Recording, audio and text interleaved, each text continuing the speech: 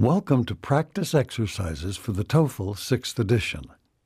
On these audio CDs, you will hear the script for the listening exercises, the speaking exercises, and some of the writing exercises.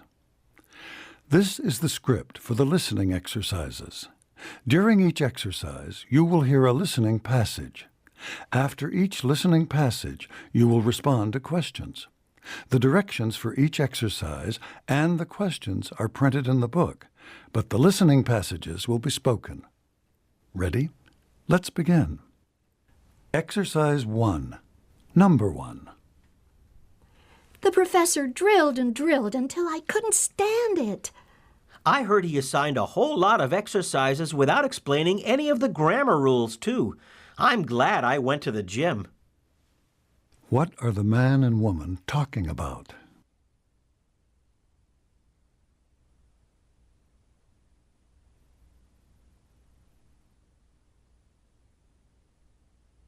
Two. They sell gas by the gallon here. Yes, and I see that the bulk food in the grocery store is sold in pounds and ounces. What are these two people most probably discussing?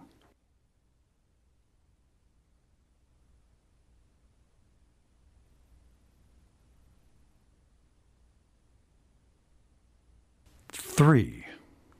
You should have your mail held at the post office until you get back. Good idea. I remembered to get the newspaper stopped, but I'd forgotten about that. What are these two people talking about?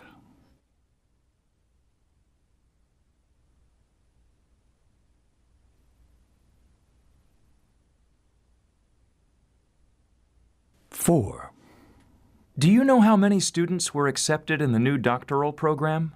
Well, I saw Mary at the party last night, and she said that only 6 got in. What are the two people discussing?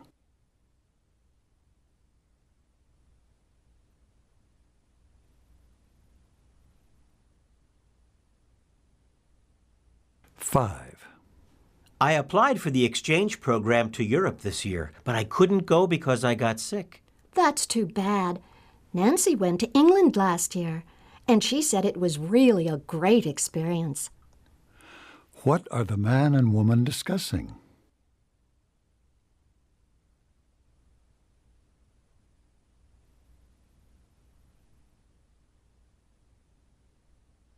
Six. The chairs in that lecture room are really uncomfortable. You said it. They're so small that my children wouldn't even fit in them. What are the man and woman talking about?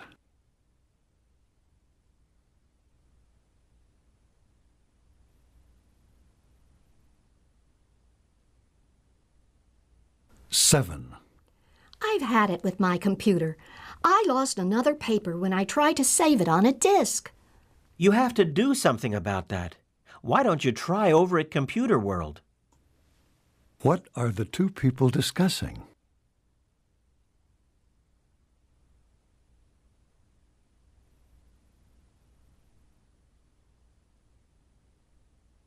Eight. I was late for class because I couldn't find a parking space. It's because of registration week.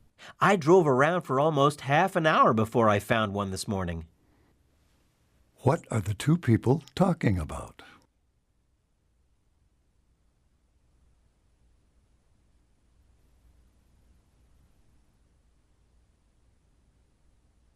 Nine. I really like Dr. Smith, but I can't say as much for her TA. Sally?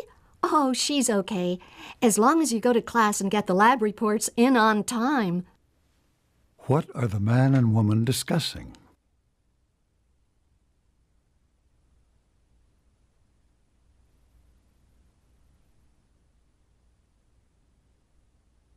Ten.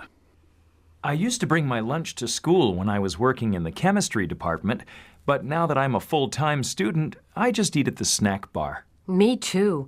It's too hard trying to get everyone ready in the morning at my house. What are the man and woman talking about?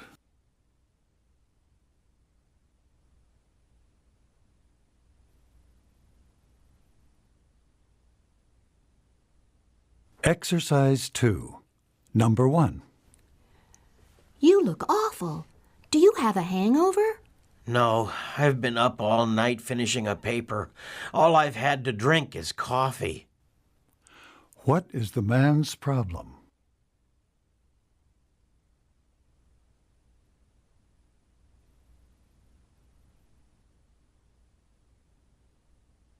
Two. Can I use my credit card to pay my fees, or do I have to give you a check? Your card is fine as long as your credit approval goes through. How does the woman want to pay?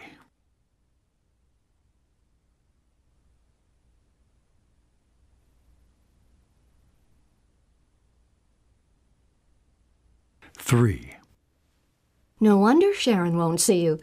She probably thought that such an expensive gift was inappropriate on such short acquaintance. It certainly is different here. In my country, men are supposed to show women that they care for them by giving them jewelry. Why did Sharon stop seeing the man?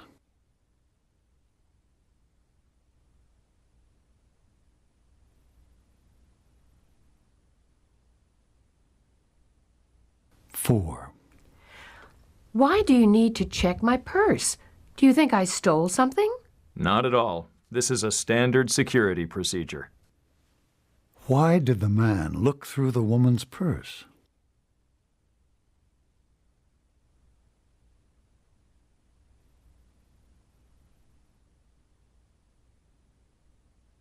Five. I lost my notebook. Could I borrow yours before the test? I'm sorry, I'd like to help you, but I just can't. I have to take it with me to work so I can study on my breaks. What does the woman want the man to do?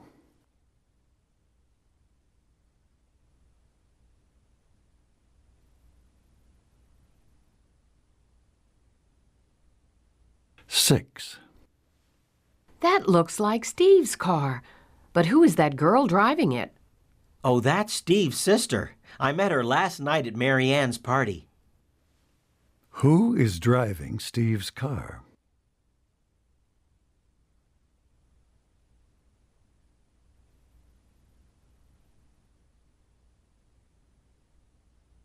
Seven. The door seems to be locked. Do I need a key for the bathroom? No, just push hard. It sticks a little. Why won't the door open?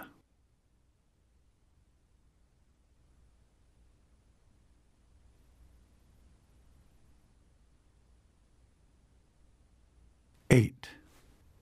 Can we use our calculators on the test? Yes. If you bring them to me at the beginning of the test, I'll check them out and return them right away so you can use them. What does the man want to do?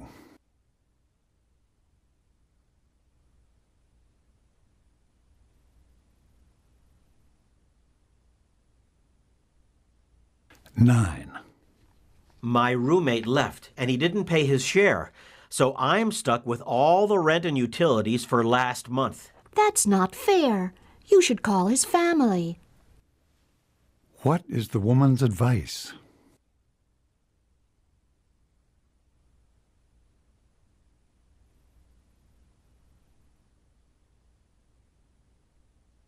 Ten. I want to apply for a student loan, please. All right. Fill out these forms and bring in your income tax records from last year. Then I'll review your options with you. How will the woman help the man?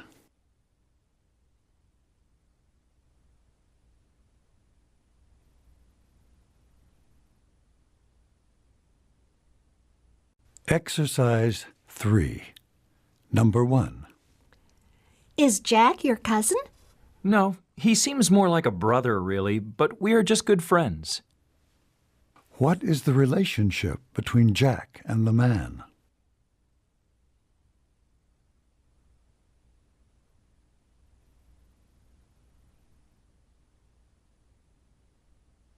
Two. So I asked Frank if we could live together next semester, and he said that he was going to room with Jeff. Oh, that's too bad. Well, I know that Steve is looking for a roommate. What does the woman suggest?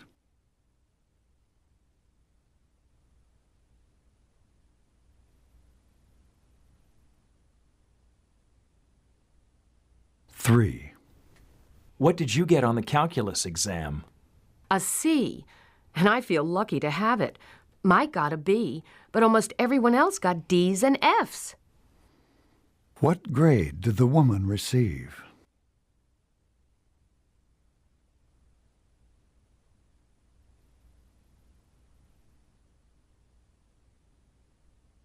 4. Where can I buy a computer? It doesn't have to be the best on the market. I'm just going to use it to do word processing. Aha. You could go to a computer store or a discount store. But if I were you, I'd look into some of the special offers through the university. I saw something in the paper just last night. What advice does the woman give the man?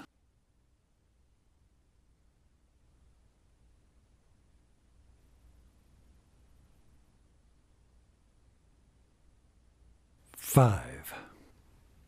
You didn't get your grades because your name isn't on the roster. Did you attend the class and take the exams? I certainly did, and I paid my fees, too. Why didn't the woman receive a grade for the course?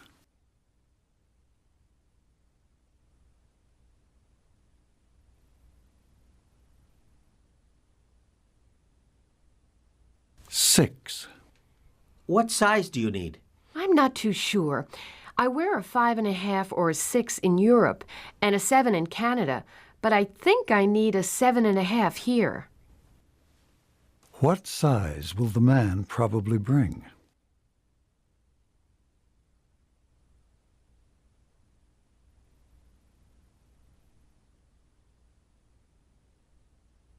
7. I have been having the worst headaches.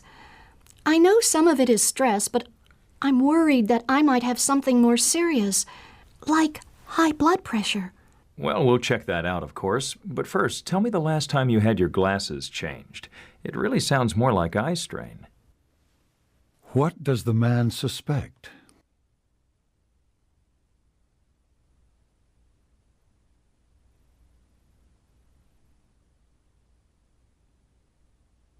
8. Have you started writing your paper for history? Not yet. I'm still writing up my laboratory assignments for chemistry and studying for my midterms in English and French. For which class must the woman begin to prepare?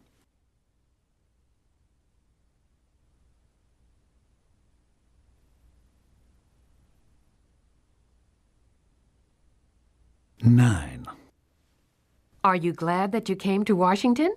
Yes, indeed. I considered going to New York or Boston, but I've never regretted my decision. Where does the man live?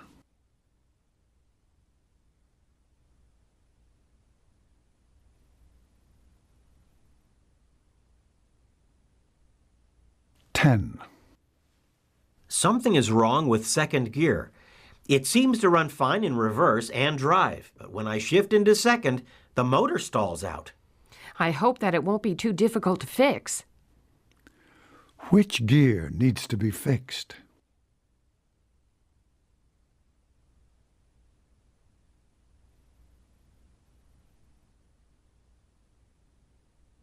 4. Number 1.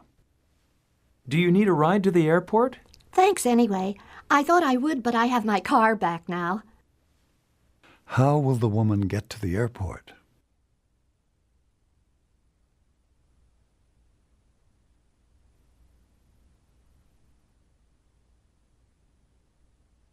2. Okay, what'll you have? Give me the eggs and potatoes. Oh, wait a minute. How about the eggs and pancakes? What does the woman want to eat?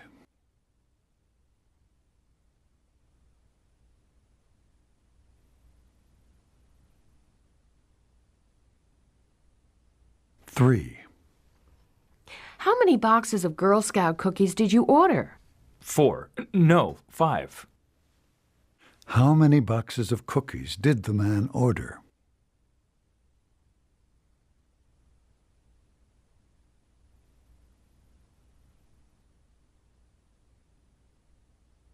4. What is the area code from which you are calling? 691. Oops, that's not right. It's 619. What is the correct area code for the woman?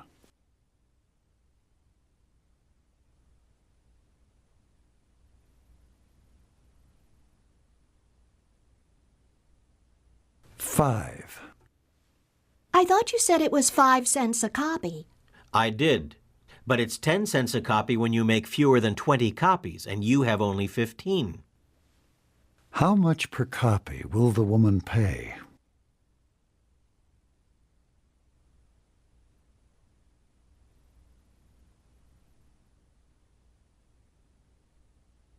Six.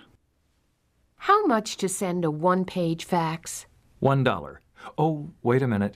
This is an overseas transmission. That's $2.50. How much will the woman pay?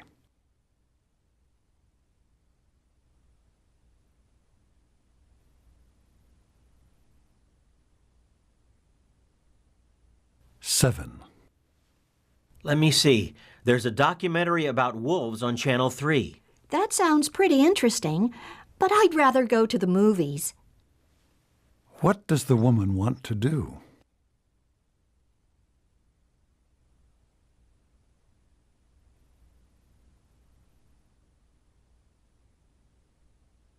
Eight. Do you want large bills or 20s? Give me 20s, please. Oh, wait. Maybe I should take 2 50s and the rest in 20s. What does the man want the woman to do?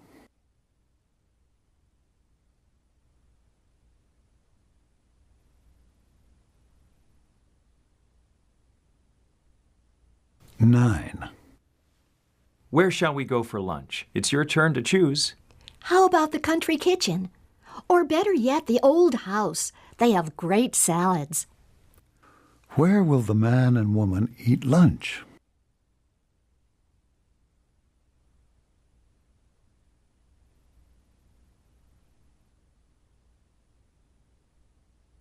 Ten.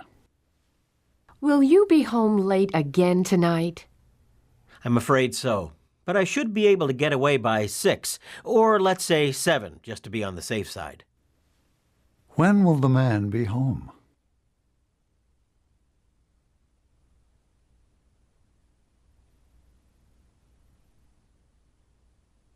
Exercise 5.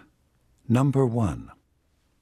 Let's go to Florida on spring break. You're putting me on. What does the woman mean?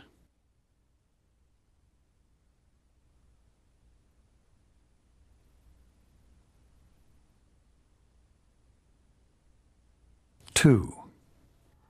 Can you believe it? It says in the paper that tuition is going up another $100 a semester. That's just what I need. What does the woman mean?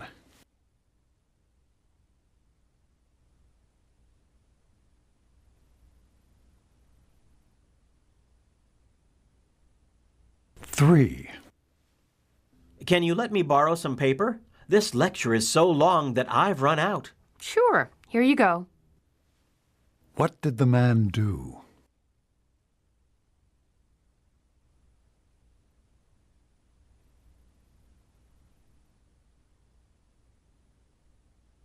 Four. That test was not what I studied for. No joke. I hope I passed it. How does the man feel about the test?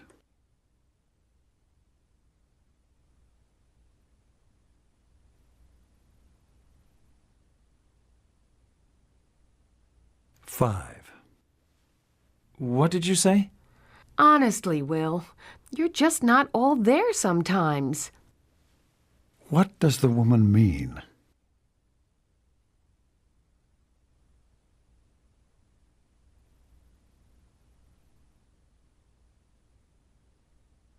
Six.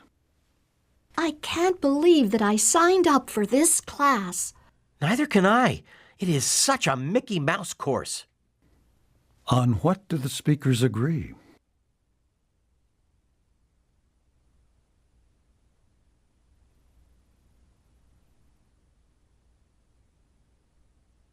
Seven. I'll pick you up after class. Don't bother. What does the woman mean?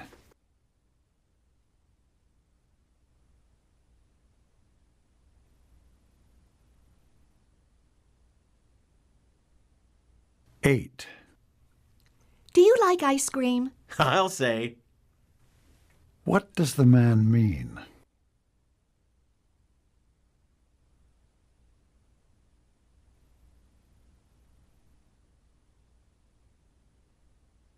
Nine. Did you know that Joan is going to move back to Maine? I'll believe it when I see it. What does the woman mean?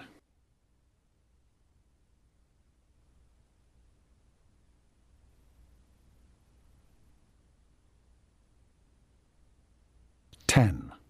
How was your day? Don't ask. What does the man mean?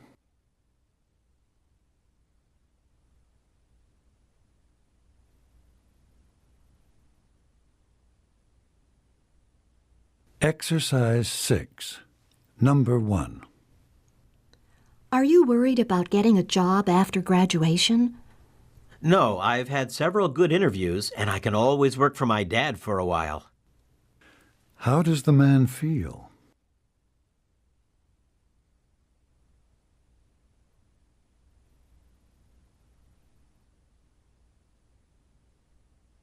Two. That was a great movie. Sure, if you like fairy tales. How did the man feel about the movie?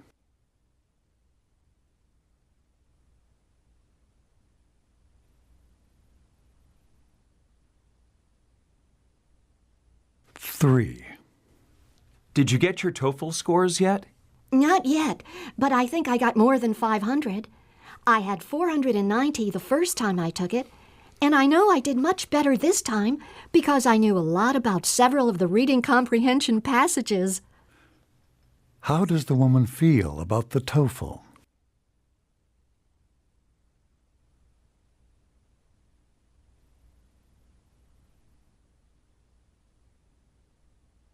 Four.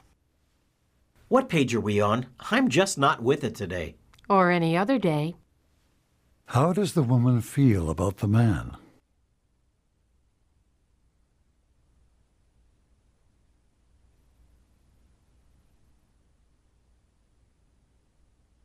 Five.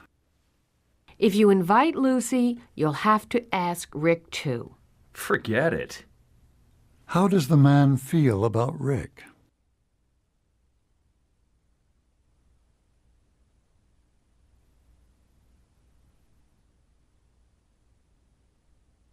Six. I heard that Professor Saunders has retired. What? What is the man's reaction to the news?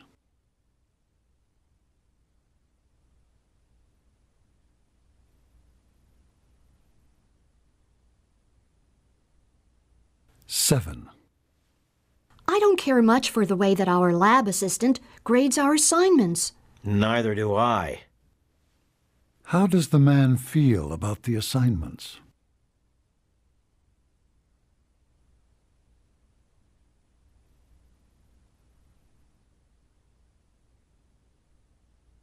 Eight.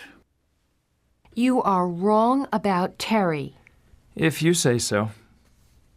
What best describes the man's opinion of Terry?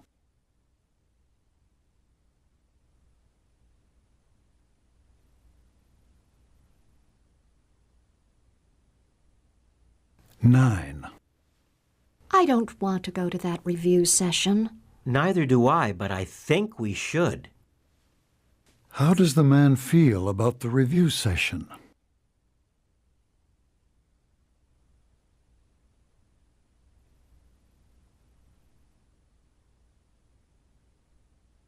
Ten. I was going to room with Carol, but when I got here I had been assigned to live with Janine. Bummer. How does the man feel about Janine?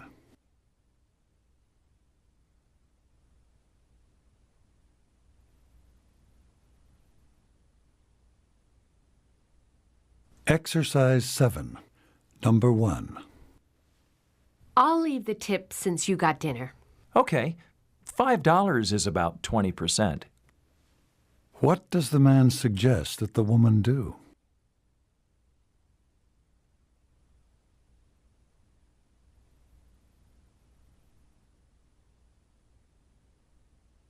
Two. Oh no, we're locked out of the dorm. I didn't think it was that late. Do you have a phone number for the security guard? What does the man suggest the woman do?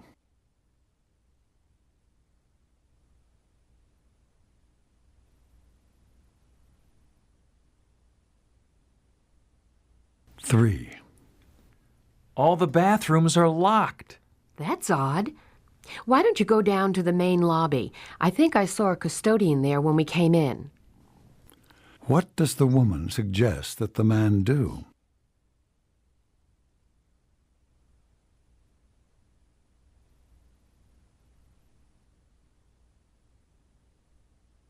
Four. Are you in line here? We all are. You need to take a number. What does the man suggest that the woman do?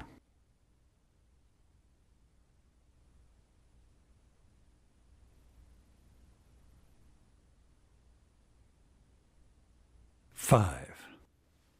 It's only $20. I know, but unless you have an account with us, we can't cash your check.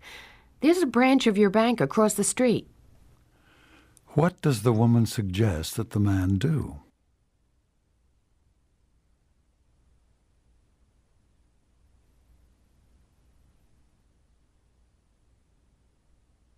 Six. I'll be glad to pick you up at the airport. What time does your plane arrive? Well, it's scheduled to be here at 11:35, but it might be late if the weather is bad out of Chicago. Why don't I call you when I get in? What does the woman suggest that the man do?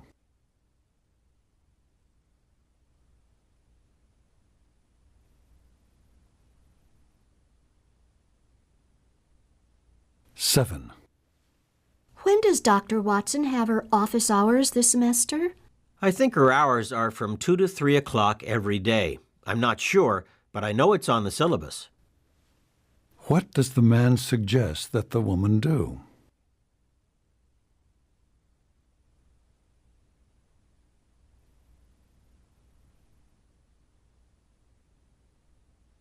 Eight. There won't be any kids at the dinner. Maybe we should stay at home. Why don't we get a babysitter? We could use an evening out. What does the man suggest that they do?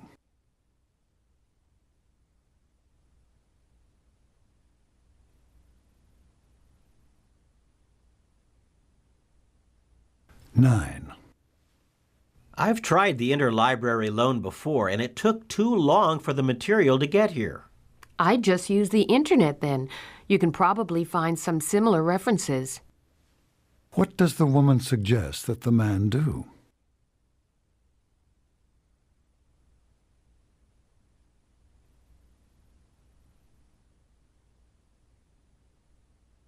Ten. I don't like carrying a lot of cards in my wallet, but then I never have the one I need. You could put them in a card case and leave them in your book bag. What does the woman suggest that the man do?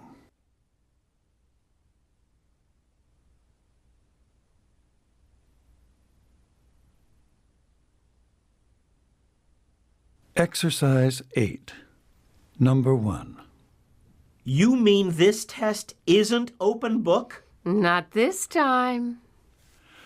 What had the man assumed about the test?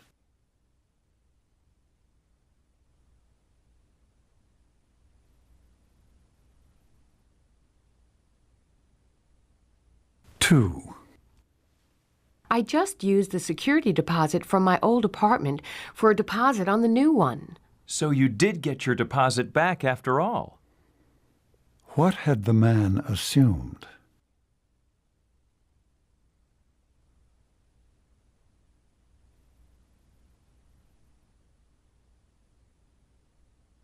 Three. You mean you are going out with Phil again? Just for lunch. What had the man assumed about the woman?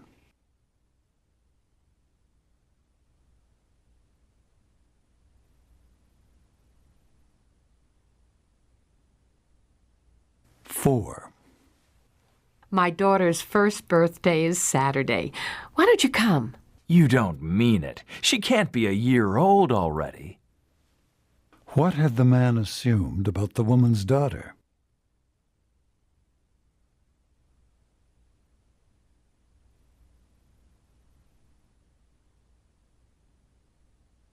Five. We're almost finished with the handouts for Anne. Anne is going to give the presentation for the group? What had the woman assumed about the presentation?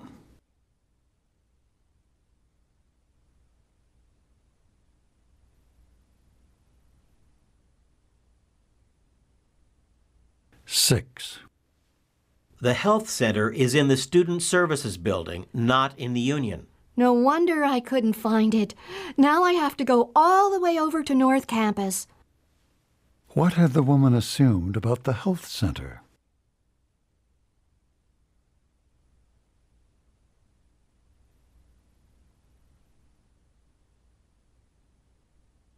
Seven. I wanted to read Saratoga Trunk for my report in English class, but Bill had already asked for it. Bill is reading a novel? What had the man assumed about Bill?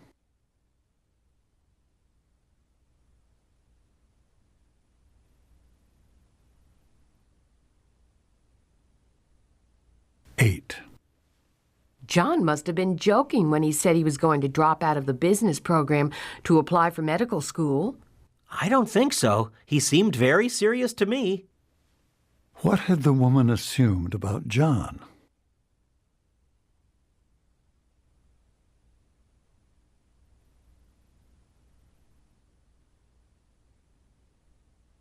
Nine. When we got there, Mr. Brown was already in the lab getting the equipment set up. You mean he was on time? What had the woman assumed about Mr. Brown?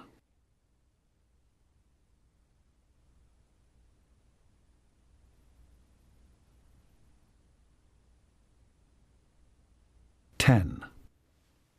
So we met with our study group during the break, and we each took one part of the book to outline. Wait a minute. Dr. Peterson actually gave you a break? What had the woman assumed about Dr. Peterson?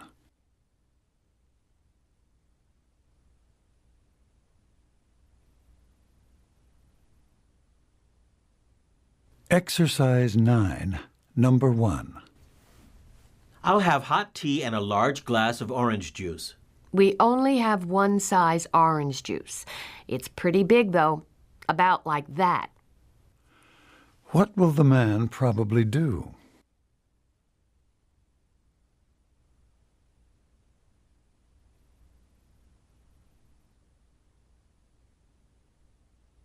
Two. Have you seen my chemistry book? It was on the kitchen table yesterday. Did you have it with you when you went to the library last night? Maybe you left it there.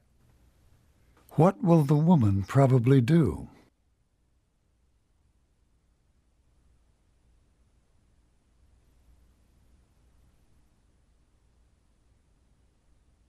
Three. You have a long-distance call from London. Will you accept the charges? I don't know anyone in London. What will the woman probably do?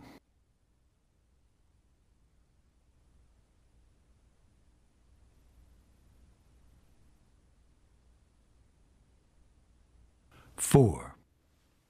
Is there a copy machine in this building? No, but there is one in the building across the street. What will the man probably do?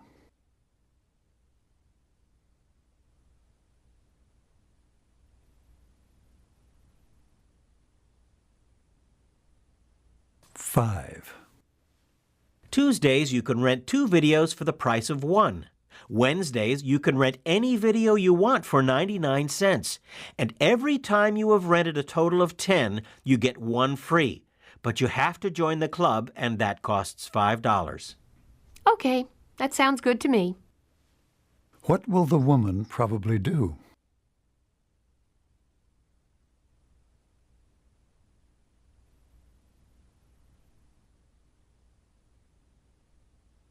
Six. How may I direct your call? Reservations, please. What does the man probably want to do?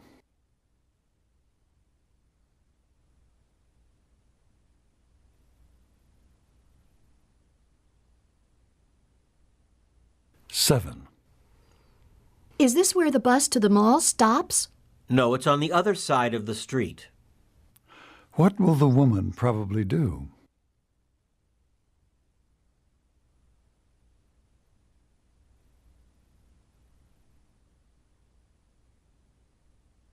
Eight. Did you drive in on I-17? Yes, and it was already starting to get slick. By now, it should be really bad. You'd better call the highway patrol before you leave to make sure it's still open. What will the woman probably do?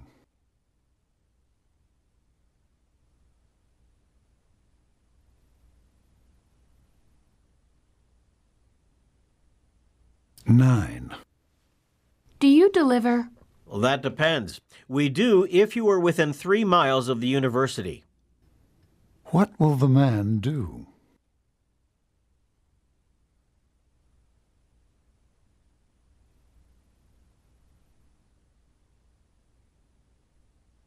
Ten. It will be about a 20-minute wait if you want to sit in the non-smoking section. We can seat you in smoking in 5 minutes. Okay. I don't have 20 minutes to wait. What will the man probably do?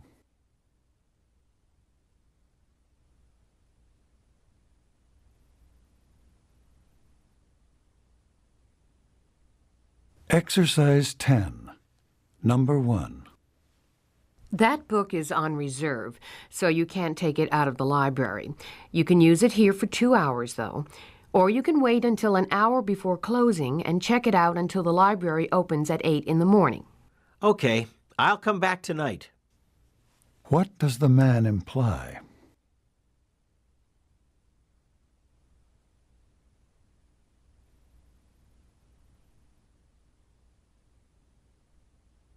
Two.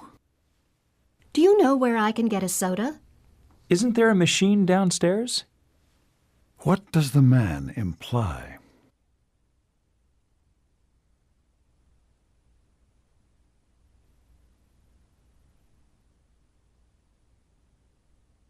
Three. Why do you have to take the TOEFL? I thought if you graduated from an American high school, you didn't have to take it. I thought so, too. But the universities where I applied required a score even with an American diploma. What do we know about the woman?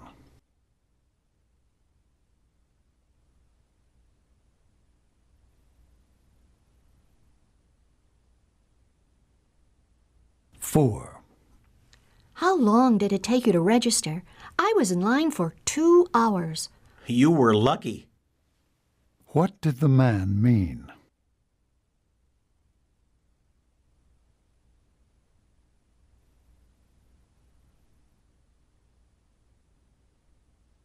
Five. If I were you, I would take a plane instead of a bus. It will take you forever to get there. But flying makes me so nervous. What does the man prefer to do?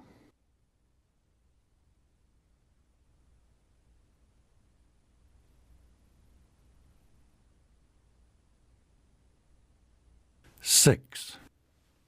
The name is Baker. We don't have a reservation, but we have time to wait. Party of 4? It shouldn't be more than 10 minutes, Mr. Baker. We'll call you when we have a table. Where does this conversation most likely take place?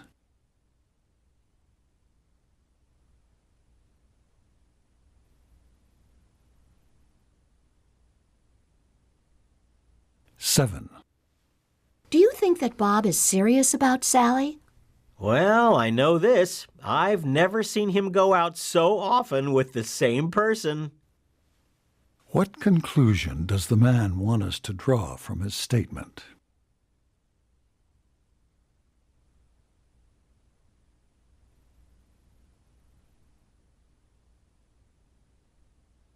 8. Whereas European nations have traditionally employed metric units, such as meters and grams. The United States has employed English units, such as feet and pounds. Both systems are now in use in the U.S., though. What are these people most probably discussing?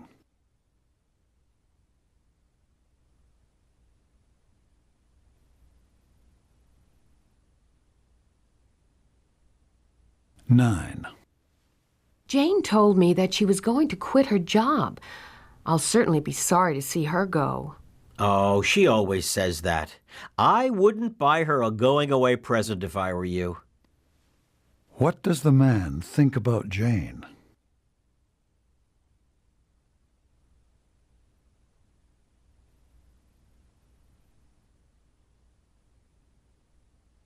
Ten. I wonder what happened to Betty Thompson. I don't see her anywhere. I don't know. She told me that she would be here at the play tonight. What do we learn about Betty from this conversation?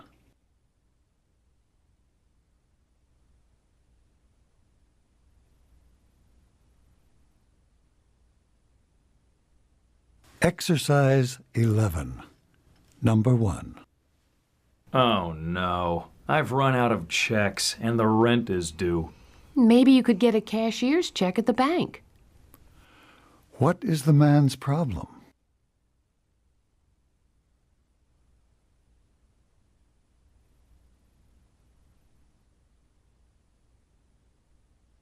Two. My roommate is getting married next month. I'd like to live by myself, but I really can't afford to. Why don't you sign up on the message board in the housing office? What is the woman's problem?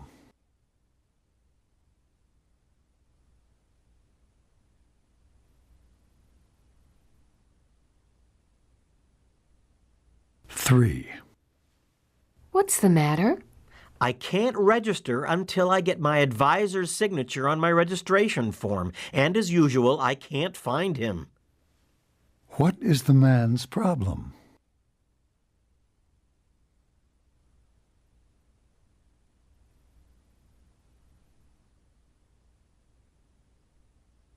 Four. Can you give me a lift? My car's in the shop and I'm already late to work. Sure. I'll drop you off on my way to class. What is the woman's problem?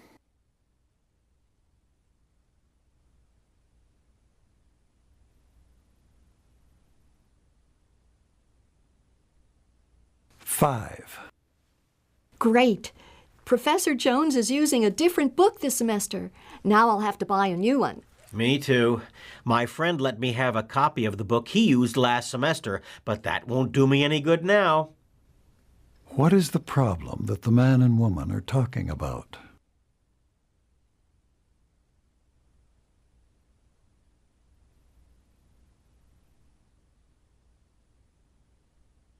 Six.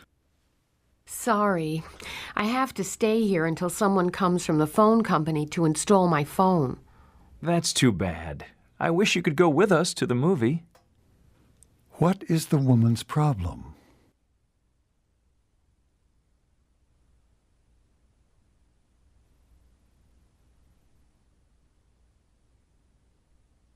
Seven.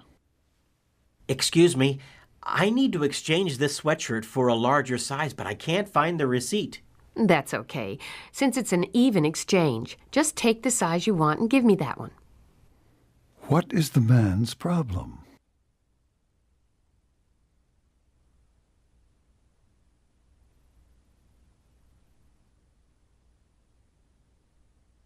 Eight. If the university had childcare on campus, it would make my life a lot easier. It really would. It must take a lot of time going back and forth to daycare all the way across town. What is the woman's problem?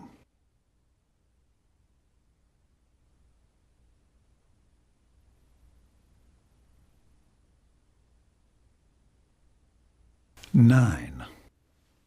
I need to get a different job. The one I have just doesn't give me enough hours anymore. Have you tried the library? They're always looking for help. What is the man's problem?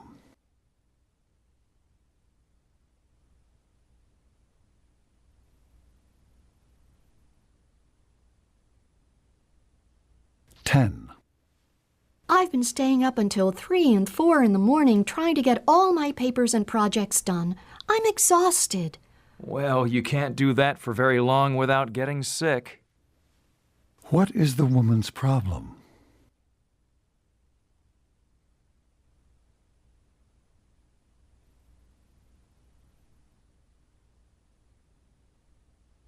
Exercise 12, Conversation 1. Listen to part of a conversation between two students on campus. We seem to be having this conversation over and over again. You're right. Look, I know how you feel about my smoking. You don't have to tell me every day. I'm sorry. I worry about you. I know, but work and school have me so stressed out. Maybe I'll be able to quit after I graduate. Let's be honest. There's always going to be a reason not to. After you graduate, it's going to be hard to find a job. Then there will be the stress from just starting a job. Then there will be... Okay, I get your point. It's just so hard. You don't really understand because you never smoked. You need some help. Why don't you go to a doctor? You mean a psychiatrist? No, I don't. I mean a general practitioner. Maybe you can get a patch or some pills. Well, I don't know, something to help you with the withdrawal. Because that's what it is. Really, I believe I can quit on my own, just not right now. But I'll think about what you said. I will. All right. I won't mention it for a week.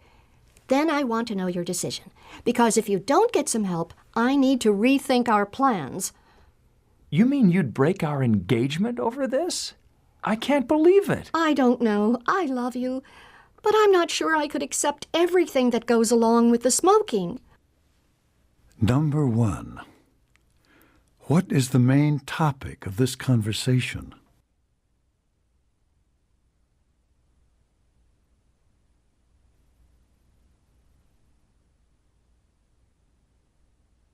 Two. What does the woman suggest?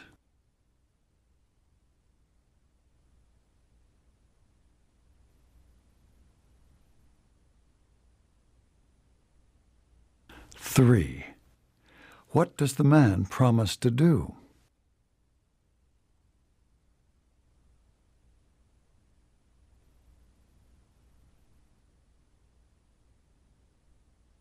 Four. How does the man feel about the woman's decision?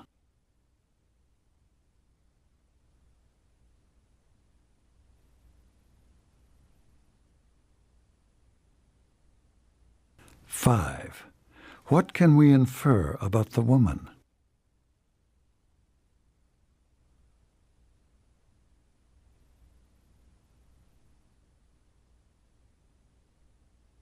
Conversation 2. Listen to part of a conversation between two students in a college dormitory. Want to go down to dinner, John? The line is going to close in about half an hour and I'm hungry. What time is it? 6 o'clock. You would better go now if you want to eat. They're serving fish cakes and baked potatoes. I don't think I'll go. Oh, come on. Get yourself a big salad if you don't want fish. The dessert will probably be good. No thanks, Bill. I think that I'll keep studying for a while and then maybe I'll order a pizza later. Suit yourself. Do you have a test or something? Yeah, it's not until Monday, but I want to go home this weekend. Lucky you. 2 days of home cooking. It sure beats the cafeteria at this place. True. Well, knock on my door if you decide to get that pizza later. Why? Aren't you going to eat either? Sure, but I'll be hungry again by 10. Number 1. What prompted this conversation?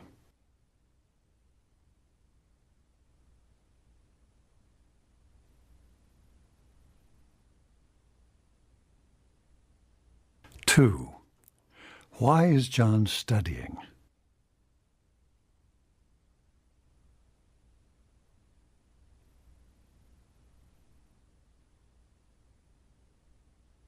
Three. When will the cafeteria close?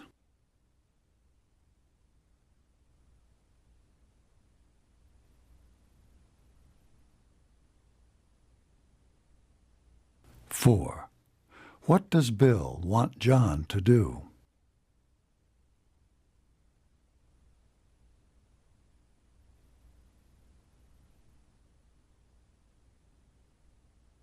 5. What will Bill most probably do now?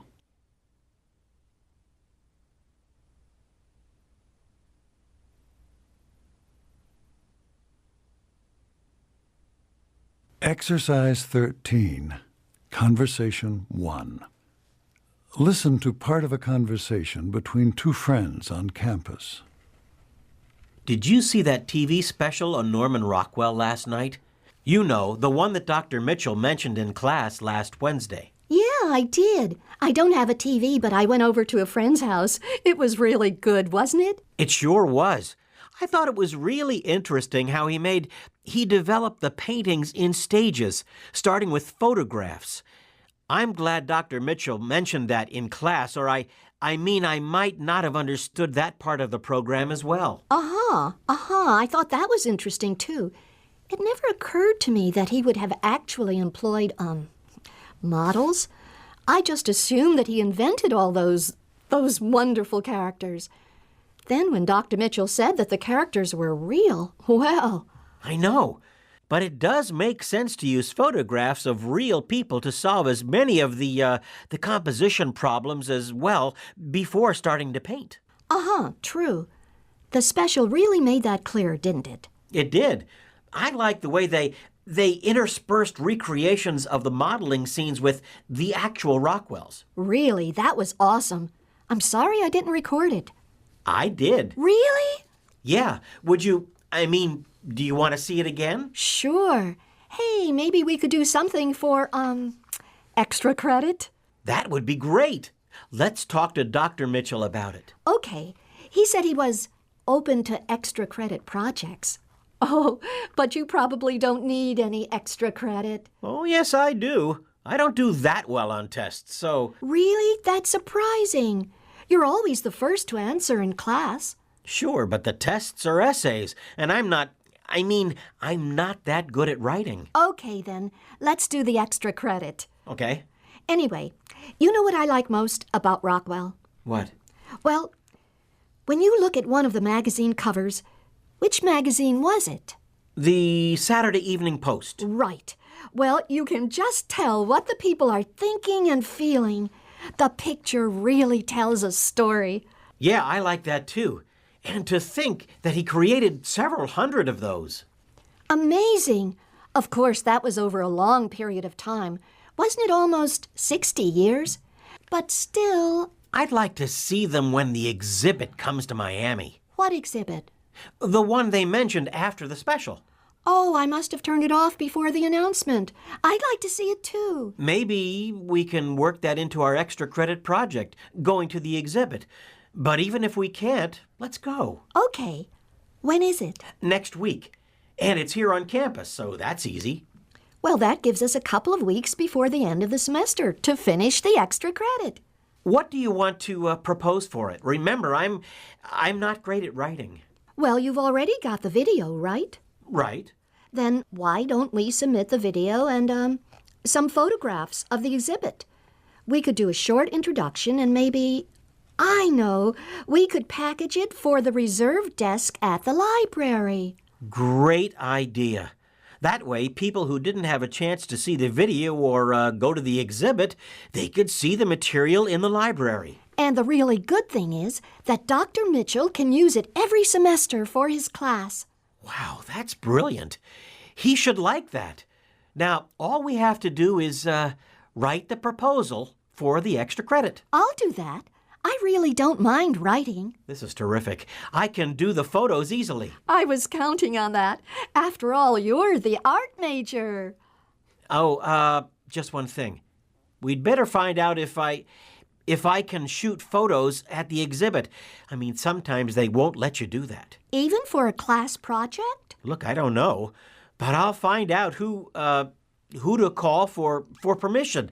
Usually, you can get permission if it isn't for, profit. Perfect. Just let me know as soon as you can so I can get going on the proposal. Number 1. What do the speakers mainly discuss?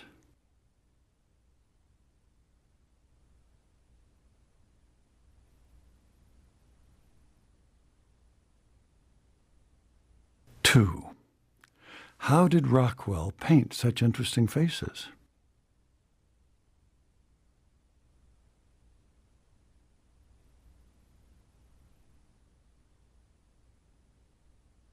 Three. What do we know about Rockwell?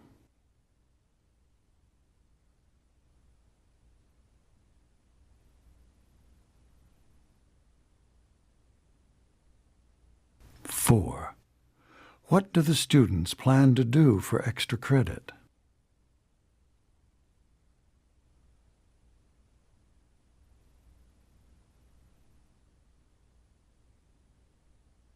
Five. Listen again to part of the conversation, then answer the question. Anyway, you know what I like most about Rockwell? What? Why does the woman say this? Anyway, you know what I like most about Rockwell?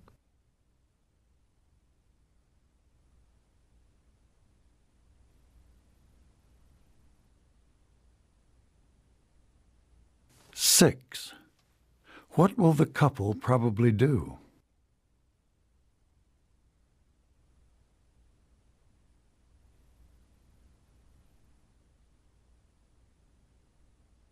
Conversation 2. Listen to part of a conversation between two students on campus. So, Linda, how are you going to study for the final? Me? I'm going to use my notes mostly, I guess. You mean you aren't going to read the book? Oh, well, yeah, I read the book, but I'm not going to spend that much time reviewing it. You know, I did that for the first couple of quizzes, but there were hardly any questions from the book on them at all. So, well, I figured that the midterm wouldn't have that much from the book either.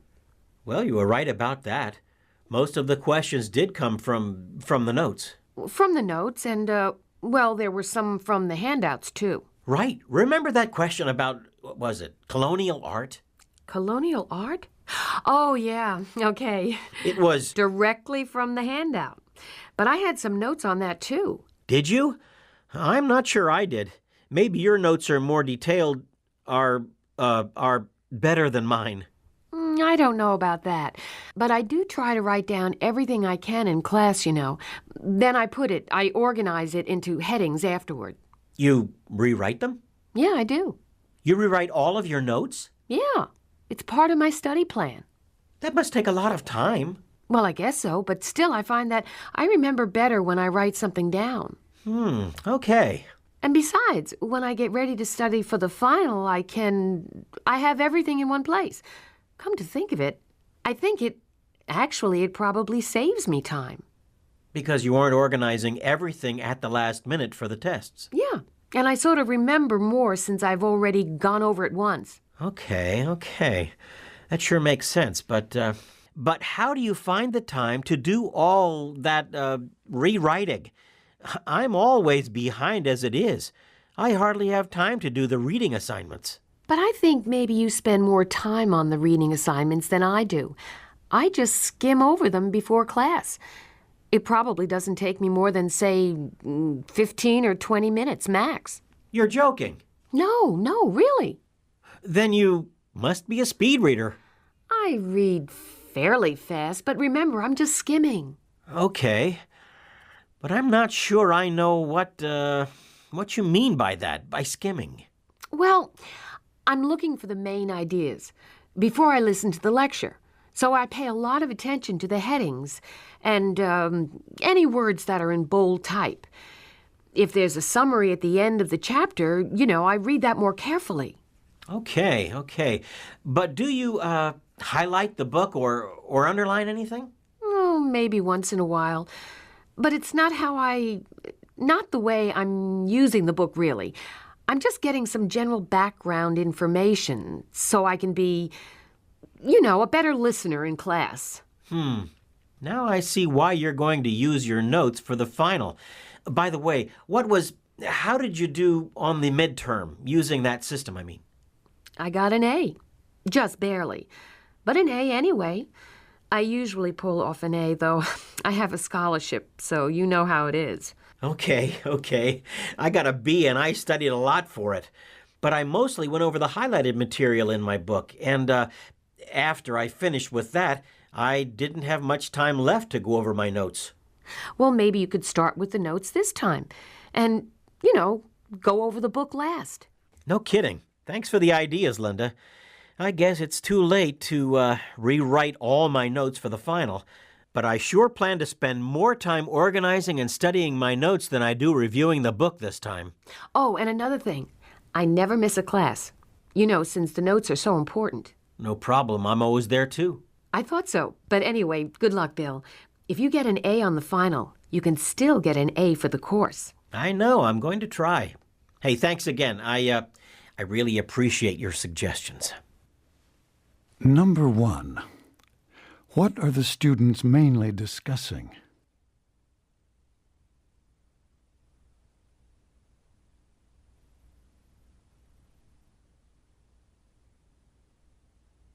Two. Why does Bill mention colonial art?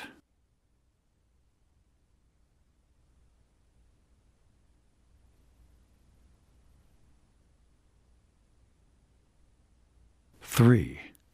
How does Linda usually study for a test?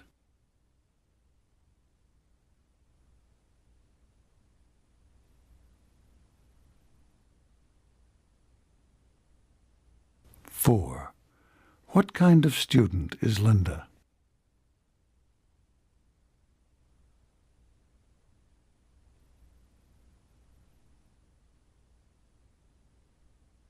5. Listen again to part of the conversation, then answer the question. You rewrite them? Yeah, I do. You rewrite all of your notes? Why does the man say this? You rewrite all of your notes?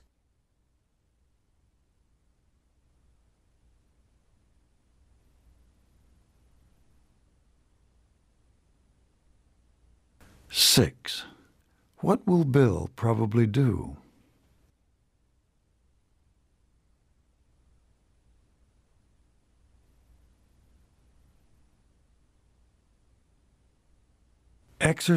14. Conversation 1.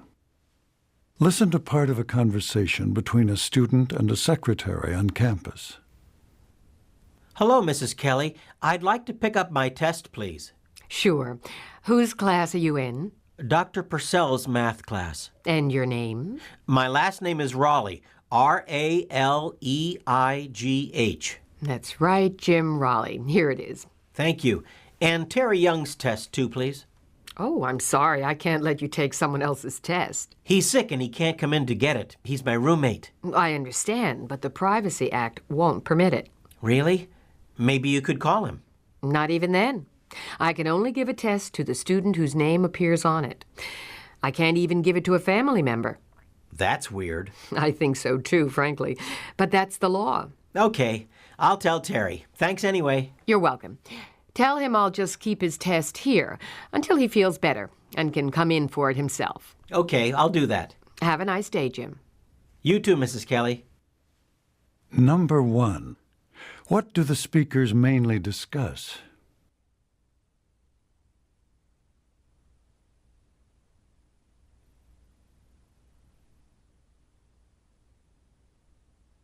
2.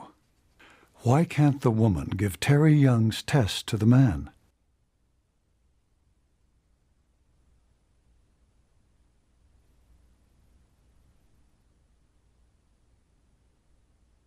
3. What is the man's last name?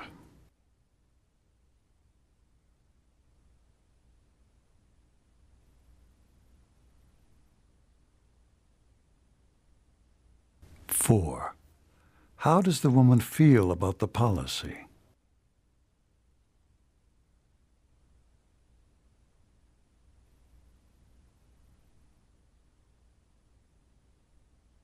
5. What will the man most probably do?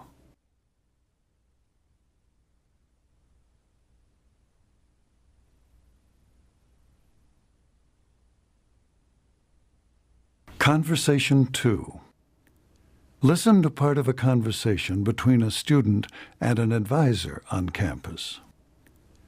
I usually advise first-year engineering students to take mathematics, chemistry, and an introductory engineering course the first quarter.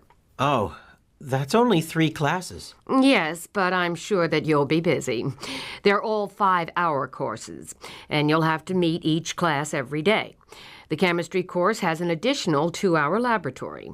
So that would be 17 hours of class a week. That's right. Okay, which mathematics course do you think I should take? Have you taken very much math in high school? 4 years. I had algebra, geometry, trigonometry. Good. Then I suggest that you take the math placement test.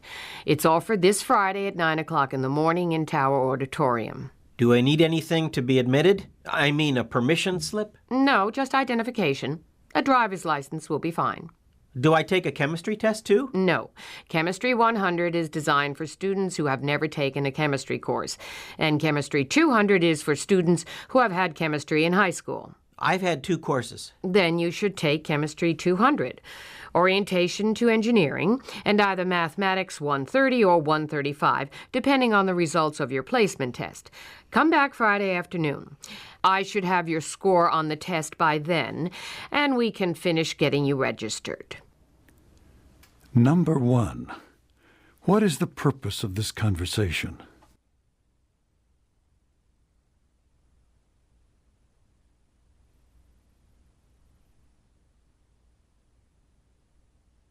Two. How many classes does the woman advise the man to take?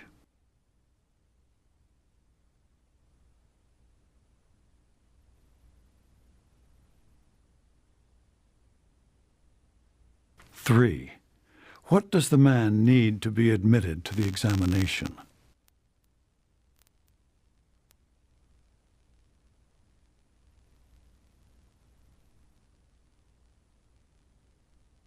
Four. What does the woman suggest?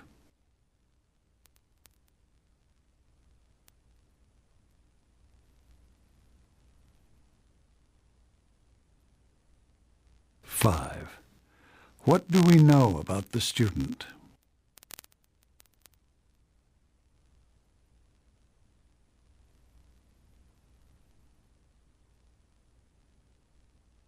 Exercise 15, Conversation 1. Listen to part of a conversation between a student and a clerk at the campus bookstore. Excuse me, do you work here? Yes, I do. How can I help you? Oh, well, I'm looking for a book for English 100. Okay. Textbooks are in the back of the store. Did you want a new book or a used book? I don't know. Is there much difference? In the price, I mean. Well, that depends. We price the used books based on depending on their condition. But in general, you can probably save, I'd say, at least 40%. Oh, great. I'll do that then. Okay. These are the used books over here. Now, which section are you signed up for? See, every instructor selects a book, so there are several different textbooks for each course. And English 100 is a core course, so there are a lot of sections. I don't remember the number, but it meets at 8 o'clock. In the morning? That sounds awful. Really, I've registered late. Do you know the instructor's name? Yes, it's Henry. Henley... Hendricks? That's it, Hendricks. Oh, well, that's not so bad then. She's a good teacher. I wish I'd taken that class with her. That's what I heard. My roommate had her last semester. Oh, then why don't you use your roommate's book? I don't think Hendricks changed the order this semester. Wouldn't you know? My roommate sold all her books at the end of the term. Oh, so she sold the one for this course? Too bad. Well, this is the shelf, and you're looking for a book called College Writing. I think it's green, or maybe green and blue. There should be a fairly clean one here. Thanks. Look, here's one. Oh, but it's pretty marked up. Let's see it. Sometimes it actually helps to use someone else's highlighting. I mean, if you happen to get an A student's book. True. I see your point. But really, I'd rather highlight it myself. Okay. That one didn't look like it belonged to an A student anyway. Hey, look at this. I don't think there's a mark in it, except for the name. Wow, that's great. Wait, let's check on the edition. The edition? Does that matter? Uh-huh, it really does. Sometimes there's new information in a later edition, so that's why the professor orders it. But the worst part is if the instructor is always referring to, say, page 50, and the information is on a different page in your edition. Well, it gets confusing. Oh, anyway, this is the 10th edition. And you need the 10th edition. You're really lucked out. The new one would have cost you at least $30, but this one's only $15. Thanks. Wait a minute. See this? Right over here, over the shelf? It's a list of the books that Professor Hendricks ordered. And it looks like, yep, you have another book for that class. It's not required, but it's recommended. So I don't have to buy it? No, it's up to you, but you'd better look. Take a look at it before you decide. It looks like a handbook. Or really, A style manual. Exactly. Well, then the instructor will probably want you to, use the format and style in this book for your essays. I'd better get it then. Don't you think? I would. How much is it? All of these are $10, but they're fairly clean because people don't usually write in a handbook. I mean, it's more of a reference. Well, I'll take one then. This one looks good. Okay. Are you looking for anything else? No, just this. But I really appreciate your help. You saved me some money. Glad it worked out for you. I'm a student, too. I just work here part-time, and believe me, I understand the problem. Most of the textbooks are $50 or $100. When you're taking, say, 4 classes, that really adds up. It sure does. Anyway, thanks again. Sure. Number 1. What is the purpose of this conversation?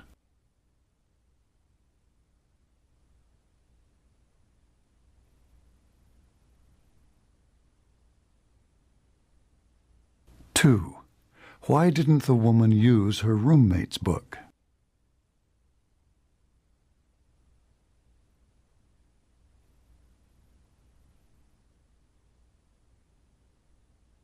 Three. According to the man, what is the problem with using an older edition?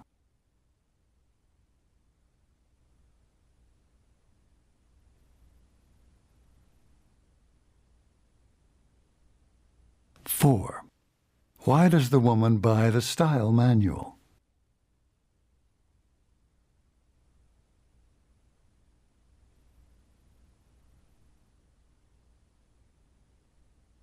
Five. Listen again to part of the conversation, then answer the question. I don't think Hendricks changed the order this semester. Wouldn't you know?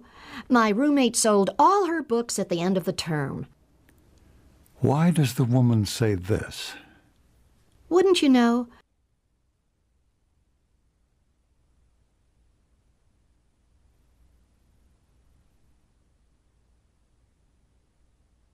Six. What can we infer about the woman?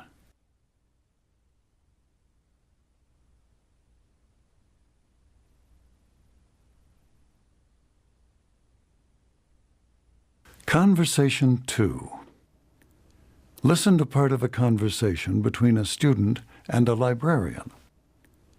Hi, is it true that I can search the library catalog from home? I mean, from my home computer? One of my friends at the dorm told me I could do that, but I live off campus, so I wasn't sure whether it would work for me. You're talking about the Oasis catalog, which is the online library catalog system. Here, it's easier if I just show you at this computer terminal. Okay, thanks. See, first you get online. Oh, I get it. It's all through the internet. Right. You click on a browser, then go to the library, the home page. Wait. The home page is www.awu.com. Right. See all those options? Oasis is what you want for the catalog. So you click on that. Okay. Did you use a password or anything to get into it? No. All you need is an internet connection. But if you actually want to look at the books... I can do that. Sure. You want to go to a different website, though. Here, first enter www.netlibrary.com. There. See? This site lets you access all the e-books in our system. Oh, wow. Do you have many of those? Thousands. They're all part of our collection. But we store them electronically, which means we don't have to have all that shelf space anymore. Sounds good. But if you want to access NetLibrary, then you'll need a username and a password. So how do I just set that up online from home? No, you have to set up the account here in the library. You can do that on this terminal if you like. Great. Then I can see the books on screen from my apartment. You can view the books from any place you have access to the internet. If you're out of town or you go somewhere on break, you can still use NetLibrary. Of course, we don't have all of our books online yet, but we're working on building the collection. So can I go directly to NetLibrary to do a search, or do I have to go to, what do you call it, the Oasis catalog first? You can go right to the NetLibrary if you want, but that'll just show you the books and databases that are online. If you search Oasis, you'll have access to all of the books in print. I mean, the ones in the library as well. Of course, you'll have to come into the library to check them out. Let me see if I've got this. Oasis is exactly like the catalog for the library here at school.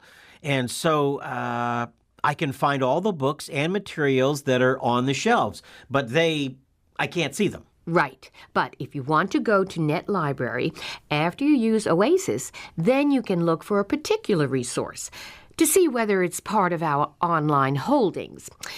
If it is, then you can just read it on your computer screen. Look, you can enter a title or an author or even a subject, and then you get a list of books. When you click on a title, you see the table of contents. You can read one chapter or the whole book if you want. That is so great. Oh, one more thing. If I don't have time to read it all, do I just start over again next time? Or, is there like an easy way to get back to my book? It's very easy. You just bookmark your place and click on your ebook when you go into the site next time. It'll open to the page you marked. Well, I think the best thing for me to do is open an account and then go back to my apartment and start working with it. There's a help screen on the site, but if you get stuck, just call the library and someone will walk you through it. And how do I pay for this? Do I have a one-time fee or a monthly charge or what? No charge. It's part of the library system. You're a student here, so when you log in, you'll be asked to enter your student ID number after your username, and then your password. And that's it. Here's the screen you need to open the account. I'm sure you'll like using NetLibrary. Everyone does. Number 1. What is the main topic of this conversation?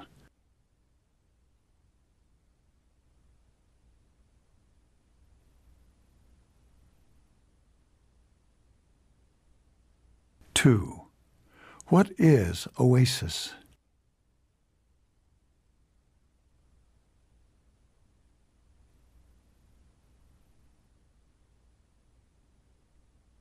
Three. How does the man set up an account?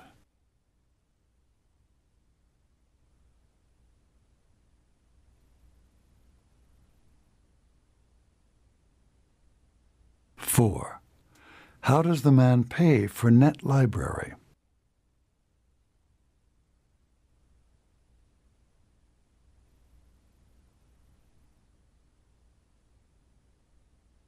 Five. Listen again to part of the conversation, then answer the question. Let me see if I've got this. Oasis is exactly like the catalog for the library here at school. And so I can find all the books and materials that are on the shelves, but I I can't see them. Why does the man say this? Let me see if I've got this.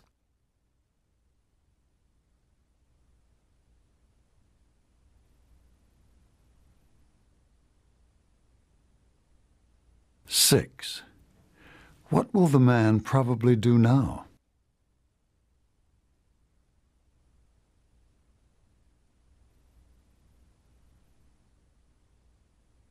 Exercise 16. Conversation 1. Listen to part of a conversation between a student and a secretary at the newspaper office. I'd like to put an ad in the newspaper, please. A classified ad? Yes, I want to sell my furniture. I'm moving. I see. May I have your name, please? Bill Martin. Martin? YN. Okay, Martyn. And your address, Mr. Martin? For the next few weeks, I'll be at the Garden Apartments on Book Boulevard. Is that where you want to be billed?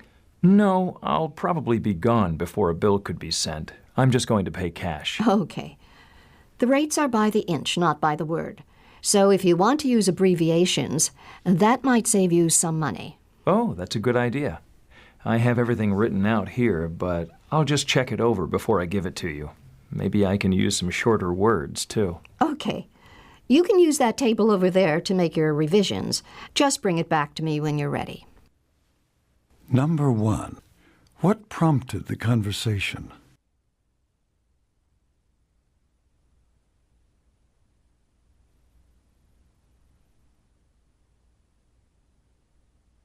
Two. What does the man want to sell?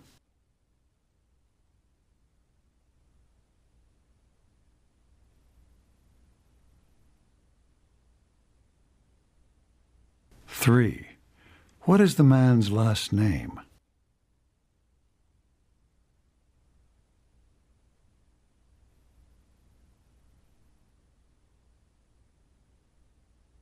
Four. How will the man pay?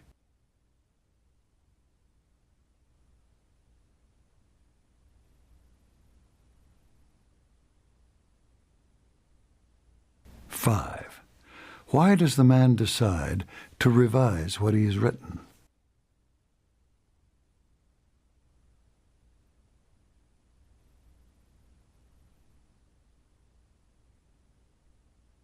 Conversation 2. Listen to part of a conversation between a student and a sales clerk at the family store. Will that be cash or charge? We also accept debit cards if they are on a local bank. I want to pay by check, if I may. Certainly. That's cash, then. Cash? Yes, both money and checks are considered cash. Only credit cards are charge. Oh, Just make the check out to the family store. okay. And I'll need 2 pieces of identification, a driver's license and a major credit card. Well, here's my driver's license. I don't have any charge cards, but I do have my student ID card from City College. Will that be all right? I think so. I need 2 numbers. Your student number is on the ID, isn't it? Yes, it is. Do you need anything else? Just put your telephone number on the front of the check. Okay. Good. Now let me give you your license, your ID, and your package. And thank you for shopping at the family store. Thank you. Number 1. What is the purpose of the conversation?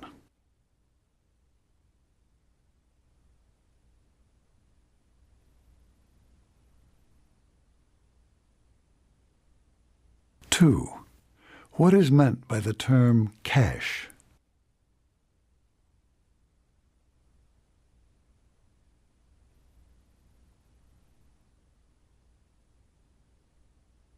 Three.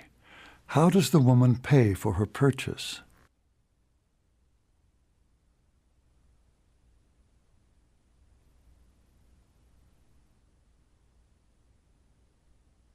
Four. What did the woman use as identification?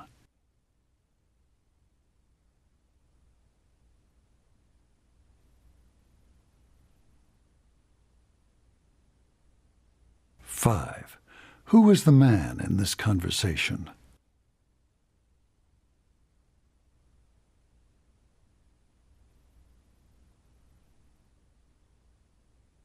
Exercise 17, Conversation 1. Listen to part of a conversation between a student and a professor on campus. I'm really sorry, Professor Irwin. I was sick yesterday. Look, I'm not upset that you couldn't keep the appointment, but it is common courtesy to call. You know that. Yes, I do. During registration, I have to see all my students, and sometimes they have to wait several days to get in. When someone doesn't show and doesn't call, that deprives someone else of an appointment time. You're right. I apologize. I didn't feel well, and I guess I just wasn't thinking straight at the time. Okay. Apology accepted. Now I suppose you need to set up another appointment. Yes, I do. Can you see me now if I wait? No. I can see you at 3 o'clock this afternoon or during my office hour on Tuesday or Thursday. Great. Your office hour is best. That's 2 o'clock, right? That's right. Which day do you prefer? Tuesday. Okay. Be there this time. I will be. Thanks a lot. Number 1. What is the main subject of the conversation?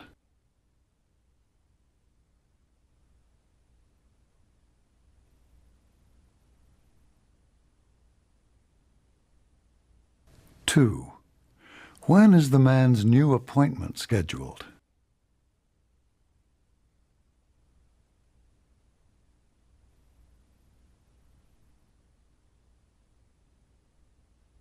3. What should the man have done about his first appointment?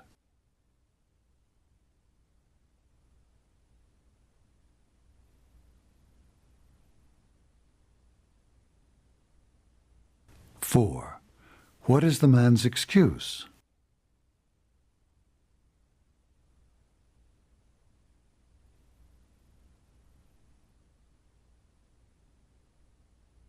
5. What word best describes Professor Irwin's attitude toward the student?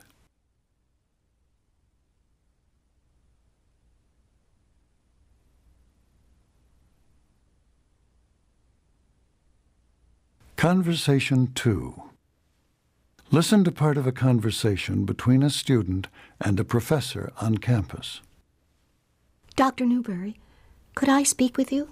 Sure, come on in. I need to ask you to let me take the final early. May I ask why? Yes, it's because I bought a ticket to go home for Christmas, and my flight leaves on Tuesday. That's the day before the exam. Yes, well, Penny, the exam schedule is printed in the registration materials. You had to know the dates. Why didn't you buy your ticket for the day after the exam? Truthfully, I just made a mistake. And now I've got a real problem because the ticket is non-refundable, and I can't afford to buy another one. Dr. Newberry, I live too far away to get home for Thanksgiving and spring break like the other students do. This is my only chance to see my family during the school year. I'm sorry that it happened. But couldn't you make an exception this time? Or could you give me an incomplete and let me make it up next semester? Okay, anyone can make a mistake. You can take the exam on Monday. Thank you. I really appreciate this. Number 1. What is the woman's main purpose in this conversation?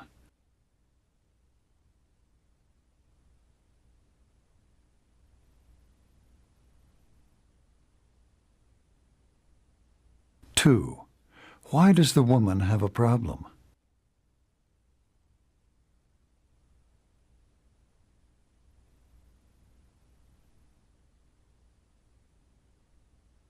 3. On what day is the exam scheduled?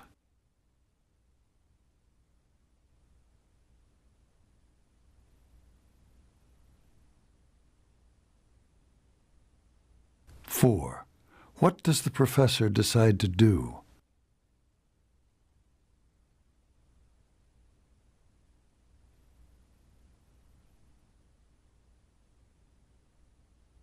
5. When does this conversation most probably take place?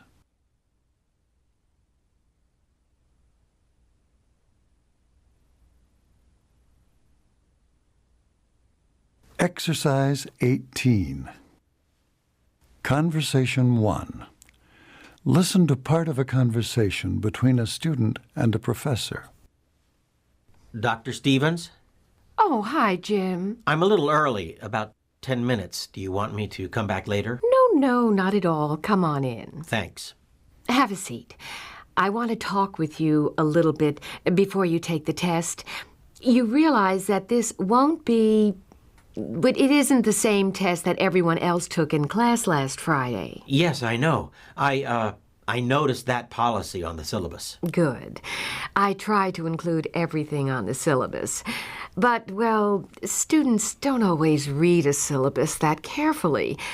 So, the test that I gave in class was mostly multiple choice and true-false and with a few matching. In other words, it was an objective test. Okay. The makeup is an essay test with, let's see, it has 3 questions on it. I occasionally give oral recitations instead of essays, but... Oh, I'm glad it isn't an oral exam. Good. In general, my makeup tests are, let's say, they're more difficult than the tests in class. Because, frankly, I want to discourage my students from using the makeup option. Okay, I understand, Dr. Stevens. I'm just glad to have an opportunity to make it up. I was so sick last Friday. Believe me, I couldn't have gotten a good grade on a test. And how are you now? A lot better, thanks. I went over to the health center instead of going to classes last Friday, and I got some medicine, some antibiotics, and some kind of decongestant. By Sunday, I was feeling better. You should have seen the waiting room over there.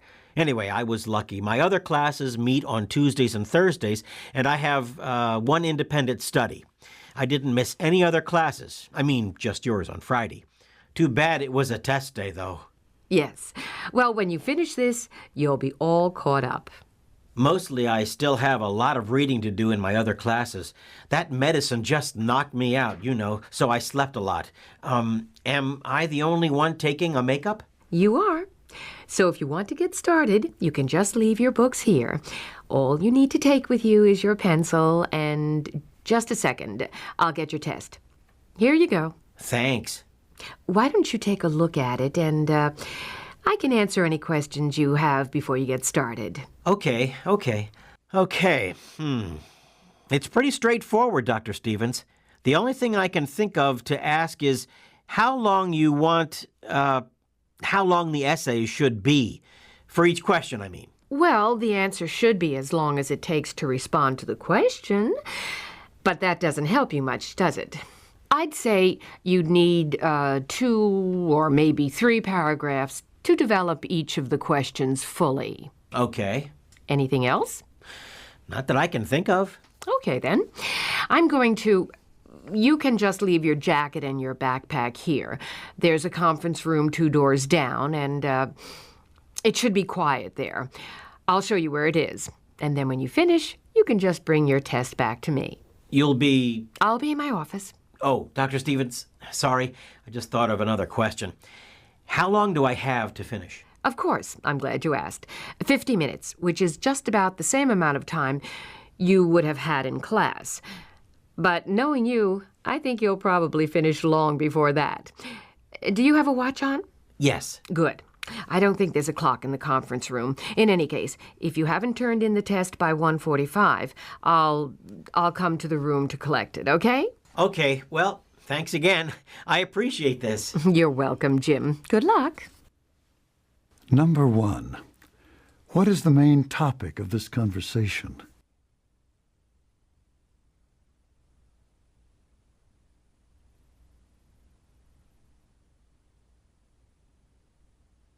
Two. Why did the man need to take the test?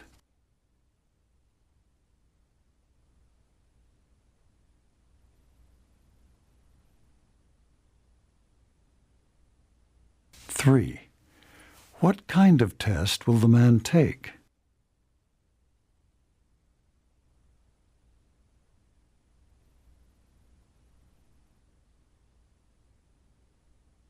4.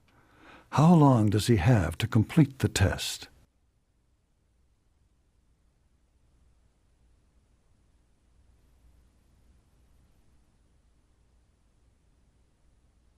Five.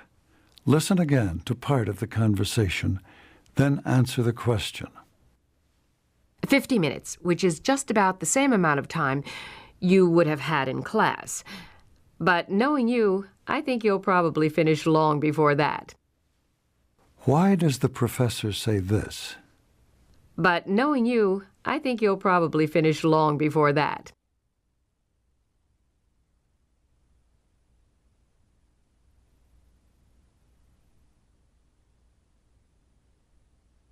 Six. What can we assume about the man?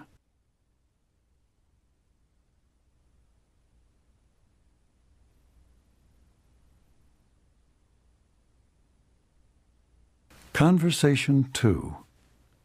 Listen to part of a conversation between a student and a professor. Dr. Jones? Hi, Marge. Hi. I was wondering whether to make an appointment with you or, whether I should come back while the secretary's here. Do you have time to talk now? My 2 o'clock canceled, so I'm free. That'd be great. What do you have on your mind? Well, I need your advice.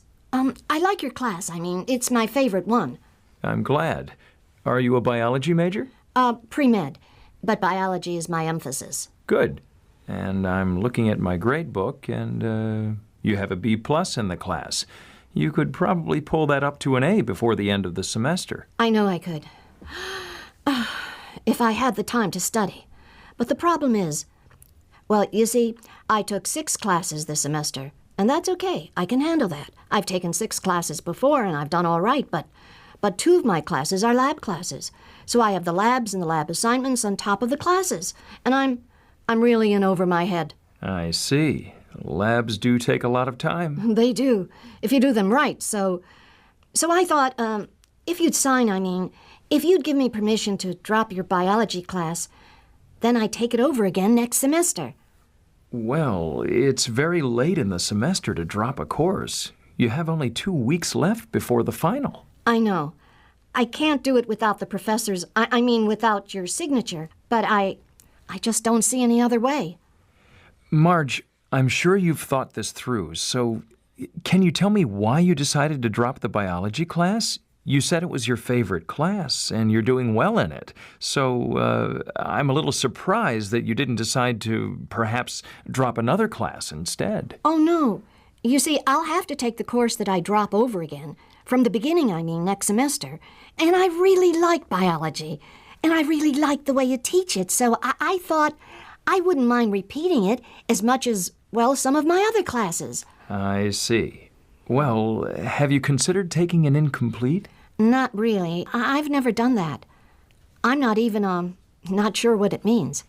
Marge, what you would do is continue attending class, but you wouldn't have to turn in your lab reports and take your final until next semester. Is that possible? Not always, but in this case, I'm willing to do it, with one condition. What's that? I want you to write a memo to your advisor explaining that the 18-hour schedule was too much and that you have indicated to me that you don't plan to take so many hours again. And I'd like to have a copy of the memo for my file. Oh, Dr. Jones, I'd be glad to do that. I really learned my limits this semester. I know, and I don't ever plan to get myself in this mess again. Good. Then I'll fill out the paperwork when I turn in my grades, and you'll see an I on your grade report. And Marge, I should tell you that if you don't complete the requirements for the course by the end of next semester, then you'll receive an F for the class. That won't happen. I'll finish my lab reports and study for the final over the break, and if it's okay with you, I'll just take the exam as soon as we get back. In January, That's a good plan. Number 1. What is the purpose of this conversation?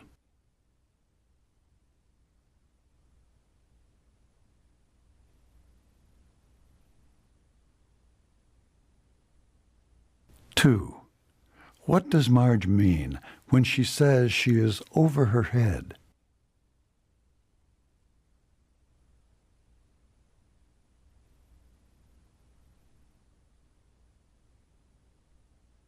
3.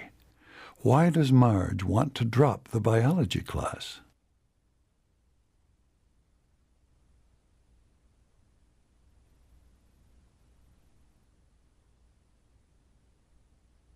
4. Why does Marge need the professor's signature?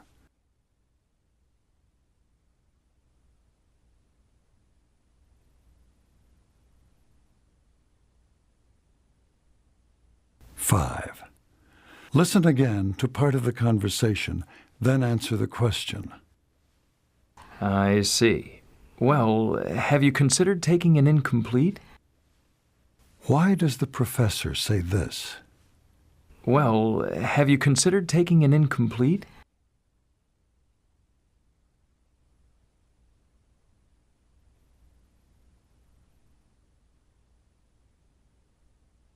6.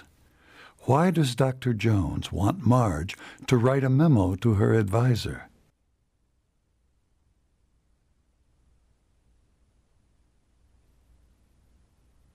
Exercise 19. Consultation 1. Listen to part of a consultation in a professor's office. You wanted to talk about the results of your laboratory experiment? Did you have any problems with it? Yes, Professor Smith, we did. And you two are lab partners? Yes, we are. Well then, can you go over the procedure for me? Sure. First, we put 10 grams of crushed limestone in a bottle.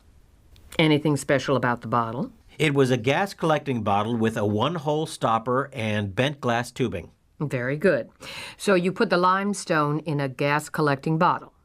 Then what? Then we poured in 10 milligrams of hydrochloric acid, put on the stopper, and collected a bottle of carbon dioxide. Right. What was the method of collection? Water displacement. Good. Then we lit a magnesium ribbon and put it in the bottle of carbon dioxide. And carbon deposits began to form on the bottom of the bottle. You see, we didn't have any problem with procedure. Well, we had a little problem getting the magnesium ribbon to stay lit until we could get it into the bottle. Okay, but we did it. The big problem was that we really didn't understand what happened. Did the magnesium combine with the oxygen in the carbon dioxide? You have just answered your own question, Bob. The burning magnesium broke the carbon-oxygen bonds in the carbon dioxide, and then the oxygen combined with the magnesium to produce magnesium oxide. And the carbon was freed to deposit itself on the bottle. Exactly. Number 1. What is the purpose of this consultation?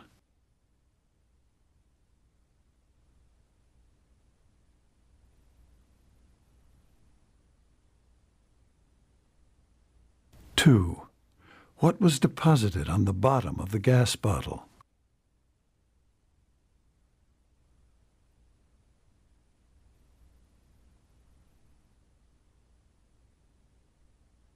Three.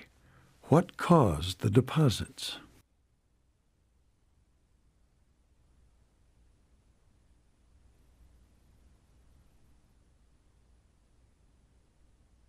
Four. Where does this consultation take place?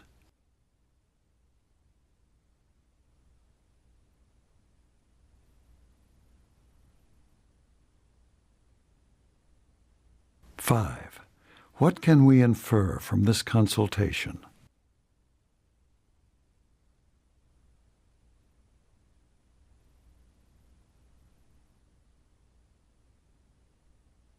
Consultation 2.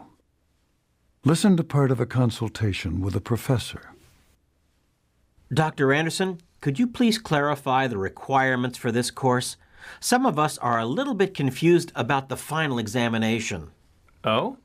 Well, you have two options in this course. You can either take a final examination, or you can write a research paper instead. Excuse me, Dr. Anderson. That's the point I need you to clarify. What kind of research paper did you have in mind? An original study, a report, a book review, perhaps? A report. A summary, really, based upon a reading list of current research in the field. How long should the reports be? Length is really not important. I should think that it would take at least 10 pages in order to develop the topic, however. And should we check the topic with you before we begin writing? You may if you wish, but the only requirement is that it relate to current trends in United States foreign policy.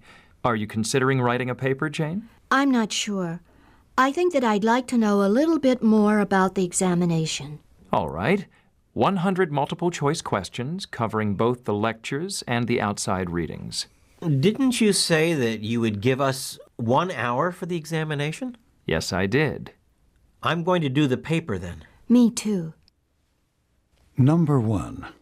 What prompted the consultation?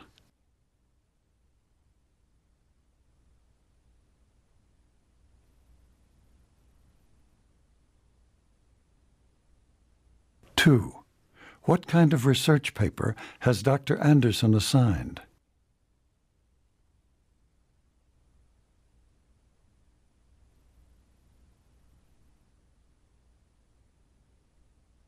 Three. What kind of examination has Dr. Anderson prepared?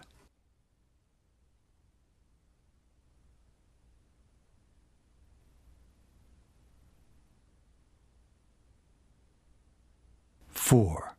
Which option do the students choose?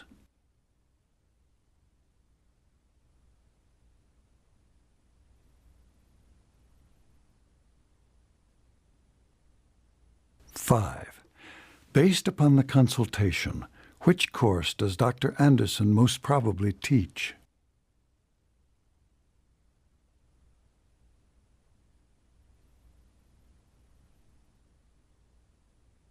Exercise 20, Consultation 1. Listen to part of a consultation between a student and a professor. Hi, Professor Davidson. Oh, hello, Larry. I know it's not your office hour right now, but I saw you and I wondered if... Sure, come in. What can I do for you? I just want to check something out with you from the lecture on Wednesday. I want to get it straightened out before class tomorrow because... Because it might be on the quiz. Well, yes. Okay, fire away. It's about hotspots. Under the ocean, I've got 2 questions. First, you said that hotspots appear to be fixed in place for, let's see, tens or even hundreds of millions of years. And they're stable even when the lithospheric plates move over them. And then you said that volcanic activity is stronger at hotspots. Right so far. Then I have in my notes here that in Hawaii, I think it was Hawaii because I have Iceland scratched out and Hawaii written in. So I think it was in Hawaii where the hotspots have active volcanoes under the ocean. And the volcanoes continue to erupt and that builds the island. Right again. Now, here's the part that gets confusing. I wrote this down. The quantity of lava produced by hotspot volcanoes is so large that such volcanoes are the tallest topographic features on Earth's surface. Larry, that's exactly what I said in my lecture. But then this is what I can't figure out. I wrote that the mountains in Hawaii are only about 4,500 meters above sea level. Oh, now I see your problem. The island actually rises 5,500 meters. That is, 5,500 meters from the sea floor to the surface of the ocean. From the surface of the ocean.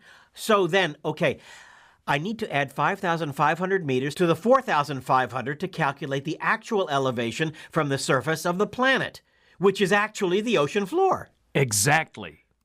Well, that takes care of one of my questions. Okay. What else do you have? It's about hotspots again. The ones remaining in place as the plate moves over them. What did you say about chains of islands? Like Hawaii, to use that example again. Okay.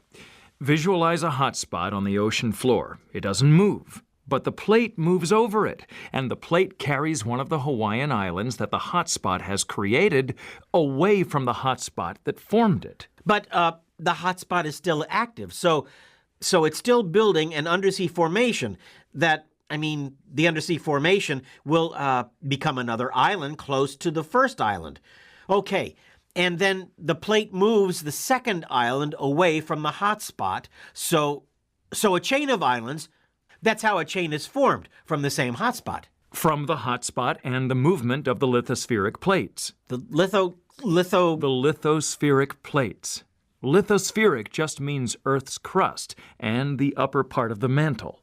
So this process is going on all the time. It is. In fact, if volcanic activity continues at its present rate, another island may be appearing at the end of the Hawaiian chain. Really? We've given it a name already, Loihi. Of course, we won't actually see it above the surface of the ocean for another 10 to 40,000 years, and you and I won't see it at all, but we are observing it closely as it continues to build underwater. That is so cool. It is, isn't it? And to get back to your original question, when Loihi is only a few feet above the water, it will already be a very significant topographical feature. Because of the height it has reached before breaking the surface. Well said. You should do just fine on that quiz. Number 1. What is the purpose of the consultation?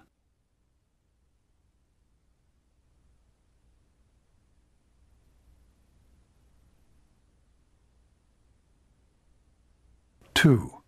What is the main topic of this consultation?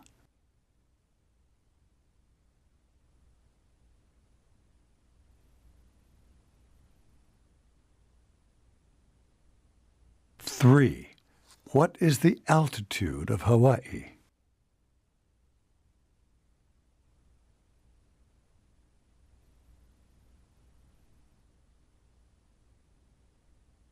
Four. What does the professor say about the newest Hawaiian island?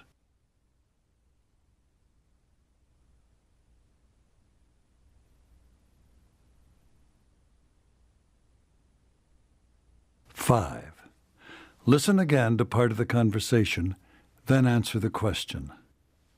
Of course, we won't actually see it above the surface of the ocean for another 10 to 40,000 years, and you and I won't see it at all, but we are observing it closely as it continues to build underwater. Why does the professor say this? And you and I won't see it at all.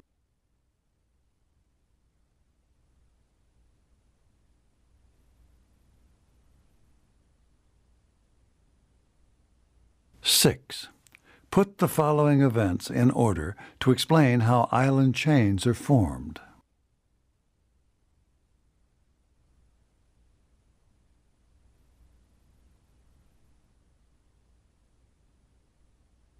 Consultation 2. Listen to a part of a consultation between a student and a professor. Hi, Dr. Gilbert. Are you busy? Just getting organized for my class. Oh, do you want me to come back later? No, come in. This is an open office hour. I was just working on some notes until someone showed up, so... Thanks. I want to talk about my term paper. I have a topic, but I'm not sure where to begin. I'm finding so many references. I couldn't possibly read them all. Okay, what's the topic? The Baroque style. The Baroque style? Yes, I really like the... Opulence is the word usually associated with Baroque. I was thinking of over the top, but opulence is even better. I'm attracted to it. Well, that's good. You want to choose a topic you're interested in or attracted to. But let's talk about the problem you're having. Rhonda, it's no wonder that you are finding so much material. The topic is extremely broad. To really do it justice, you'd have to write a dissertation. Remember, your paper is supposed to be only 10 to 12 pages long. Well, I haven't started writing yet. Do you think maybe I should choose another topic? Another topic? No, I didn't say that. I said the topic was too broad. What you need to do is narrow it down. Look at one aspect of the Baroque style, perhaps architecture or painting or sculpture. Or you could do some research on one artist and discuss how the Baroque style is reflected in the work. You could probably even narrow it down to one work by one artist and still have more than enough material for such a short paper. Oh, okay. Actually, that sounds really good. A lot more manageable. Thanks, Dr. Gilbert. Wait a minute, Rhonda. let's talk a little more about the research you've been doing, and maybe we can find a topic. Really? That would be perfect. I have my research on my laptop, but... Just talk to me about it. Okay. I started out with some general sources, and I found a lot on, Bernini. That makes sense. Bernini was certainly at the center of the Baroque movement. But even that topic would be very broad since he was such a Renaissance man. Hard to imagine someone who could be a sculptor, a painter, and an architect.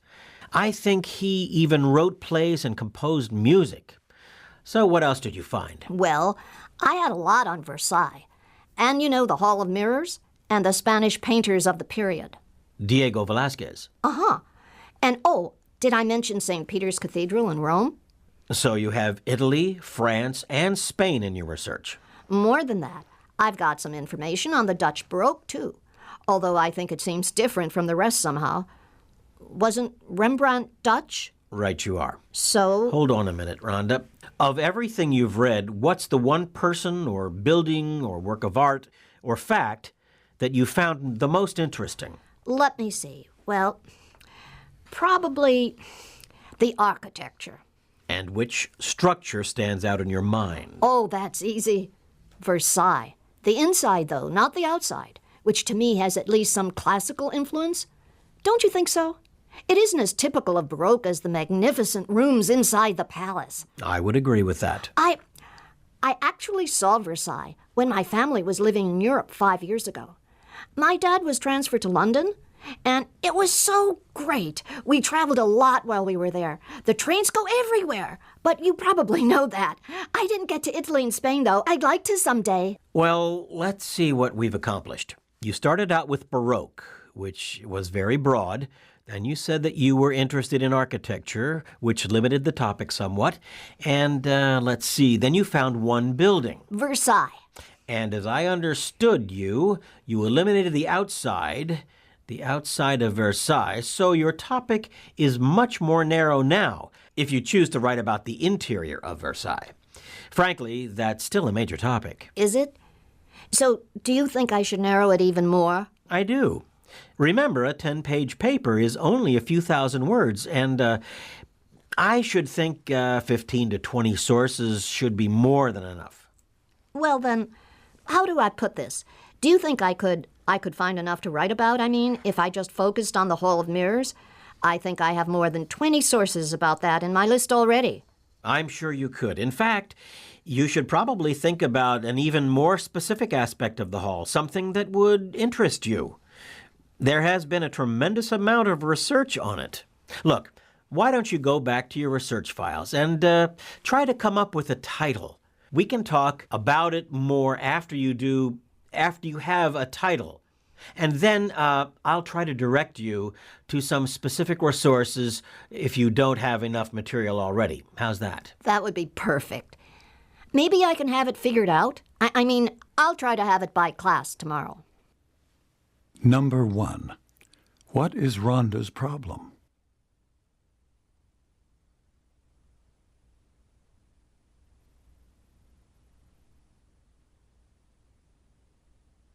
Two. How long should the paper be?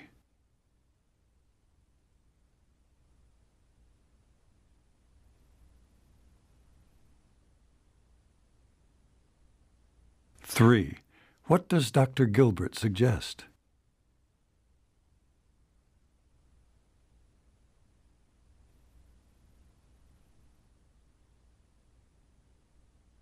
4. Where did Rhonda's family live 5 years ago?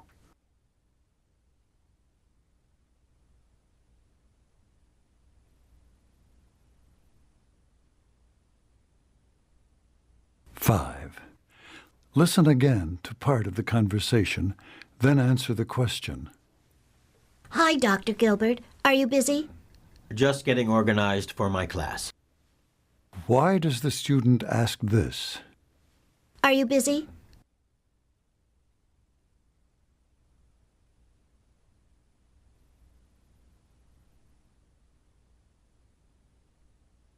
Six. What will Rhonda most probably do?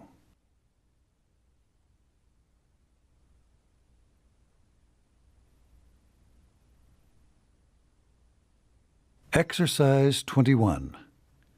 Discussion 1. Listen to part of a discussion among students in a study group. So, what do you think will be on the test? I'll bet the first question will be, define the term organization. And Dr. Graham will want it, word for word. So, here it is, straight from the book. An organization represents a specific type of social relationship or arrangement between persons, with either closed or limited admission, and regulations enforced by a person or group in a position of authority. You got that right. He's gone over that definition at the beginning of almost every class since the last test. And then, let me see here, then we'll probably have to compare formal and informal organizations. So this is the answer, guys. A formal organization is characterized by formality. No surprise there. A hierarchy of ranked positions and a complex division of labor, as well as a relatively large size. Okay. Now, want me to do informal organizations? I'll do it. An informal organization brings people together to explore a common interest. Okay. Don't forget about bureaucracies. Yeah. Besides the definition, what?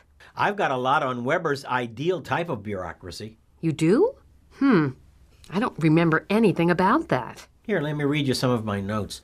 It's called Weber's ideal bureaucracy. Maybe you'll remember something. I have a list of the characteristics. 1, paid officials. 2, benefits for career officials. 3, salary increases, seniority rights, and promotions by examination. 4, hierarchical organization. Oh, okay, sure, I have that. I just didn't have it identified. As Weber's ideal bureaucracy. You've got them all then? All the characteristics? Yeah, I got them. Okay, we should probably be ready for the Bensman and Rosenberg, the Bensman and Rosenberg study. That's the one about advancement, right? Right. I have it summarized like this. It's not what you know, but who you know. And how well you're liked by the right people. Bingo. Moving right along. Parkinson's law has to be there. Here's what I have on that one. In any bureaucratic organization, work expands to fill the time available for its completion. I always get that mixed up with the, what's the other one? The Peter Principle. No, listen, the Peter Principle is, in any hierarchy, every employee tends to rise to his level of incompetence. Okay. So what does that mean, really? Look, let's say you're a great professor, and you get a promotion to maybe department chair, which is an administrative position. But you can't use your teaching skills in the administrative position. So you aren't as successful. You see, you got hired on the basis of skills that don't translate.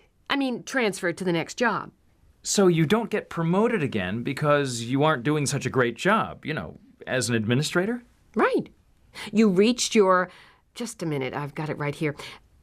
You've reached your level of incompetence. Listen, the way that I keep them straight is to think Parkinson's law is about the work and the Peter Principle is about the people. Hey, thanks. That's a good idea. Yeah. Do you think he'll include anything on leadership? Maybe. If he does, he'll probably ask us about the 2 different types of leaders. Okay, let me see if I can remember that.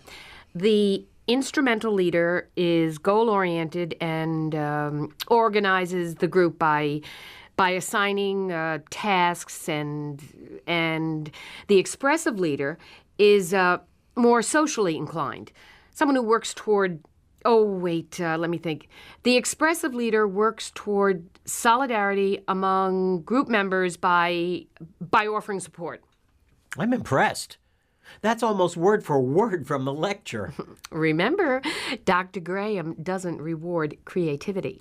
He's looking for the stuff he taught, just like he taught it.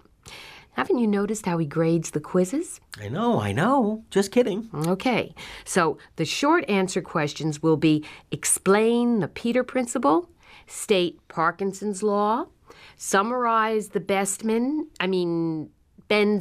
and Rosenberg study, Bensman and Rosenberg, and contrast formal and informal organizations. Anything else? Compare the two types of leaders. Right. That leaves the what's his name, ideal bureaucracy for the essay? Weber's ideal bureaucracy. Weber. That should about do it then. I think we covered the most important points in the chapter and the notes. Now all we have to do is review a little and we should be ready for it. Number 1. What is the main purpose of this study group?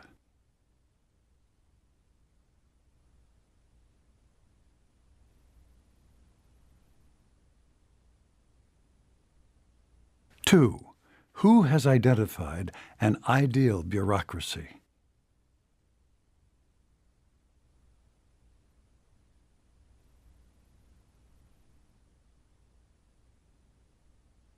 Three, which law states that people advance until they reach a position in which they are less likely to succeed?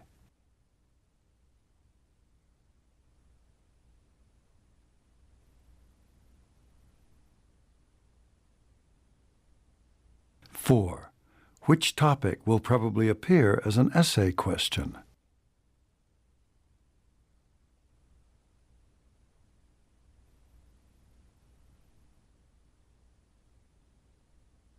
Five, listen again to part of the conversation, then answer the question. You got that right. He's gone over that definition at the beginning of almost every class since the last test. Why does the man say this? He's gone over that definition at the beginning of almost every class since the last test.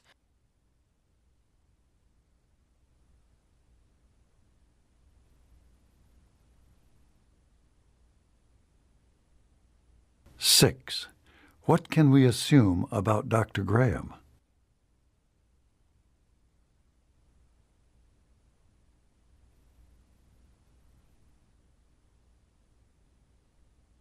Discussion 2.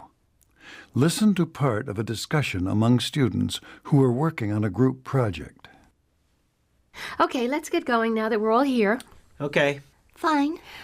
Just to remind everyone, we agreed to do our group presentation on the SQ3R study reading method. And since there are 4 of us in the group, all of you are going to take 2 of the steps in the method, and I'm going to say a few words to introduce the presentation, and then I'll summarize at the end, and finally, we can go over the handout. Sounds good, except I had only 1 step. Right, Carl. Phil and Martha have 2, though. And, we said we'd all be ready to go through everything this time. I think we all brought our scripts, Joan. Okay, I'll start. This is it. Today, our group will show you how to use the study reading method known as SQ3R. The letters stand for 5 steps in the reading process: survey, question, read, review, and recite. Then I'll say, each of the steps should be done carefully and in the order that I mentioned. Is that it? Yes. We only have 10 minutes, Phil, and we want to spend, I'd say, at least 6 or 7 minutes going over the handout. So we have less than a minute for each step. Okay. Well, after the introduction, it's my turn.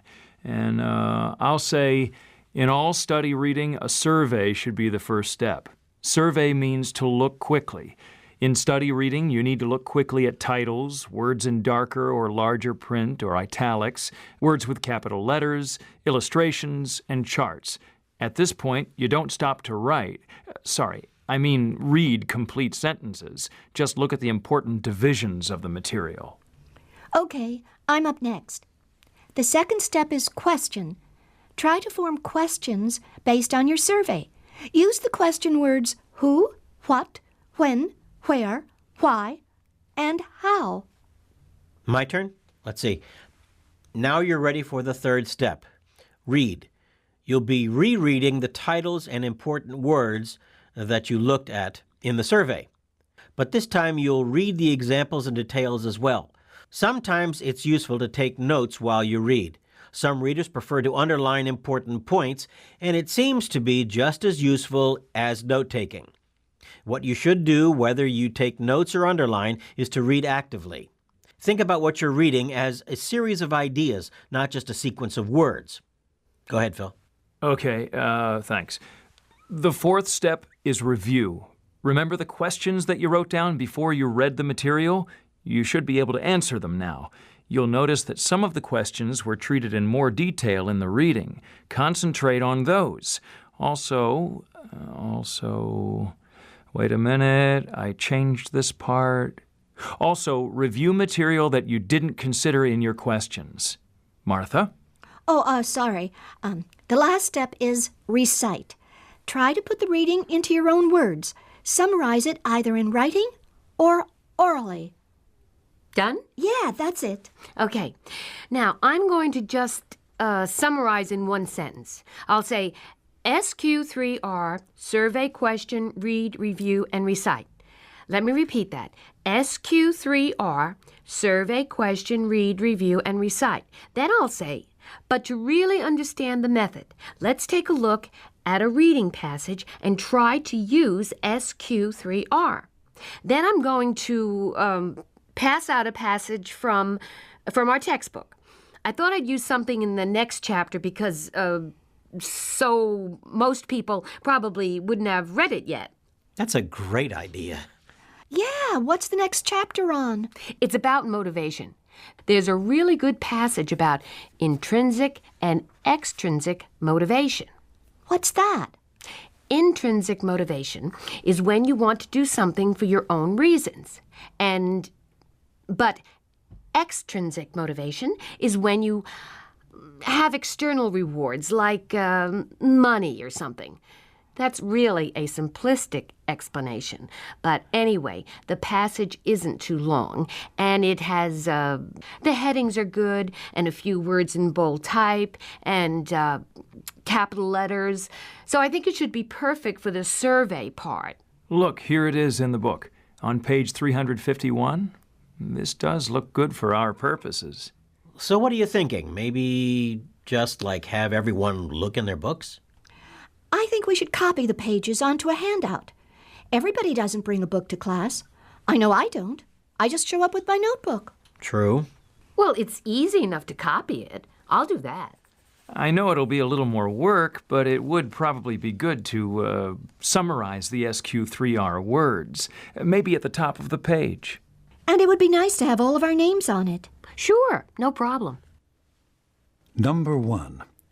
What is the purpose of this study group?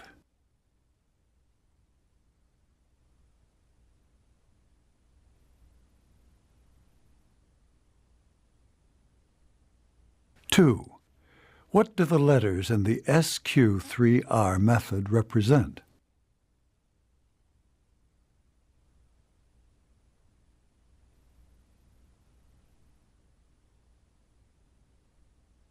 Three.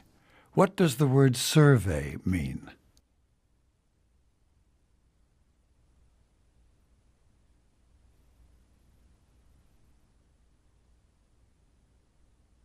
Four. What will the group do at the end of the presentation?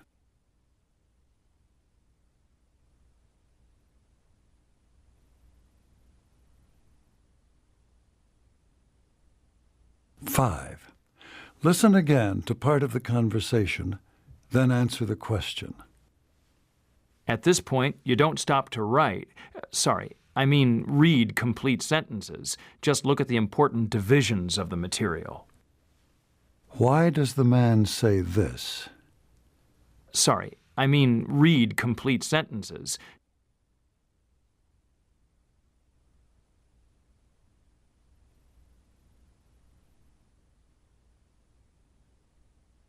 Six. Who is probably the group leader?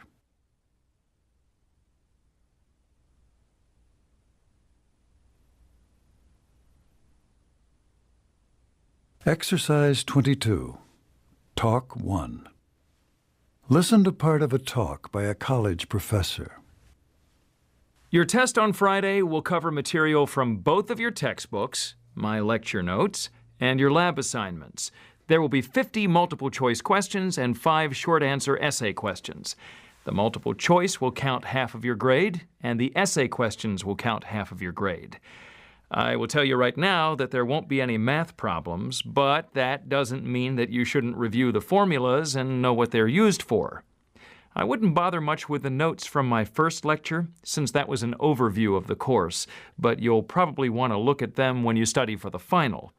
Oh yes, this test represents 25% of your total grade for the semester. The lab reports are 25%, attendance 10, and your final 40. Any questions? Number 1. What is the purpose of the announcement?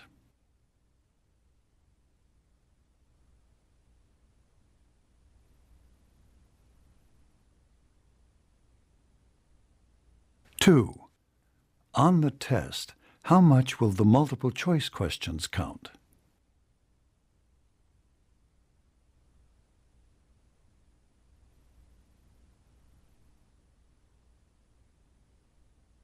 Three. For what percentage of the total grade will the test count?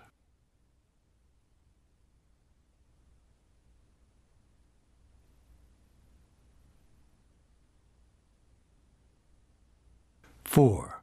What does the speaker say about math problems?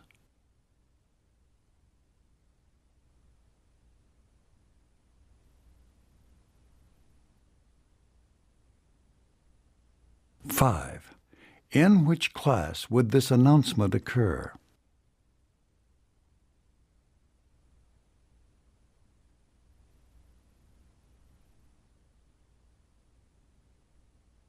Talk 2. Listen to part of a talk by a college professor. Before you start writing your term papers, I would like to clarify the differences among paraphrasing, quoting, and plagiarizing. All of these activities involve the use of someone else's ideas. But whereas paraphrasing and quoting are legitimate writing strategies, plagiarizing is a serious offense. In your term papers, I expect you to paraphrase, that is, to summarize someone else's ideas in your own words. I also expect you to quote, that is, to copy information from another source and enclose it in quotation marks in your paper. When you paraphrase and quote, be sure to cite the source of your information. If you do not cite the source, then you are plagiarizing. You are stealing the ideas and using them as your own. If I discover that you have plagiarized on your term paper, you will receive a 0 for the paper and an F for the course. Number 1. What is the main topic of this talk?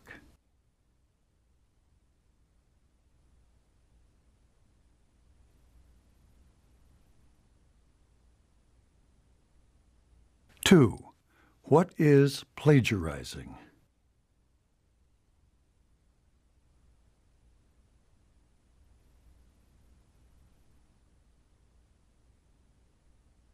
Three. What are 2 legitimate writing strategies?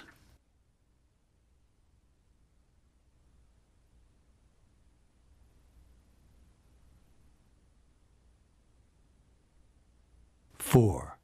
What will happen to a student who plagiarizes on the term paper?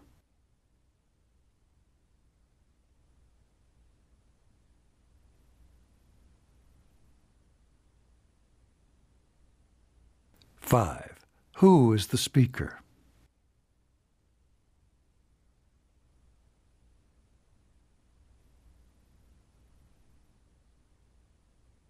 Exercise 23. Talk 1.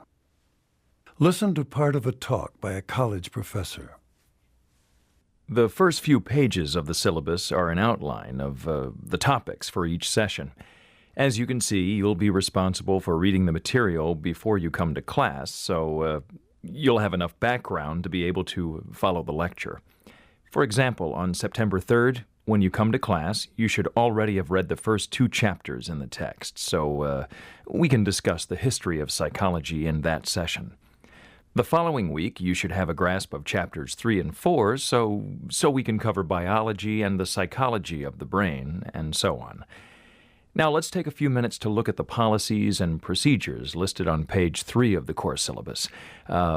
Refer to the section under Assignments first, please. You'll notice that all assignments must be typewritten and submitted on the due date in order for you to receive full credit, and the grade for a late assignment will be lowered by 1 letter for each day past the due date. Now look at the section under Examinations. As you see, all exams must be completed on the dates and times scheduled in the syllabus. If you must be absent, for an exam, then try to call me to let me know what your problem is. My office phone is on the syllabus, and my home phone is listed in the telephone directory. Of course, email is best, and you have my email address on page 1. It's right under my name on the syllabus. A make-up exam must be arranged within 1 week of the scheduled date of the exam. And I must warn you, the questions on the make-up will not be the same as the questions on the regular exam. In fact, I usually give multiple choice tests, but I always give short answer tests for make-ups. And my students tell me they say the make-ups are quite a bit more difficult than the regularly scheduled exams. Oh yes, let's take a minute to clarify my attendance policy. I suggest that you come to class. I'll be assigning you a seat. Yes, I know you'd rather choose your own seat, but this is a large class, and it would take up too much time to call the roll every session. So I'll just mark those people absent who aren't present in their seats by the time the class begins. Better late than never, but if you're late, you'd better check in with me after class so I can change my attendance records. Remember that attendance is 15% of the grade, which usually makes the difference between an A and a B or a B and a C. Let's not even talk about D's and F's. One more thing. If you need to request an incomplete, please remember that I only approve them for illness or for a serious personal problem, not just because you ran out of time. And you must submit a request form with a signed statement of explanation to my office in order for your incomplete to be considered. Otherwise, you'll have to register and take the entire course over again to get credit. Number 1. What is the main purpose of this talk?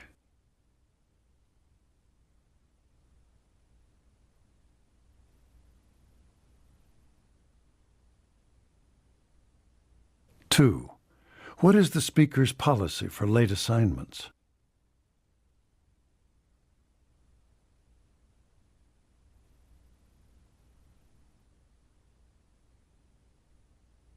3. What is the professor's attendance policy?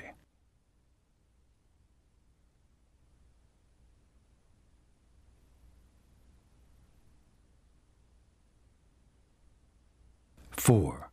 What is the procedure for a student to receive a grade of incomplete?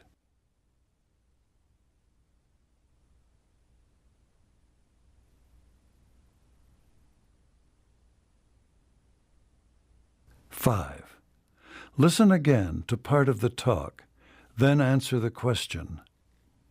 Better late than never, but if you're late, you'd better check in with me after class so I can change my attendance records. Remember that attendance is 15% of the grade, which usually makes the difference between an A and a B or a B and a C.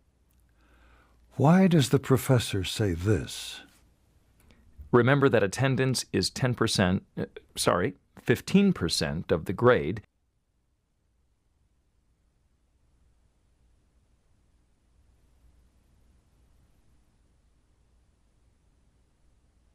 Six. What can we infer about the speaker?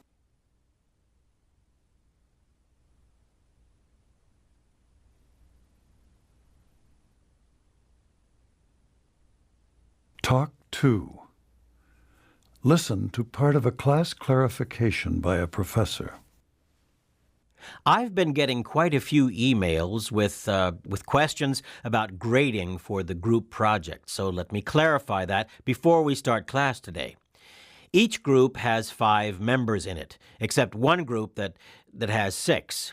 The group project includes a presentation and a written report, but I'll be giving you 3 grades and averaging them for a final grade on the project. First, I'll be grading the written report as a whole, and every member of the group will receive the same grade on the written report. So it'll be to your benefit to divide the work and produce the best report you can. How do you divide the work? Well, in the past, some of my students have actually divided the report into sections, and each group member has written one of the sections. That's certainly a possibility, especially for groups who may have a problem finding mutual meeting times. But some of the other groups have assigned tasks to the group members. For example, 2 members might do the research, 2 members might write the report, and another member might provide editing and formatting of the final draft. In my experience, it's been difficult for a group of 5 or 6 people to do the actual writing line by line, but I have had a few groups do it that way. So you can see that you have a lot of flexibility in how to prepare the report. However, remember that everyone will receive the same grade for it. That brings us to the second grade, which is a group grade for the presentation. Again, I suggest that you share the labor here. If you have a group member who's artistic, you could capitalize on that talent, maybe by having posters, overheads, or visuals as part of the presentation.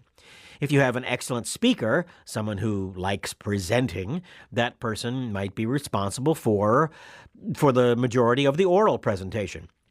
Another person who writes well but prefers not to speak could prepare the handout if you choose to provide one. I think you see what I mean. The best way to get a high grade is to play to the strength of every group member. I mean that you shouldn't ask someone to perform a task that is outside his or her unique ability.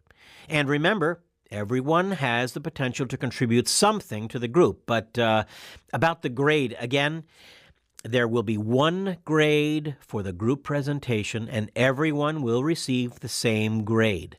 The major problem for previous groups, and I'll alert you to it right now, is preparing too much material for the time frame. Remember, you have 30 minutes, and that might seem like a lot of time, but many groups haven't been able to complete their presentations, and of course, they have had points deducted because of it. So, what about the third grade? This is an individual grade based on your contribution to the group. I'll be asking you to prepare a list of your activities as a group member, and I'll be giving you a grade based on participation. Let me explain that a little more. Let's say that one group member has an impressive list. How will I know that it's accurate? Not that anyone in this class would exaggerate, but to be as fair as possible, your list will not be complete without I'll be asking for the signatures of every group member, verifying that your list is appropriate for the work you've done. Then, you see, I can evaluate your performance on an individual basis. So, I'll have the 3 grades, and I'll add them together and average them to give you a total grade. I found that this system discourages hitchhikers. By that I mean someone who belongs to the group but doesn't contribute to the group. Let's say I have a group member with a grade of A for the group report, a grade of A for the group presentation, but a grade of D for the participation. Then that student will have a B or even a C for the final grade, whereas someone in the same group who has an A for participation will have an A for the final grade. I think that makes the grading a little more fair. Number 1. What is the purpose of this talk?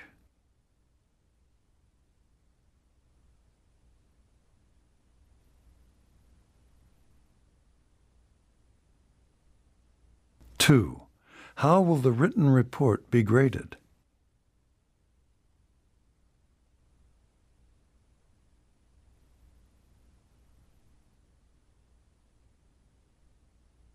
3. How will the final grade be calculated for each student?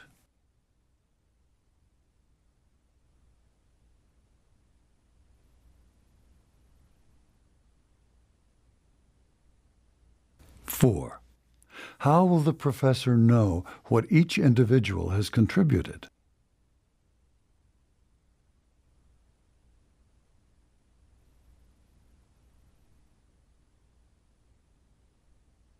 5. Listen again to part of the talk, then answer the question. How do you divide the work? Well, in the past, some of my students have actually divided the report into sections, and each group member has written one of the sections. Why does the professor ask this? How do you divide the work?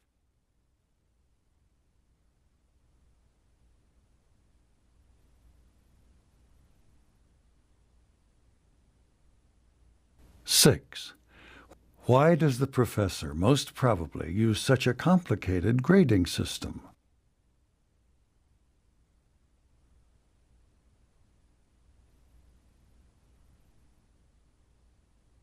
Exercise 24, Talk 1. Listen to part of a lecture in a history class. The professor will discuss gold coins. In 1792, Congress passed an act authorizing the coinage of gold eagles valued at $10, half eagles valued at $5, and quarter eagles valued at $2.50. These gold coins were standardized to silver on a 15-to-1 ratio, that is, 15 ounces of silver to 1 ounce of gold. Although the ratio was reasonable at the time that the bill was passed, by the turn of the century, the ratio in Europe had reached 15 3/4 to 1, and the overvalued gold coins in the United States were either smuggled out of the country or melted down.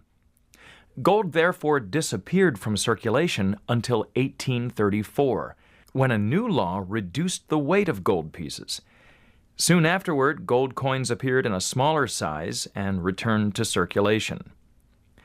The new interest and demand for gold encouraged the mint to strike $20 double eagles and a smaller number of $50 gold coins. The financial uncertainty during the Great Depression of 1929 encouraged hoarding of gold coins by individuals, a situation that became so serious that the government finally ordered all gold coins to be turned in. During the next several years, a number of amendments exempted certain kinds of gold coins and allowed limited collecting. Since then, the interest in collecting gold coins has increased, and the restrictions have decreased. Now there are no restrictions regarding the export, import, purchase, sale, or collecting of gold coins in the United States. Number 1. What is the main topic of this talk?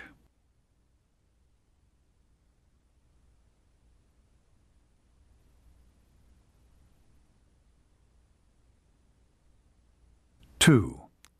What was the value of the original gold eagle?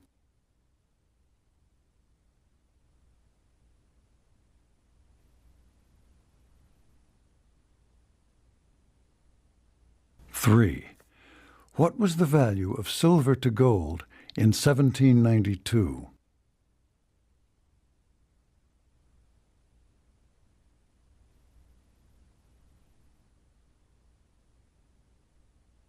4. What happened after the law of 1834?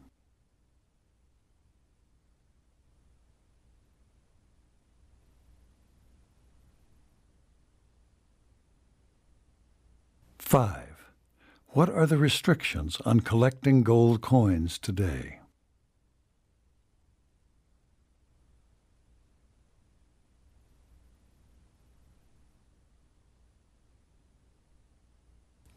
2. Listen to part of a lecture in a music appreciation class. The professor is discussing the work of Stephen Foster. Stephen Foster was one of the most prolific songwriters of his time, contributing more than 200 songs during his 20-year career. His first attempt when he was 14 was a forgettable composition called the Tioga Waltz, a melody for 3 flutes which debuted at a school exhibition. His first published piece appeared only 3 years later in 1844. It was called Open Thy Lattice, Love, and it was rather typical of the sentimental tunes of the time. Still, it was a good effort for a 17-year-old composer. But it was minstrel music for which Foster will always be remembered.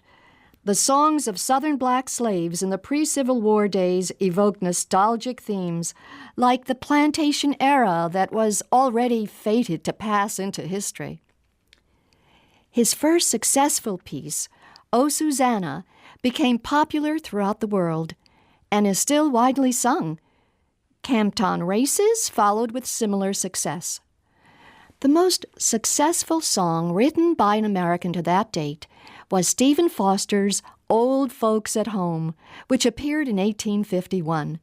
Some of you may recall it as Way Down Upon the Swanee River, since it was also referred to by that title as well. In any case, an item in the musical world of New York stressed the unprecedented sales. At a time when half of all the sheet music published was a total failure and a sale of 5,000 copies was considered highly successful, Old Folks at Home sold nearly 100,000 copies. Old Kentucky Home, which came out 2 years later, capitalized on the reputation that Foster was making for himself and was also a huge seller. Now, what is interesting about the success of Stephen Foster is that he himself was ambivalent about it. Sometimes he hid his identity with pseudonyms. Sometimes he requested that his name be withheld from the cover to the sheet music. And other times he insisted that his name be displayed. Out of the context of the times, none of this seems to make sense. But when we contrast the musical world of high society with that of the common people, it becomes clear. Stephen Foster's success came from writing plantation songs for popular entertainment. The music was easy to remember, very repetitious, and available to everyone in the popular music halls.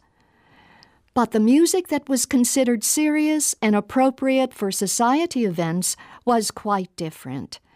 Foster proved that he could write such music, and perhaps had some secret desire to succeed on those terms, but that type of music didn't enjoy the widespread popularity of the plantation melodies that we still recognize today. Most school children have heard Jeannie with the Light Brown Hair and Beautiful Dreamer, but none would recognize the saccharine ballads and hymns that were considered by a genteel few his better music. Number 1. What kind of music is associated with Stephen Foster?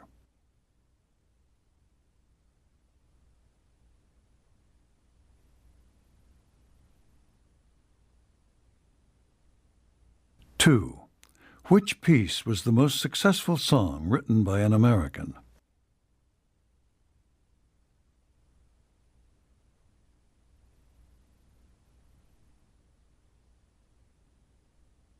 Three. Why did Stephen Foster withhold his name from the cover to some of his sheet music?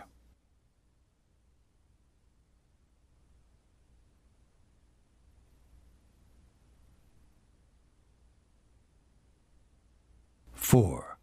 What best describes Stephen Foster's most popular songs?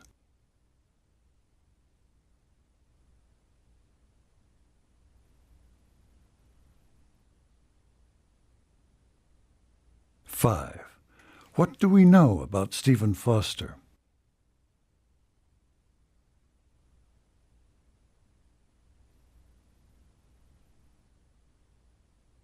Exercise 25. Talk 1. Listen to part of a lecture in a psychology class. The professor will discuss heredity and environment. Good morning. I trust that you have all read the assignment and that we can proceed with today's lecture. As you know from your text, both heredity and environment play a role in the development of the personality. In addition, research at the University of Texas at Arlington has shown that the order of one's birth in relationship to brothers and sisters may be a significant factor. Those born first tend to develop personality traits that make them domineering, ambitious, and highly motivated to achieve. And the same is true for only children. In contrast, children born later in the family tend to be more socially adept, likable, talkative individuals. Also interesting in the research is the fact that a woman with older brothers and a man with older sisters seem to be able to interact more easily with the opposite sex. Having older opposite-sex siblings seems to be important in being able to establish social relationships with members of the opposite sex. There is also some evidence that the youngest child may develop a very charming personality in order to be included in the activities of the older group. Of course, if the other children are no longer living at home, the youngest child is more likely to develop the characteristics of an only child. Number 1. What is the main subject of this lecture?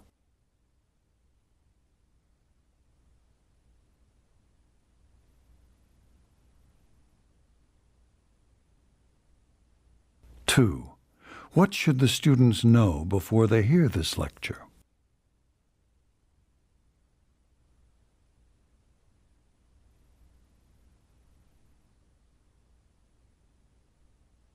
Three. Which one of the people would probably be the most comfortable interacting with a member of the opposite sex?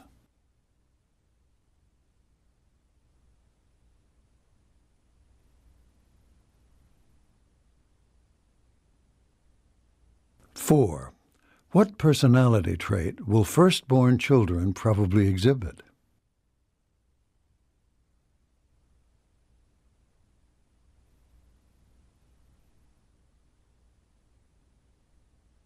Five. According to the research, what might be the dominant personality trait of the youngest child?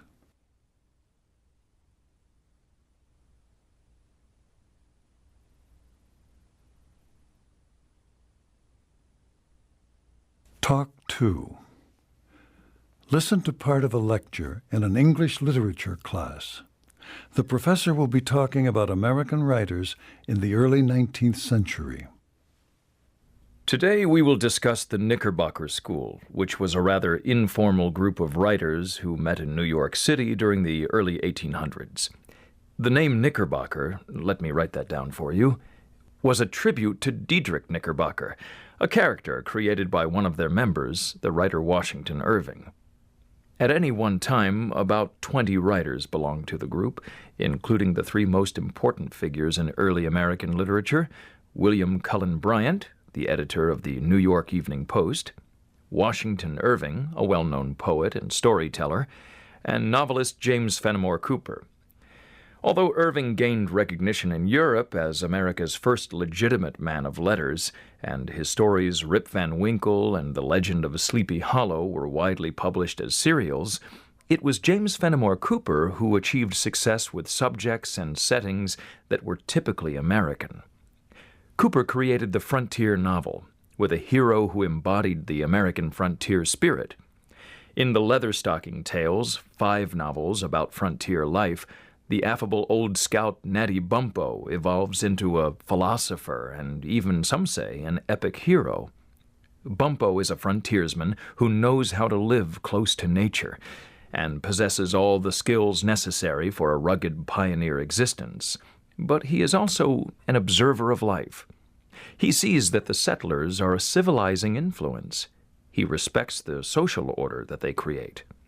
But he also sees the thoughtless and sometimes selfish abuse of the natural environment. The best of all the Leatherstocking Tales has to be The Last of the Mohicans, which I believe at least some of you have seen on video. You may recall that the story recounts the conflict between the French and the English during the early years of independence, with Indians fighting on both sides. I personally feel that this represents some of Cooper's best writing, especially in those passages that recount the death of the Mohican chief's son in a noble attempt to avenge the murder of his love. Of course, there were others who had membership in the Knickerbocker School, but if you are familiar with the three major writers that we have discussed today, you'll have a feel for early American literature. Number 1. What is the main focus of this talk?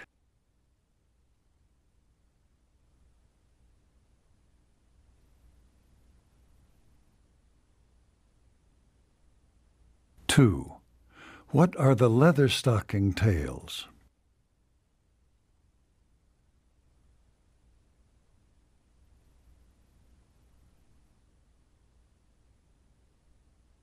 3. What kind of character is Natty Bumppo?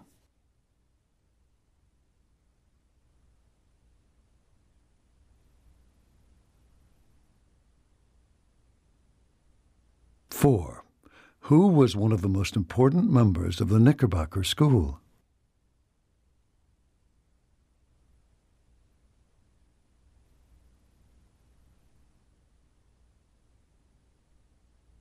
5. Which of the following best describes James Fenimore Cooper?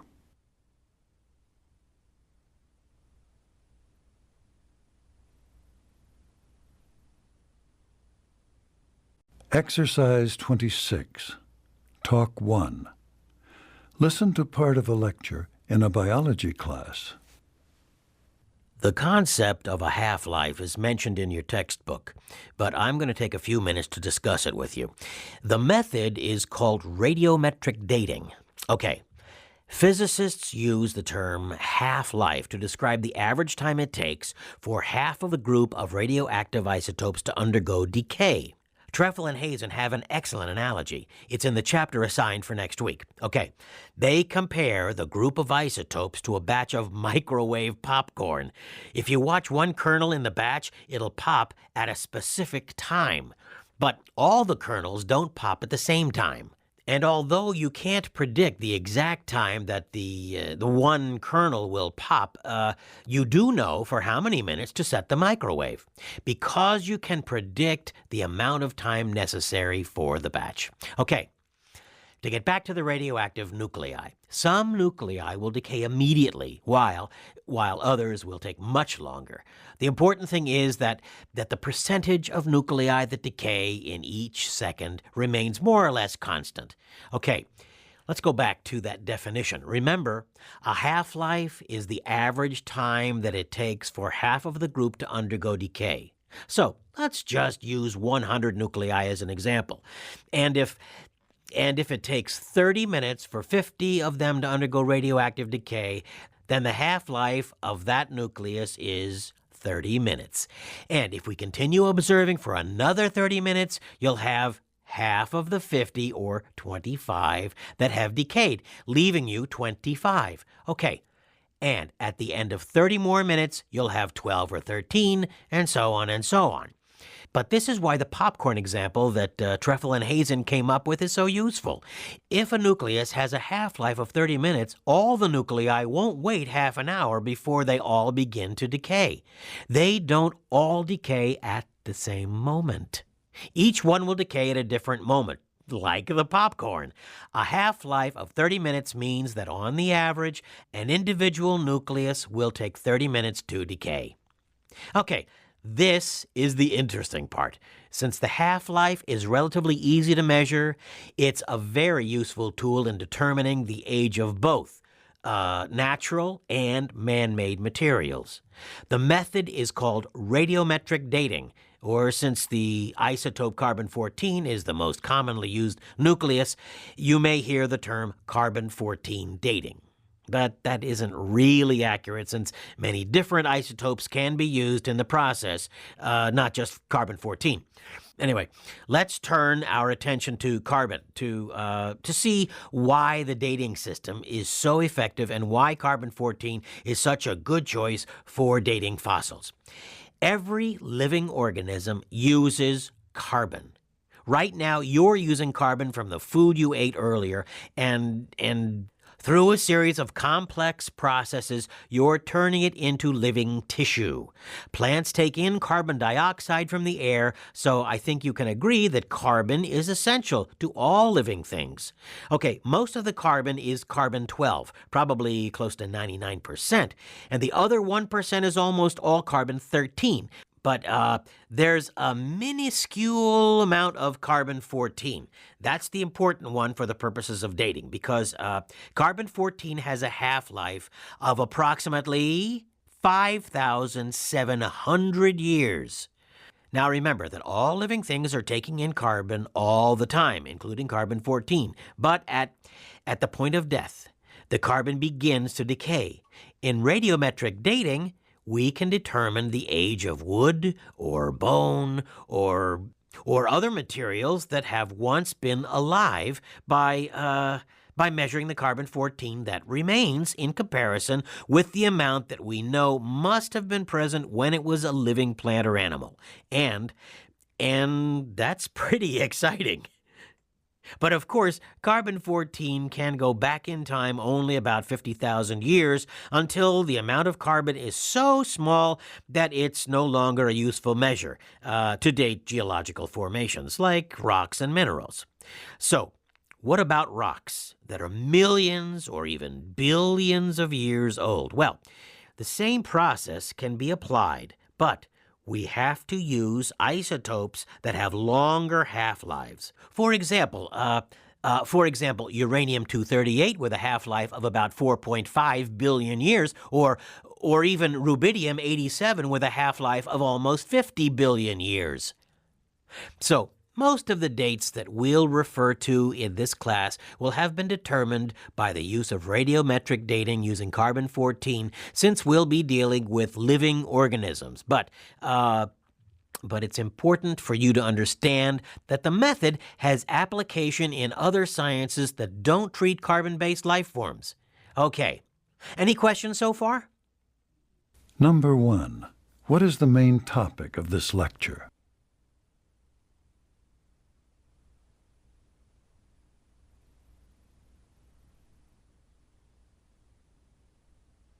Two. What is the definition of a half-life?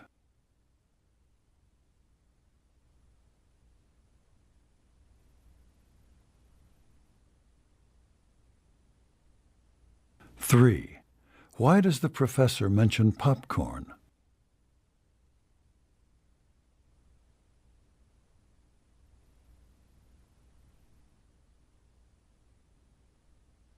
Four. What do we know about carbon-14?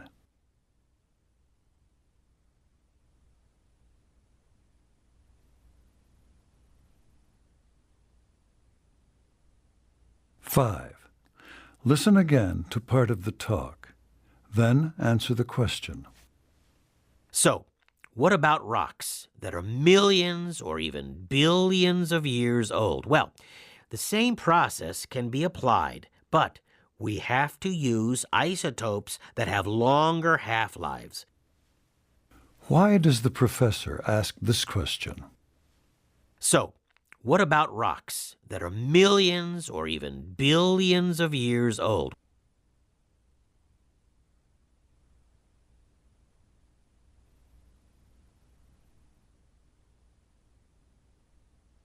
Six. Which of the following would not be dated using carbon-14?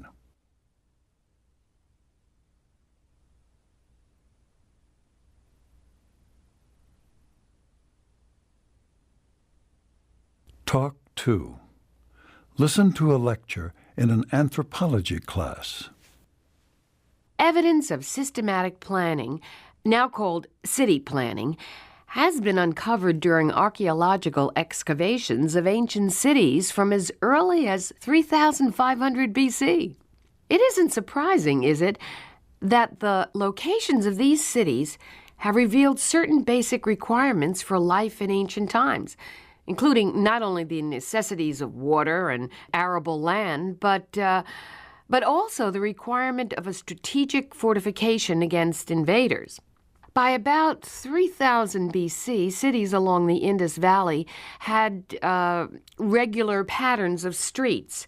Houses with shared walls were built around courtyards, with differences in the height of the house and the width of the street as outward indications of social rank among inhabitants. At about the same time in Pompeii, a central marketplace was already in evidence, with a regular pattern of streets and sidewalks extending out from the commercial area. Less than 1,000 years later, Egyptian cities were being built with parallel streets. In contrast with the Greek cities on the mainland, colonial cities incorporated a gridiron pattern for streets, and by that I mean a pattern of square blocks. Rome itself was somewhat haphazard at the time, but again, Roman colonies and military camps were being built in gridiron patterns throughout what is now Europe. In China and Japan, a central commercial area was in evidence in cities from this time period. The marketplace, in fact, was the most universal feature of cities throughout the ancient world. Now I'm going to skip ahead to the Middle Ages, which was the second interesting historic period in city planning.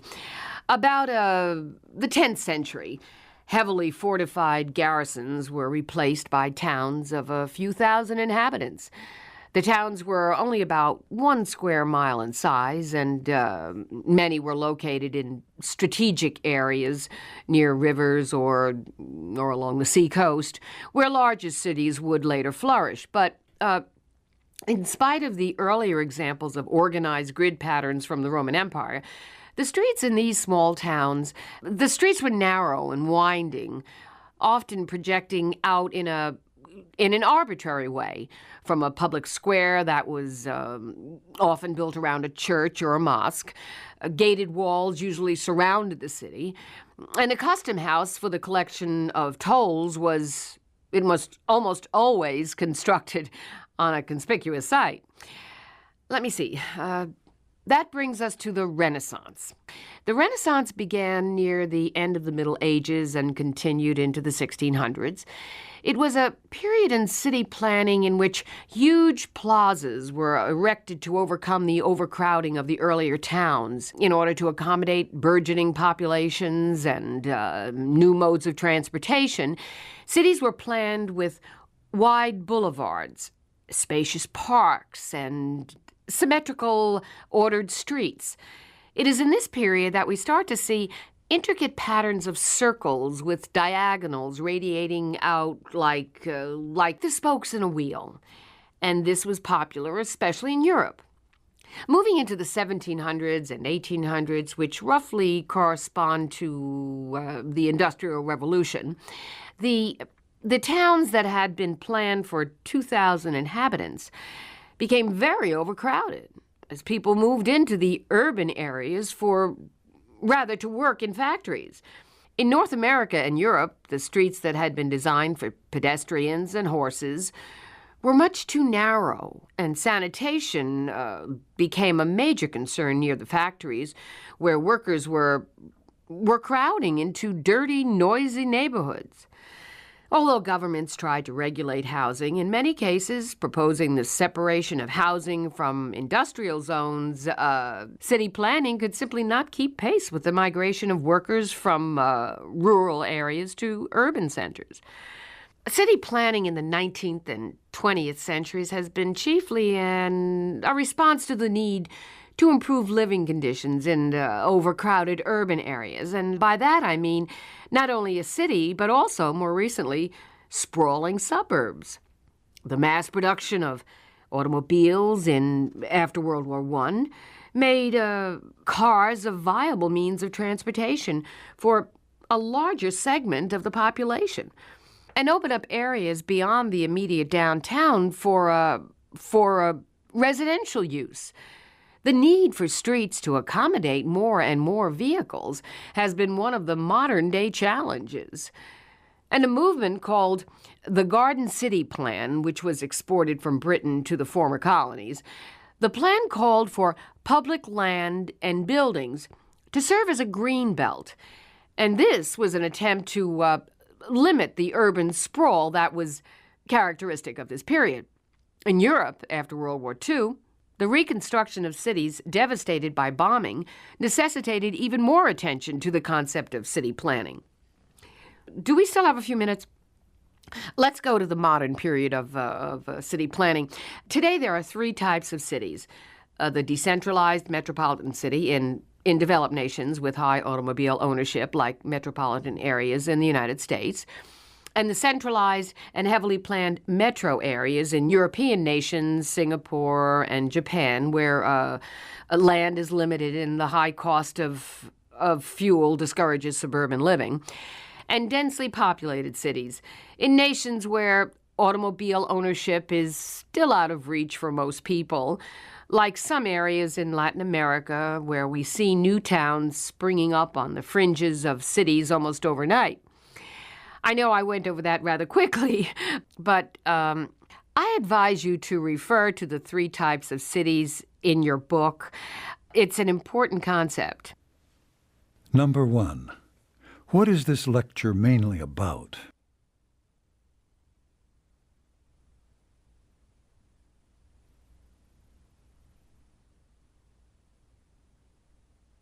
Two.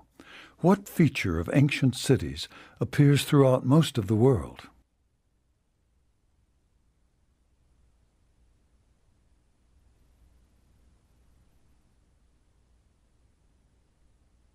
Three. When were symmetrical streets with circular patterns introduced?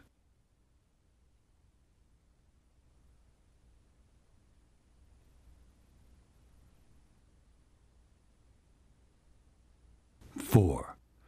What was the problem for city planners during the Industrial Revolution?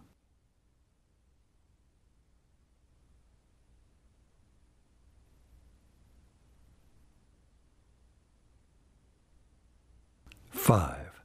Listen again to part of the talk. Then answer the question. I know I went over that rather quickly, but I advise you to refer to the three types of cities in your book. It's an important concept. Why does the professor say this?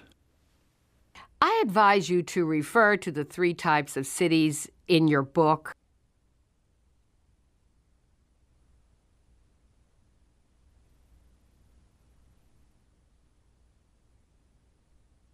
Six. Classify each of these cities, matching them with their type.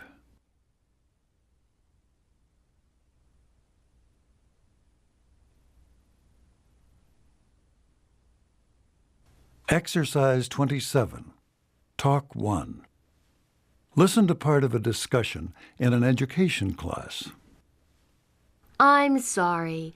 I just don't agree with you at all. Look, take the example of an international student applying for university admission. If the student has a 250 on the TOEFL or an 80 on the Michigan test, most admissions officers will accept the applicant. The student with a 247 or 79 won't be considered. The officer won't even look at transcripts. Right, but I think that proves my point, not yours. How?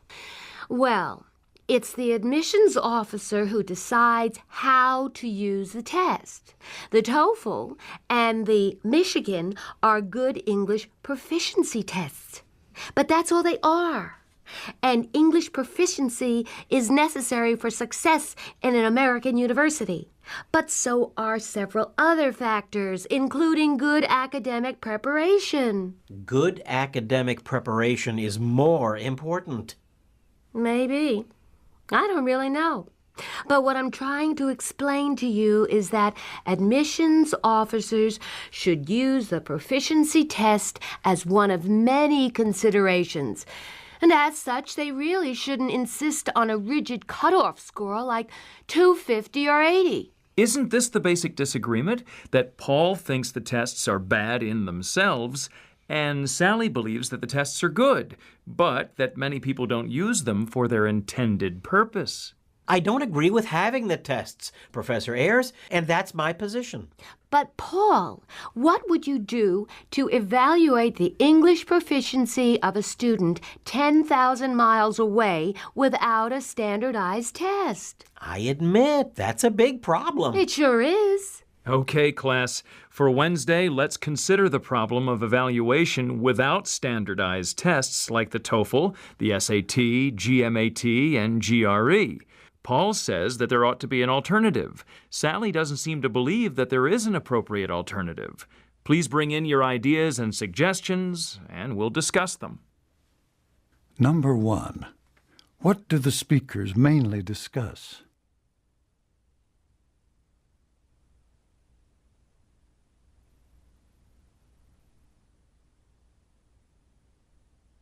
Two, what is Paul's opinion about the TOEFL and the Michigan test?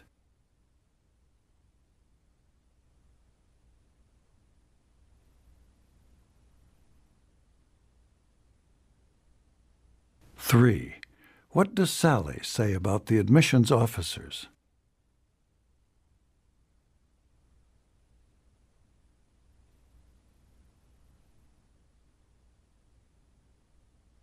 Four, how does the professor handle the disagreement?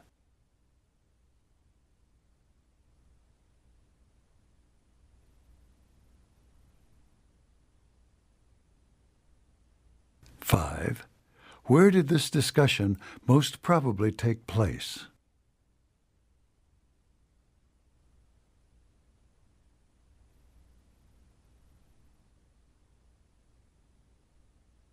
Talk 2.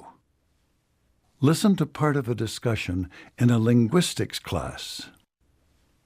Since so many of you have asked me about how to learn a language, I thought it might be useful to take some class time today to discuss it. Betty, you speak several languages, don't you? Yes, I speak Spanish and French. And what helped you most in learning those languages? What helped me most? Well, I studied both languages in high school, and I'm still studying Spanish here at the university. But I think that travel has probably been the most help to me. You see, I've been lucky in that I've lived in Europe, and believe me, I didn't speak very well before I moved there. You're right, Betty. After studying a language, practice is very useful. When you live in a country where the language is spoken, it's ideal. But you know, sometimes it's difficult to make friends in a new place, even when the people are very friendly. Yes, I know what you mean, especially if you don't speak the language too well.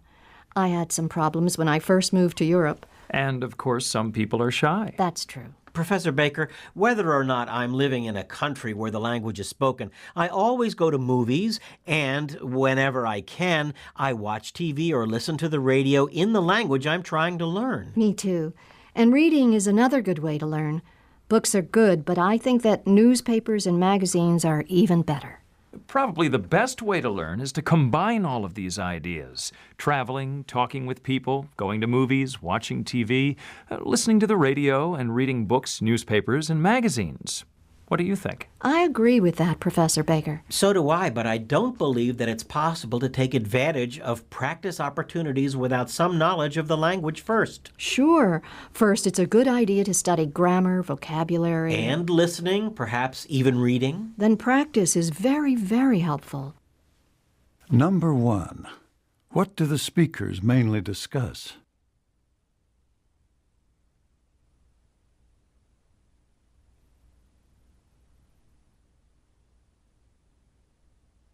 Two, why does Professor Baker begin the discussion by calling on Betty?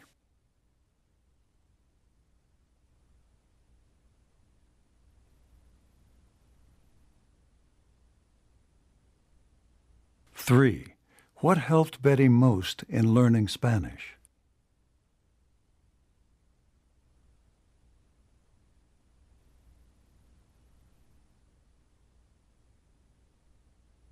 Four, what is Professor Baker's opinion?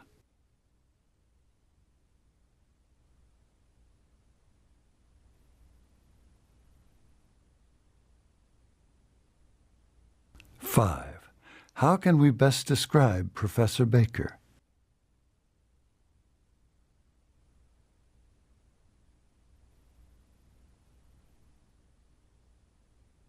Exercise 28, Talk 1. Listen to part of a seminar in an art class.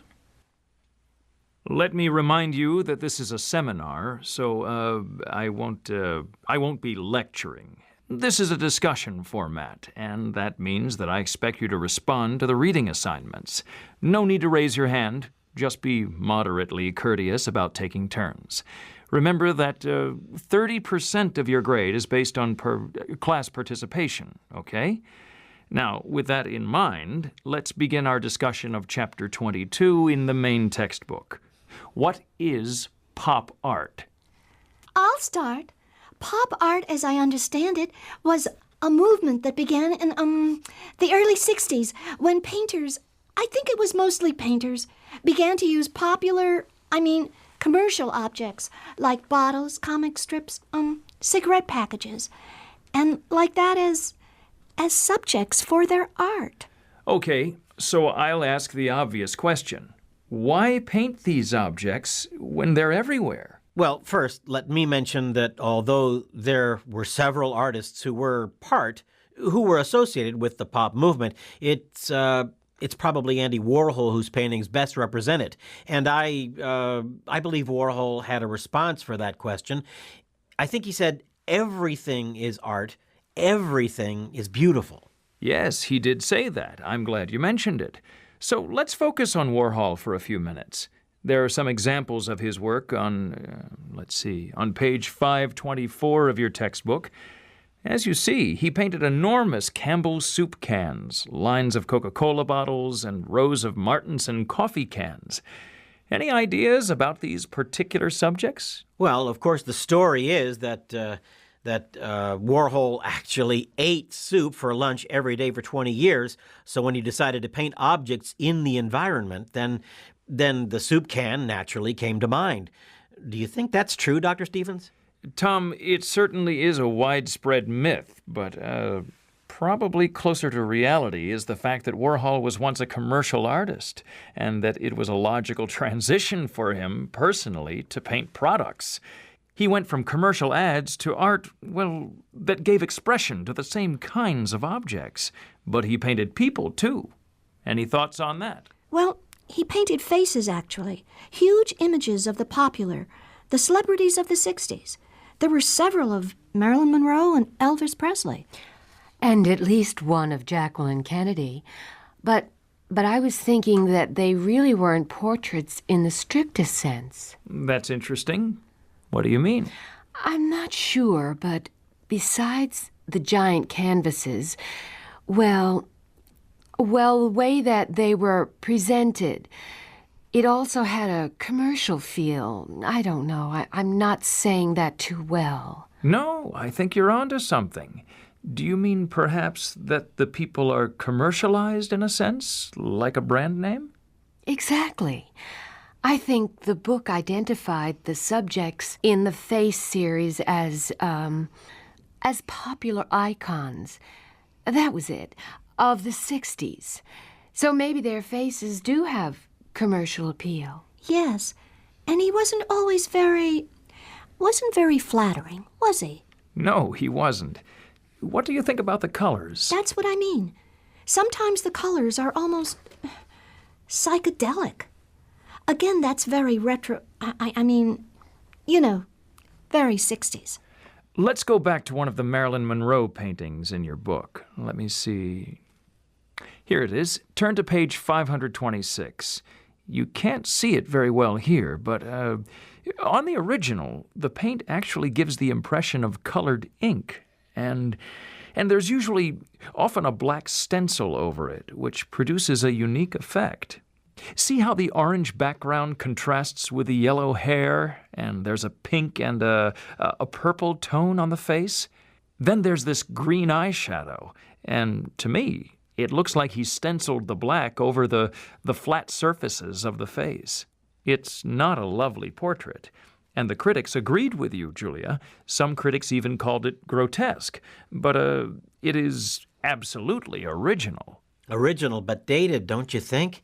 I mean, years from now, will anyone be eating Campbell's soup or drinking Coca-Cola, or really, for that matter, will anyone remember Marilyn Monroe? Interesting observation.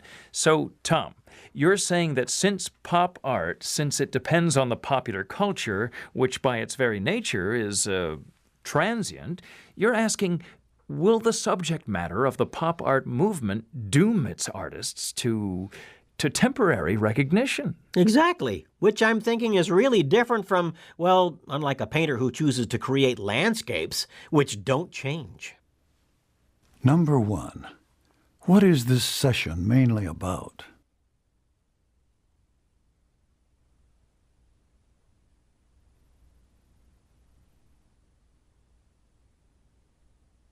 Two, according to the lecturer, why did Warhol paint objects in the environment?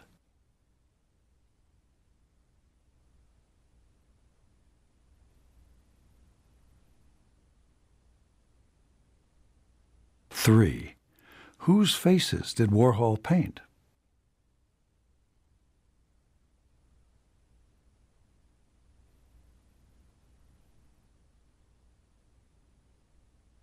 Four, what problem does Tom mention?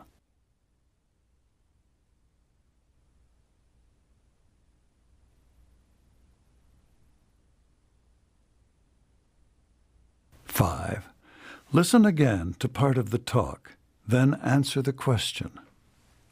I mean, years from now, will anyone be eating Campbell's soup or drinking Coca-Cola, or really, for that matter, will anyone remember Marilyn Monroe? Interesting observation. So, Tom, you're saying that since pop art, since it depends on the popular culture, which by its very nature is transient, you're asking, will the subject matter of the pop art movement doom its artists to temporary recognition? Why does the professor say this? So, Tom, you're saying that since pop art, since it depends on the popular culture, which by its very nature is transient, you're asking, will the subject matter of the pop art movement doom its artists to temporary recognition?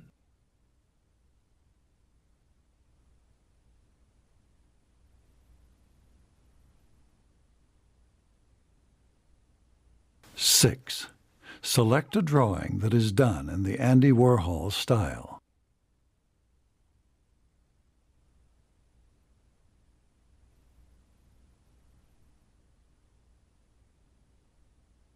Talk 2. Listen to part of a lecture in an environmental science class. The professor is discussing the web of life. To review from yesterday's lecture, ecology is the study of organisms in relation to their environment.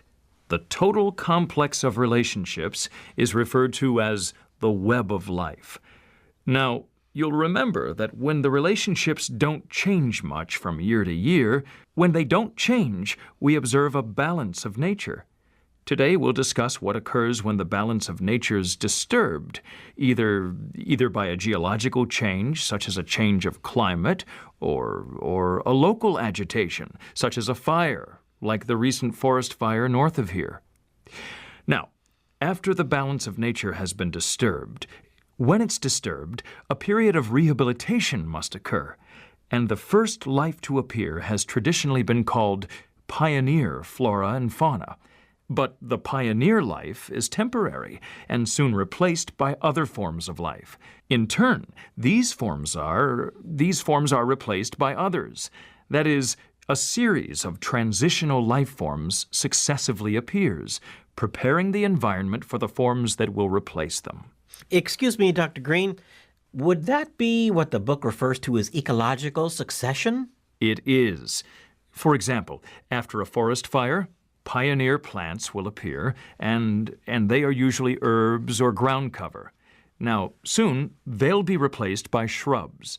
Shrubs will be replaced by trees, and so it goes in succession, which is where we get the term ecological succession.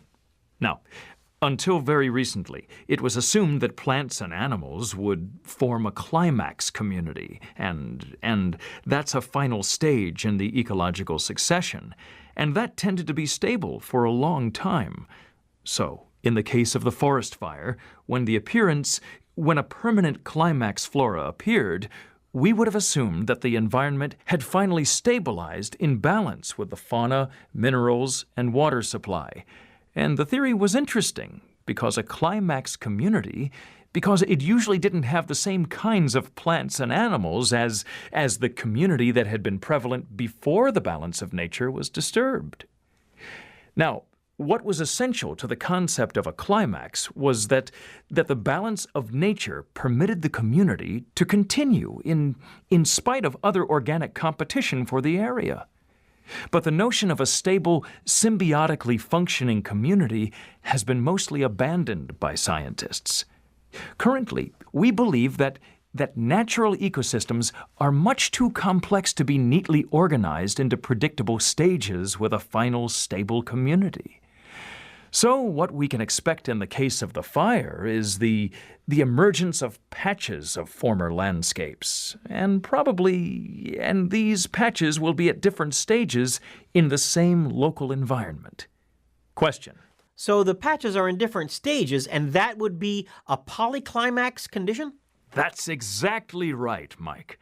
Poly means many, so polyclimax refers to adjoining ecosystems at different but mature stages. I believe it's explained as dynamic equilibrium in your text. Thank you. That's very helpful. Janet? Yes, I was wondering what your opinion was of that wildfire. You know, the one near here. In the book, it was mentioned that sometimes that fire is now recognized. How did they say it? Fire is a natural part of an ecosystem, and at least some experts have been quoted in news reports that they feel fire prevention strategies may have contributed to that disaster. So, do you agree with that? I do. That particular ecosystem had an enormous amount of undergrowth, and I think that it may have fueled the fire. Now, in my opinion, if we had purposely burned some of the undergrowth in what we call a cool fire, we would have removed the accumulation of brush that contributed to the destructive hot fire that destroyed more than, I think I read that it was 50,000 acres of wilderness. Yes? Is a cool fire a controlled burn? Yes, it's referred to as a controlled burn. But back to your original question. I have to tell you that everyone wouldn't agree with my opinion. Critics call that policy the let it burn policy. Now, of course, many people have let's say, a vested interest in fire suppression. Because so many people have built their homes close to the natural environments, they don't want any fires started in their immediate vicinity. So, like your textbook indicates, it's a very controversial topic. Number 1. What is the main topic of today's lecture?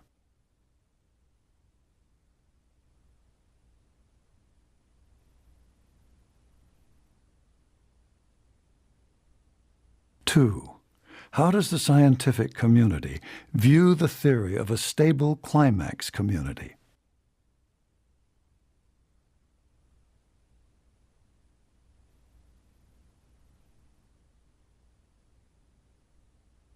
Three.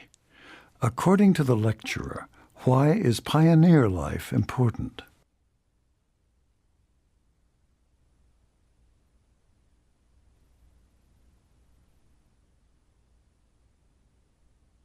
Four. What is Dr. Green's opinion of a controlled burn?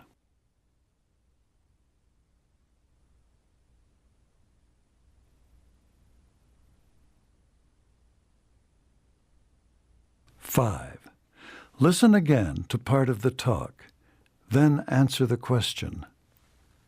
That is, a series of transitional life forms successively appears, preparing the environment for the forms that will replace them. Excuse me, Dr. Green. Would that be what the book refers to as ecological succession? Why did the student ask this question? Would that be what the book refers to as ecological succession?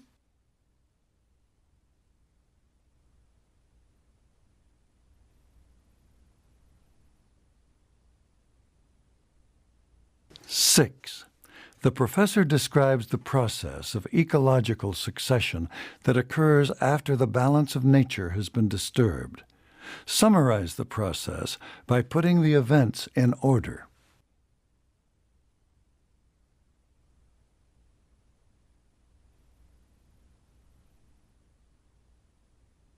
Exercise 29. Talk 1. Listen to part of a lecture in an art class. The professor has been discussing the Art Nouveau school. By the last quarter of the 19th century, Louis Tiffany had begun experimenting with different methods of adding color to blown glass. Finally, he produced a unique iridescent glass, which he called Tiffany Favril. It was this glass that he shaped and pieced together with metals to form lamps, windows, and other objects of art. This is a typical example of a Tiffany lamp. Look at the way that the pieces are fitted together. You've probably seen one or a reproduction of one at one time or another. From 1890 to about 1920, Tiffany's Favril glass became very popular throughout the world. It regained popularity in the 1960s and is still prized by many glass collectors today. In addition, Tiffany created floral jewelry that was considered very stylish at the turn of the century, rebelling against current fashion that dictated the use of precious stones. Tiffany began working with new materials, creating symbolic, dramatic forms. As a member of the Art Nouveau movement, he tried to create new and unusual pieces with delicate designs and curved lines. Although his name is associated with glass and jewelry today, Tiffany was probably best known during his lifetime for the interior designs that he created. It was Tiffany who was commissioned to design the altar in the Cathedral of St. John the Divine in New York City, and to redecorate the reception rooms in the White House during the administration of President Chester Arthur. The spectacular glass curtain at the National Theater in Mexico City was perhaps his crowning achievement. His estate on Long Island was filled with beautiful furnishings and decorations, many of them designed by Tiffany himself. When it was sold, the proceeds were transferred to the Louis Tiffany Foundation for Art Students to provide scholarships for aspiring artists. The jewelry store on Fifth Avenue in Manhattan that his father had founded still bears the name Tiffany's, and it is still considered a highly fashionable shop for wealthy clientele. Number 1. What is the main purpose of this lecture?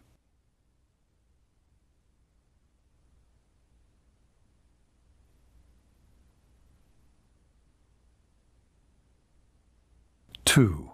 What characterized Tiffany's jewelry?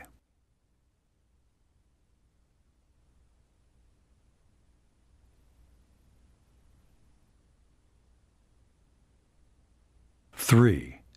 How did Tiffany help aspiring artists?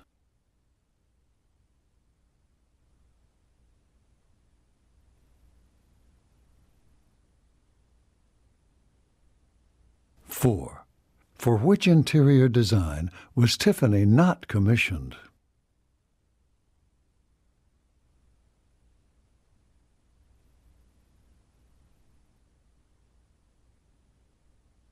Five.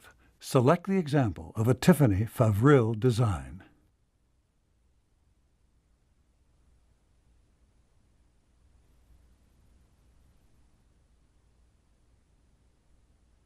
Talk 2.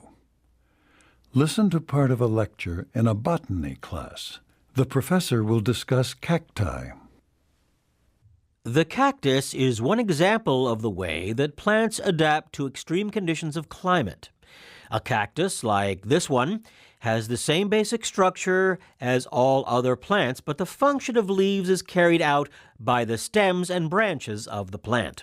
Here are some more examples of the most familiar cacti, the beryl, the saguaro, and the prickly pear. As you see, they all have stems, branches, or spines, but no leaves. In spring, they may have beautiful blossoms. It is assumed that the predecessors of the modern cactus had leaves, but that during millions of years of changes in the climate resulting in desert conditions, the cactus gradually adapted to the hotter, drier environment. The roots spread out and began to grow closer to the surface so that water could be absorbed more quickly.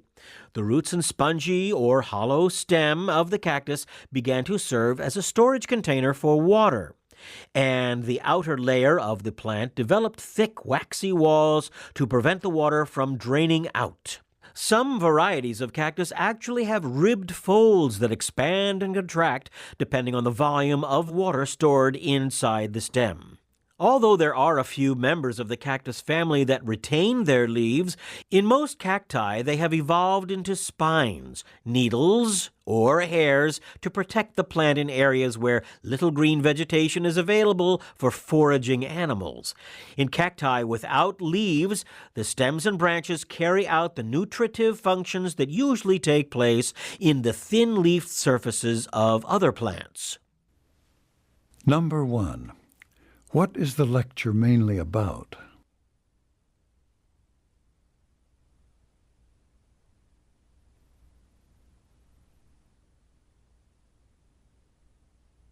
Two. What is assumed about cactus plants millions of years ago?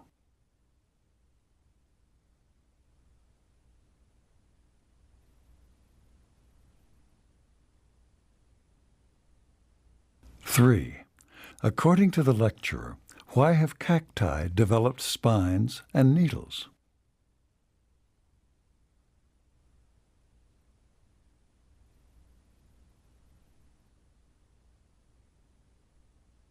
Four. Where is the nutritive function of the cactus carried out?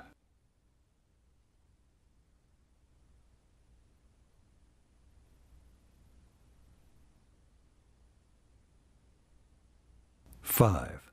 Select the saguaro cactus from among the choices pictured.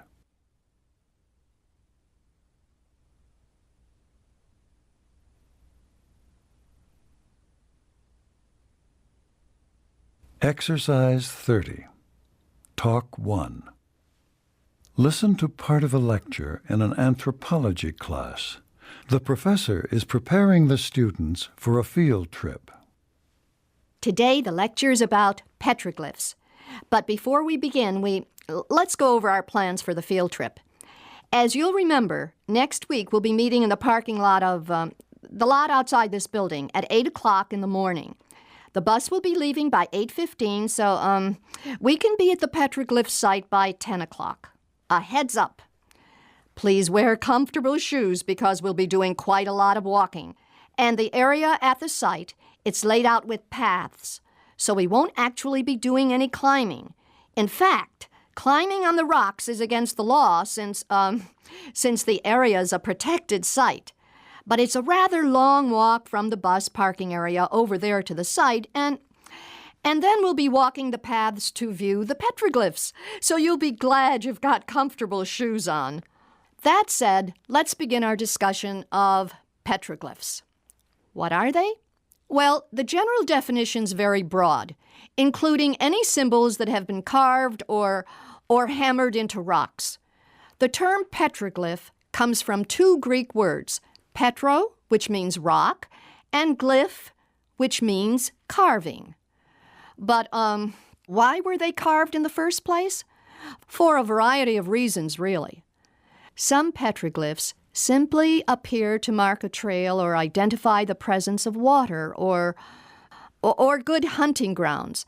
But many petroglyphs record important events in the history of the people, or they invoke some magical presence in religious ceremonies.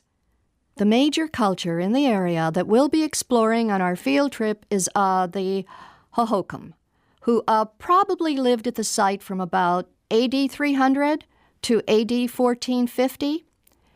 Since there are no current inhabitants, it's difficult to interpret the symbols on the rock art, but their modern descendants have the descendants of the Hohokam have provided some insights.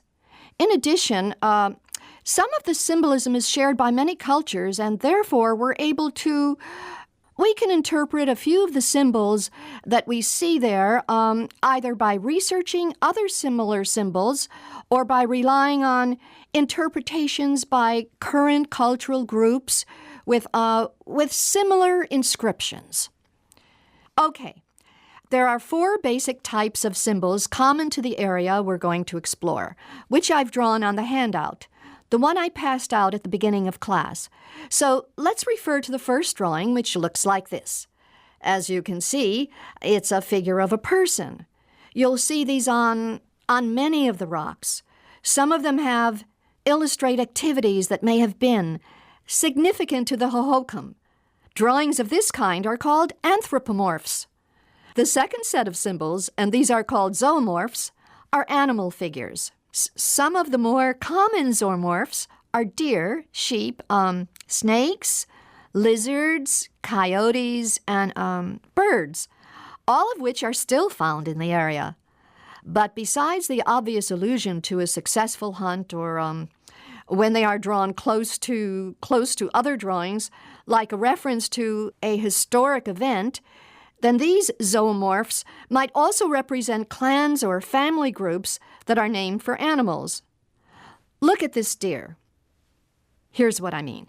It could be a reference to a family that had taken the deer as the symbol for their clan.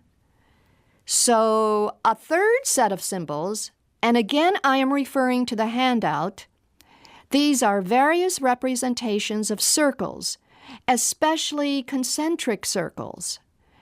In most cultures, symbols like this represent the sun, which usually figures prominently in religious ceremonies.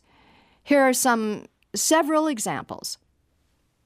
Finally, I want you to watch for spirals like these.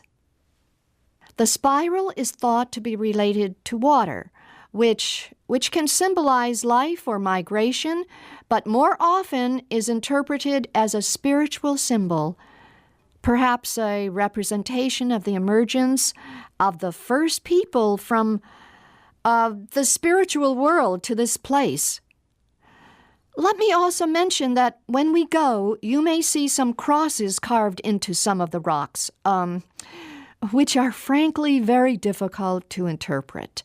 Some scholars believe that the cross may represent the important stars, such as Venus or the morning star.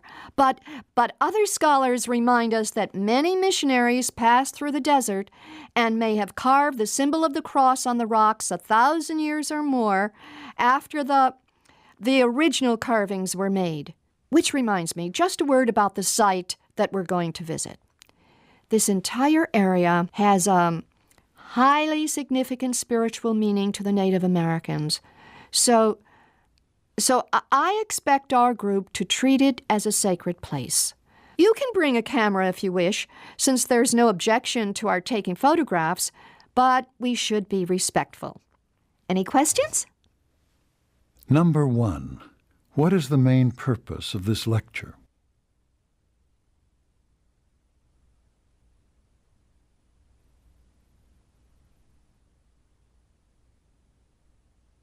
Two, what are petroglyphs?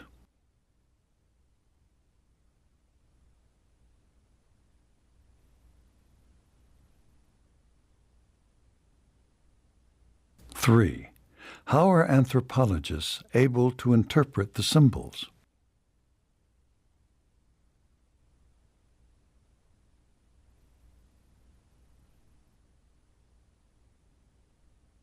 Four, what might be represented by a zoomorph?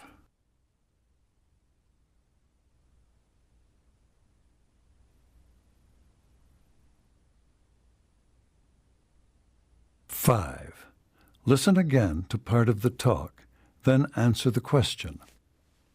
But, why were they carved in the first place?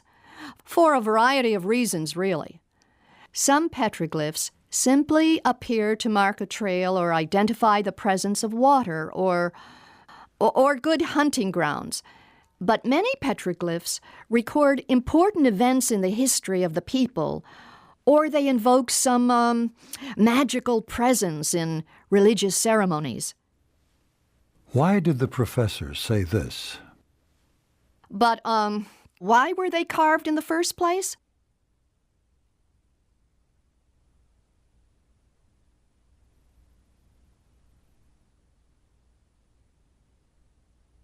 Six, select the petroglyph that is a spiritual symbol of life.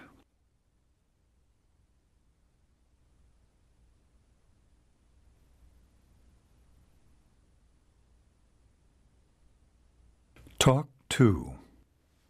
Listen to part of a lecture in an astronomy class. The professor will discuss comets.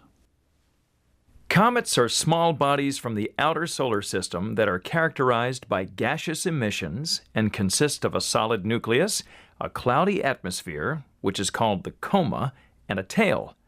Let me say that again. Comets are small bodies from the outer solar system that are characterized by gaseous emissions and consist of a solid nucleus, a cloudy atmosphere, which is called the coma, and a tail. This is an example of a typical comet. You can't really see it in this diagram, but the nucleus is made of ice with rocks and dust particles encrusted in it. When it's far from the sun, the nucleus of a comet may be completely frozen, and most are quite small. But as a comet approaches the sun, some of the ice on the surface vaporizes, and the gas and dust particles that were embedded in the ice of the nucleus are released and blown back by the solar wind. And that's what forms a hydrogen atmosphere and the tail of the comet. It's important to note that the tails of comets always point away from the sun because the solar wind pushes them back. Most comets have a nucleus that is less than, say, a body 10 miles in diameter, but the comas can extend out nearly 1 million miles. And some exceptional tails have been known to trail 100 million miles behind their comets. We classify comets as either short-period comets or long-period comets, depending on how long they take to orbit the sun. And you may want to write this down. Short-period comets require fewer than 200 years, whereas long-period comets need more than 200 years. The key number there is 200 years. So when you do the math, you see that short-period comets tend to recur often enough to be, well, anticipated by the scientific community. For example, Edmund Halley used Newton's law of gravitation to calculate a comet's 76-year orbit and predicted that it would return in 1758. When it appeared on schedule, the comet was named Halley's Comet, and as many of you know, it passed near Earth on schedule in 1986. And when we add 76 years, we should see it again in 2061. Well, maybe you will, even if I don't. A little more on short-period comets. They're nearer the sun, so consequently, they're heated and lose their ice by a process called sublimation. So their supply of gas may be depleted after only a few hundred revolutions, leaving them devoid of the coma and tail and all but invisible. But let me back up a minute. What I'm really saying is that the gaseous envelope burns up, leaving only a nucleus, which is virtually impossible to see. As far as we can tell, the short-period comets have their origin in a belt of comets that lies just beyond the orbit of Pluto. And since they are constantly burning up, in maybe less than 1 million years, all of the short-period comets, that's the short-period comets we're talking about now, they would have disappeared if it hadn't been for something called capture, a process whereby the planets, especially Jupiter, attract comets that have originated further away, replacing those that are decaying and maintaining the population of the short-period group at a more or less stable level. By the way, capture doesn't usually occur on the first pass, but may happen after many passes. And eventually, the comets that have been captured, they detach themselves and start moving toward the sun, like other short-period comets. Okay, let's just touch on the long-period comets now. We think that the long-period comets come from a cloud of comets 1,000 times further away than Pluto. 1,000 times. Consequently, they may be seen only once in recorded history. It's also worth thinking about that most of these comets travel in elongated orbits that cross the circular orbits of the planets. Thus, the possibility of collision does exist at the points where the orbits intersect. Here, look at this drawing, which shows the orbits of 4 planets with several comets intersecting them. See what I mean? Where they cross? Oh yes, another interesting point. Some of the craters on the satellites of the outer planets are probably evidence of past cometary collisions. In fact, the Galileo spacecraft on its way to Jupiter got some fantastic photographs of impacts on Jupiter's right side. And even the craters on Earth's moon could have been caused by comets. Number 1. What is the main purpose of this lecture?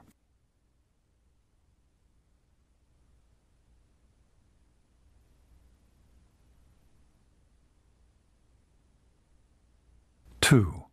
What causes the tail of a comet to point away from the sun?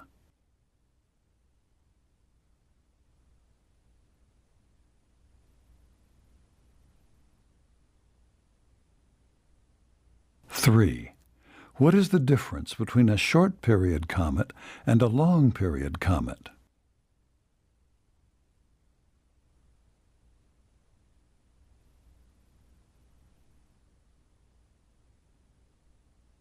Four. What is capture?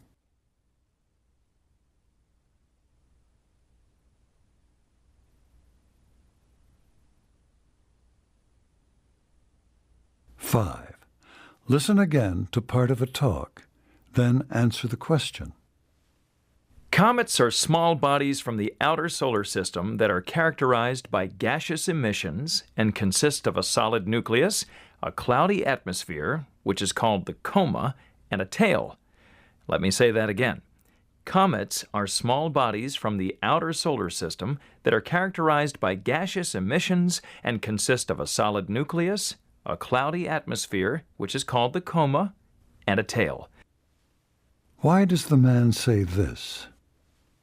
Let me say that again.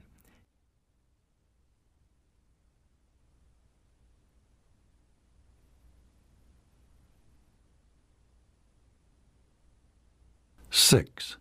Identify the orbit of a comet.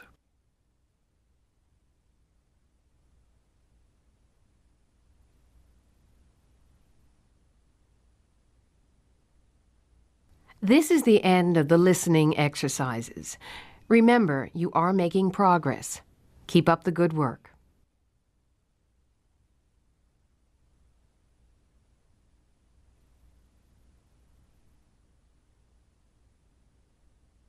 This is the script for the speaking exercises. During each exercise, you will respond to a speaking question. You may take notes as you listen. The reading passages and the questions are printed in the book, but most of the directions will be spoken. Ready? Let's begin. Exercise 31, Topic 1. Listen for a question about a familiar topic. After you hear the question, you have 15 seconds to prepare and 45 seconds to record your answer. What are the qualities that you look for in a best friend? Describe a friend and explain what influences you to choose this person as a best friend. Be sure to include specific details and examples in your answer. Please prepare your answer after the beep.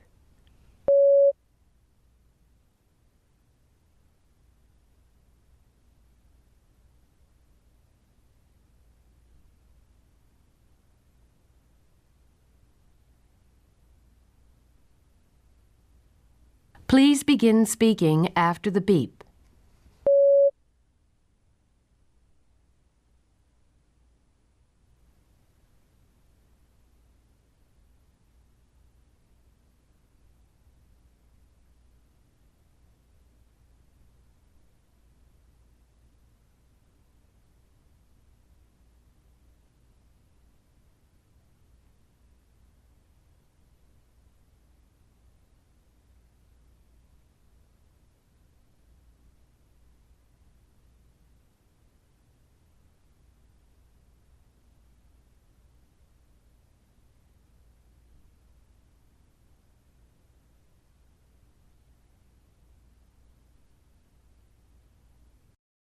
Example speaking answer. My best friend's also my neighbor, so we've known each other since we were in grade school. The qualities that I like in her are high moral values, and also we like to do the same things. Her family's taught her to be honest and reliable. So I trust her because I know that she'll tell the truth and she'll be there for me. Also, we both like to read and we enjoy music, so we have a good time going to bookstores and concerts or just listening to music. The reason that I think these qualities are important is because best friends should help each other and enjoy spending time together, and a person with good values you can trust to help you. And if you have common interests, you'll enjoy doing the same things. Exercise 31, Topic 2. Listen for a question about a familiar topic. After you hear the question, you have 15 seconds to prepare and 45 seconds to record your answer. How do you like to spend your leisure time?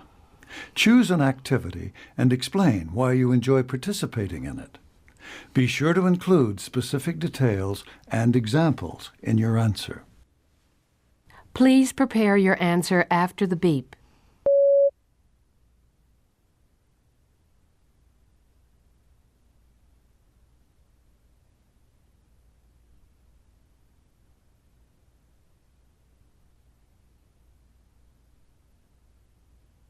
Please begin speaking after the beep.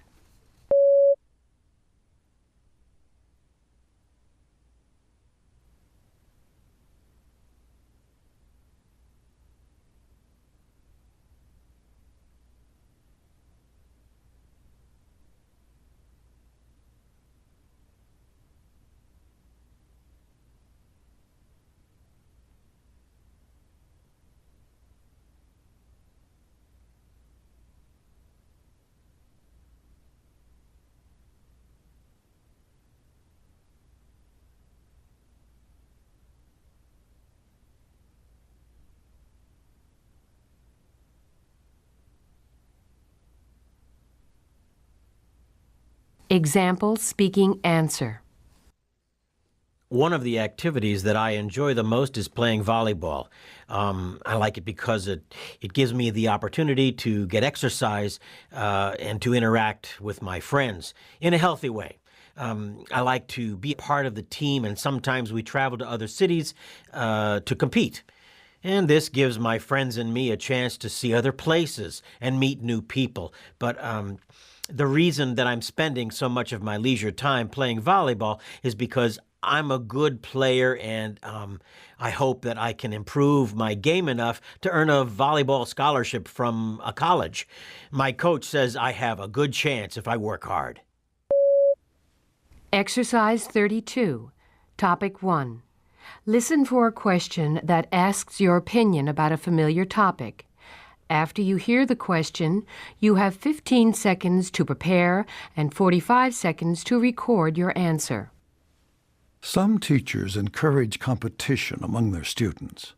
Others help students learn how to collaborate and study in groups. Which approach do you think is better for learning? And why do you think so?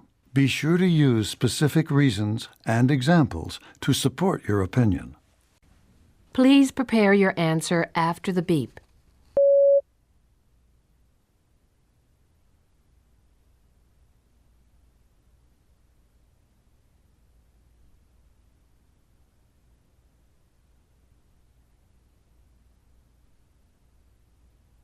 Please begin speaking after the beep.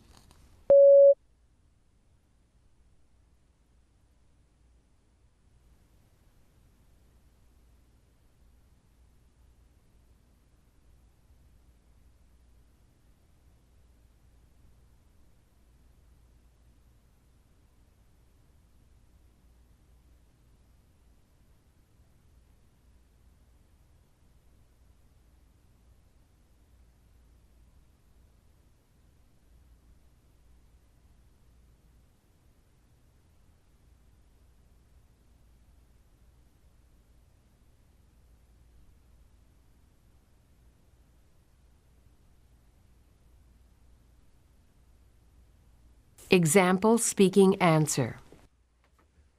I think teachers should help students learn how to study in groups because after students leave school, they'll have to rely on collaboration in order to succeed.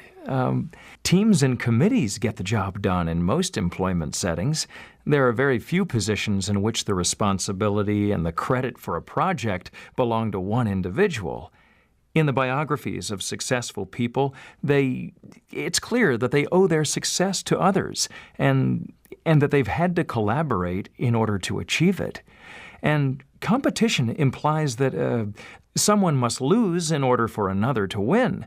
And the current thinking in business and industry is to try to work out a win-win situation. And that means that all parties have to collaborate. Exercise 32. Topic 2. Listen for a question that asks your opinion about a familiar topic. After you hear the question, you have 15 seconds to prepare and 45 seconds to record your answer. Some people cope with stress by exercising. Others talk with family or friends. How do you handle stressful situations? Be sure to use specific reasons and examples to support your opinion. Please prepare your answer after the beep.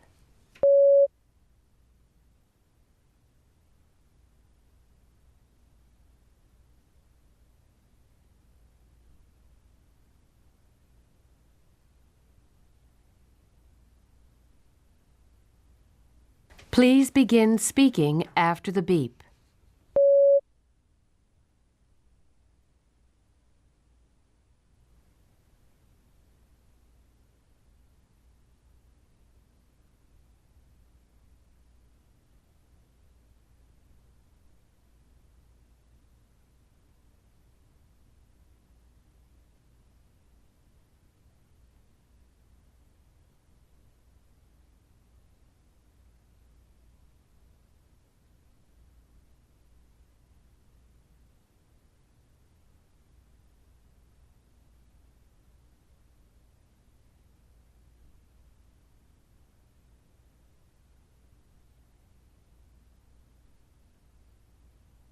Example speaking answer. I use several methods to cope with stress depending on why I'm feeling upset. If it's a situation I can do something about, I try to talk with the people involved. For example, when I'm angry with my friend, I'll tell him so. And I'll try to resolve the problem with him directly. I feel better, less stressed, when I express my feelings. But sometimes stressful things happen that you can't really do much about. For example, when I have a lot to do at school, it's just part of life. So when that happens, then I take long walks. I'm not sure whether it's the rhythm of the walking or maybe the fresh air, but I do know that it always helps me clear my mind and calm down so I can go back to the stressful situation again without feeling so out of control. Exercise 33. Topic 1. Read a short passage and listen to a talk on the same topic. Then listen for a question about them. After you hear the question, you have 30 seconds to prepare and 60 seconds to record your answer. The administration at City College is considering a proposal for an accelerated bachelor's degree program. Read the notice from a poster on campus. You have 45 seconds to complete it. Please begin reading now.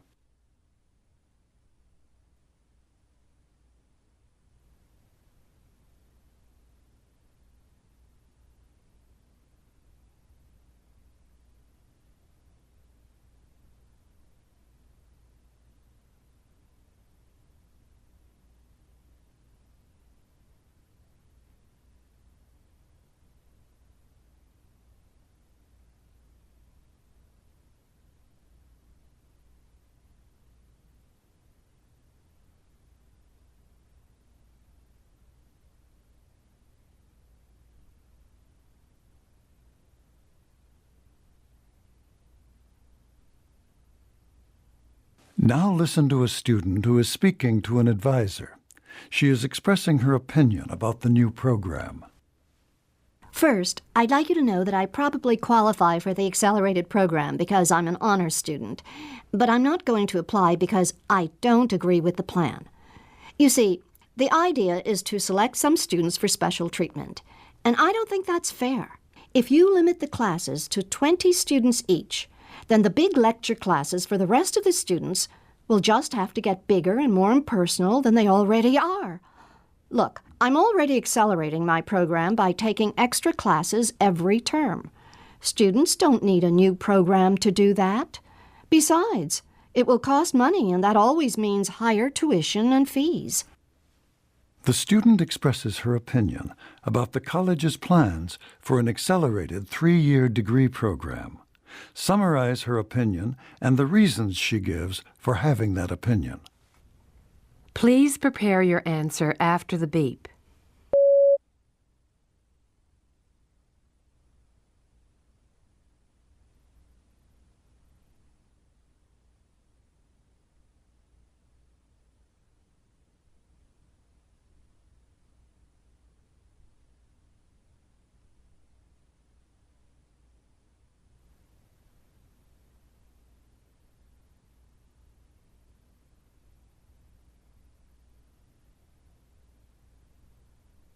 Please begin speaking after the beep.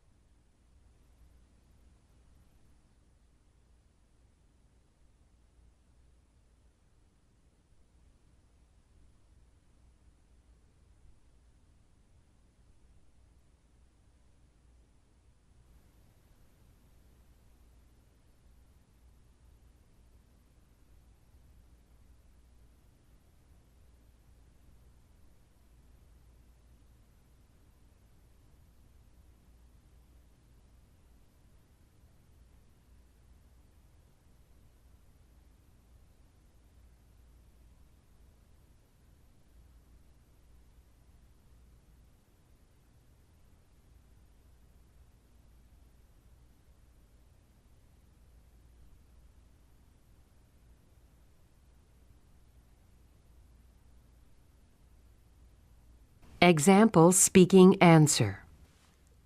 The woman feels that the accelerated program is unfair because the large lecture classes, the ones for the students who aren't admitted to the program, I mean the new program, those classes will probably be even larger in order to limit the number of students in the accelerated classes to 20.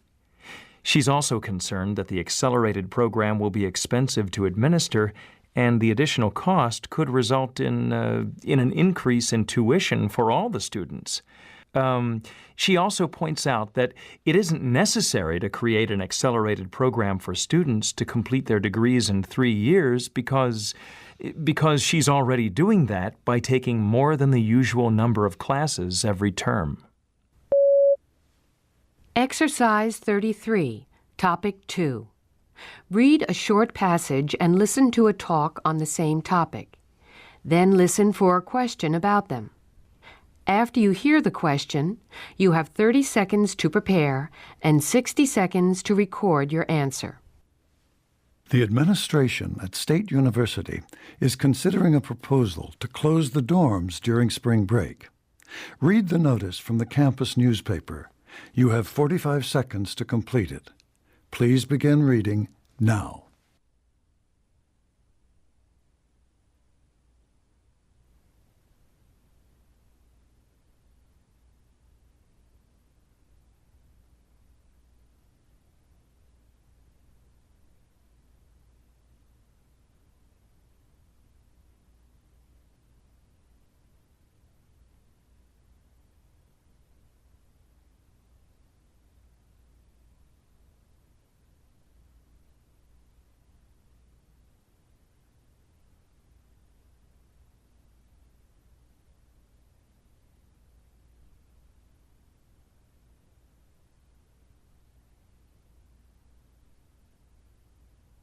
Now listen to a student who is speaking at the meeting.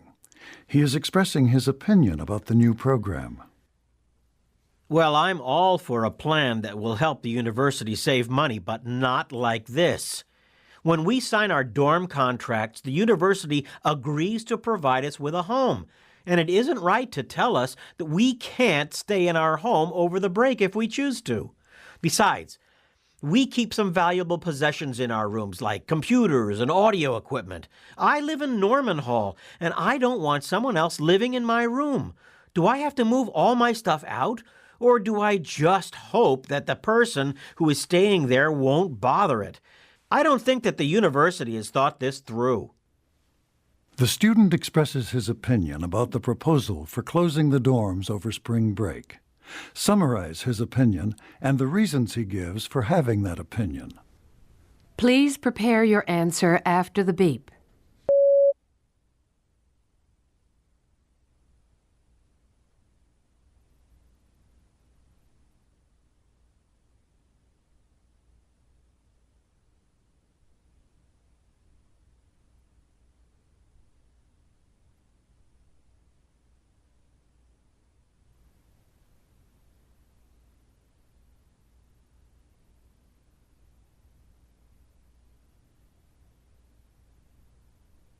Please begin speaking after the beep.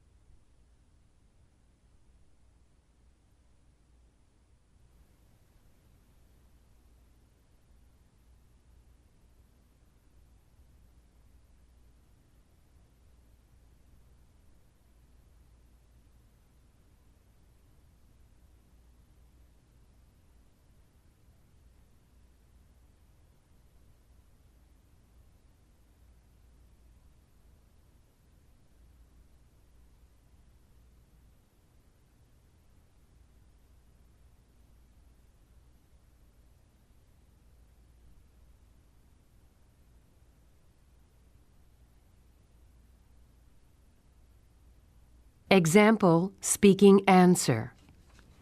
The man thinks that students should be able to stay in their dorm rooms over spring break if they choose to. He argues that the dorm students have a contract with the university. He also says that the students consider the dorm their home, and they should be able to stay home during a break if they want to. His strongest argument is probably that the students in Norman Hall would have to let strangers stay in their dorm rooms over the break, so they would either have to move their valuables out or they would have to trust the person staying in their rooms not to damage their computers and audio equipment. So he doesn't think that the university has considered all the potential problems. Exercise 34, Topic 1.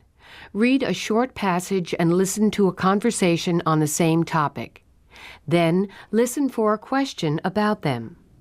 After you hear the question, you have 30 seconds to prepare and 60 seconds to record your answer.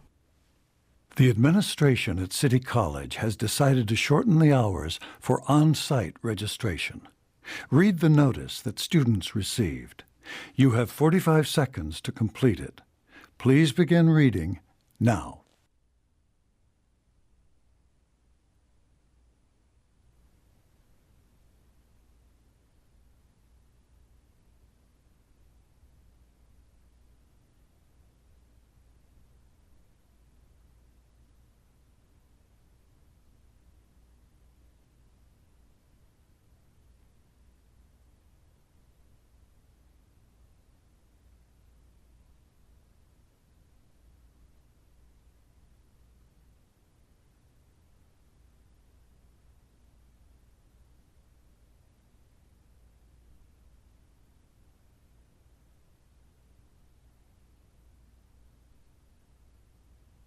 Now listen to a conversation between two students.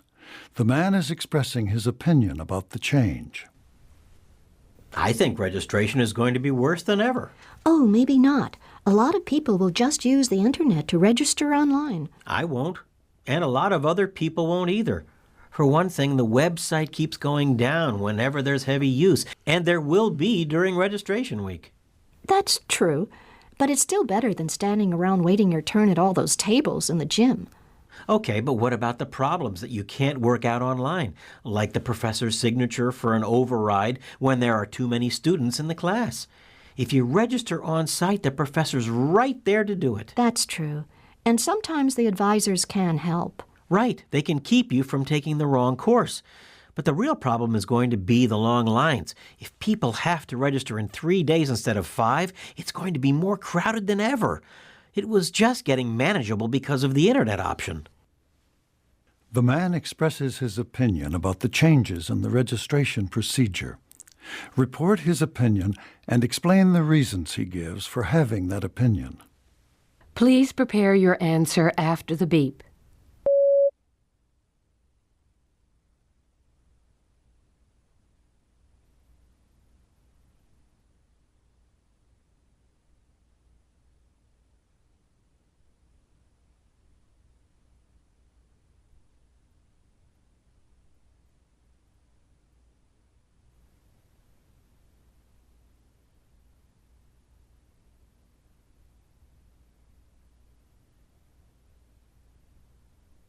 Please begin speaking after the beep.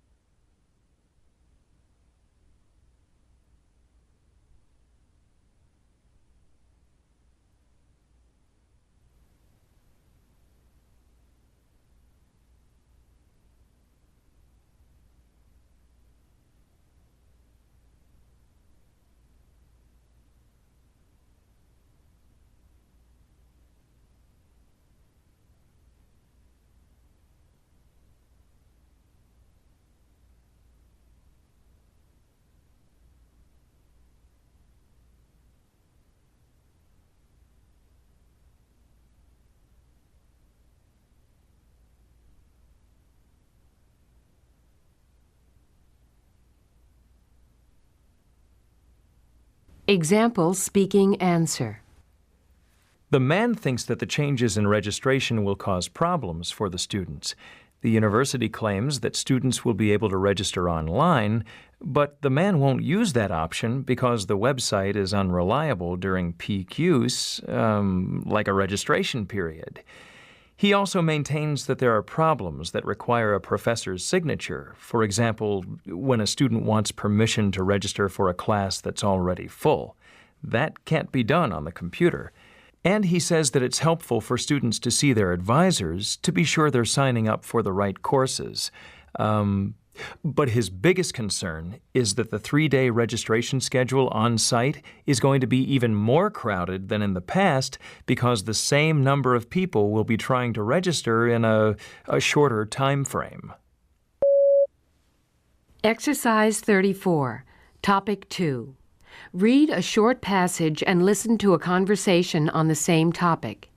Then, listen for a question about them. After you hear the question, you have 30 seconds to prepare and 60 seconds to record your answer. The Fall Career Fair is being planned. Read the notice that appeared in the campus newspaper. You have 45 seconds to complete it. Please begin reading now.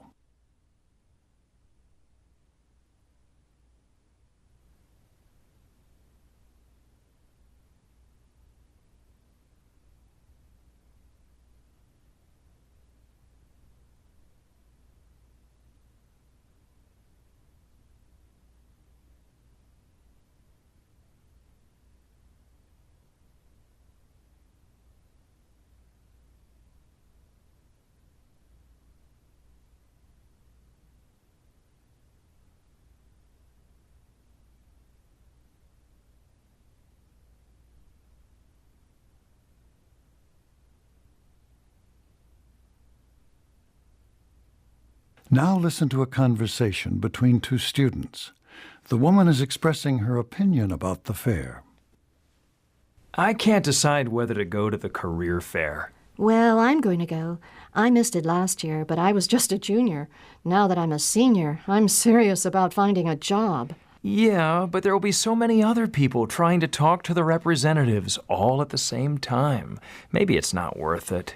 Look, you have to. Make an impression. I'm working really hard on my resume, and I'm going to wear a suit, even if it is Saturday.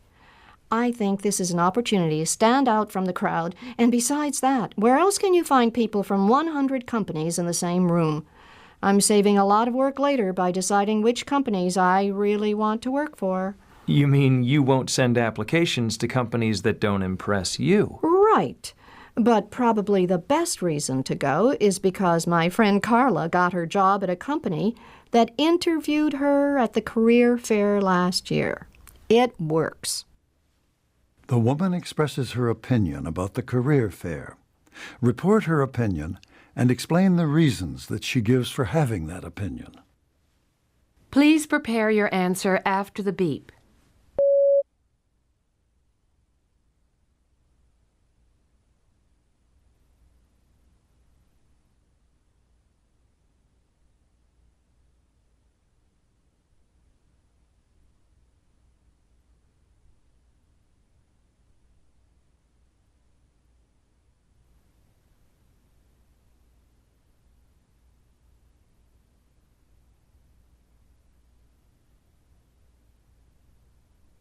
Please begin speaking after the beep.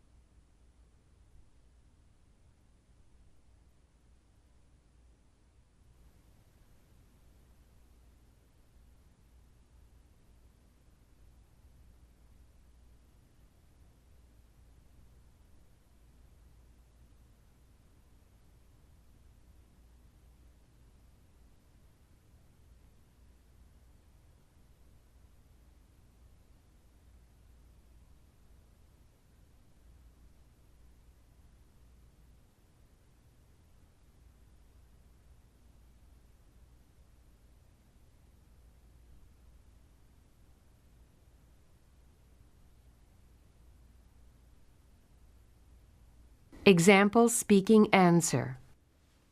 The woman has a very positive opinion about the career fair because she's a senior and she's a serious candidate for a position, and she thinks that by presenting a good resume and dressing well, she'll make a good impression on the recruiters, which will give her an edge on the competition. She also points out that it's a good opportunity to form opinions about the companies that participate in the fair. She mentions that there are 100 companies participating, and this will give her a chance to talk to a lot of representatives. After the fair, she'll only pursue positions with the companies that she chooses based on her conversations. She says that her friend interviewed at the career fair last year and was hired by one of the companies, so she knows that it's possible to get a job by attending the fair, and that's probably the best reason for her favorable opinion. Exercise 35, Topic 1. Read a short passage and listen to a lecture on the same topic. Then listen for a question about them. After you hear the question, you have 30 seconds to prepare and 60 seconds to record your answer. Now read the passage about a village. You have 45 seconds to complete it. Please begin reading now.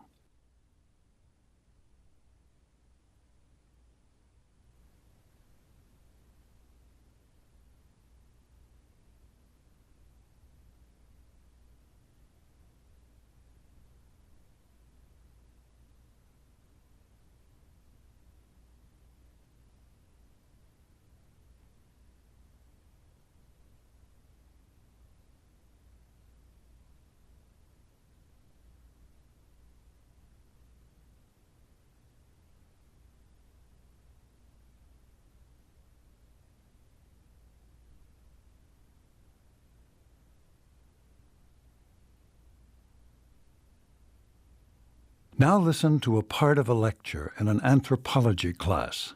The professor is talking about an academic village. Thomas Jefferson was probably the first to refer to a college campus as an academic village. This term seems appropriate because the campus that Jefferson created when he designed the University of Virginia included all of the qualities that are found in the definition of a traditional village. His plan was realized in the shape of a large rectangle.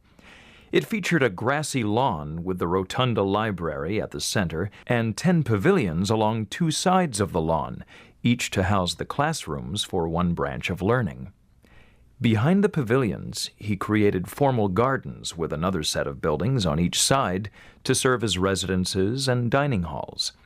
Quite soon, businesses grew up around the periphery of the rectangle to support all manner of basic services, as well as to provide areas for social and educational exchange.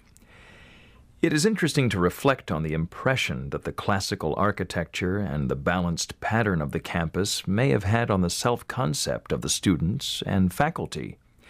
Clearly, Jefferson had provided them with the outward structure of an organized, rational academic community. Refer to Thomas Jefferson's definition of a college campus presented in the lecture and explain how the information in the anthropology text supported Jefferson's view. Please prepare your answer after the beep.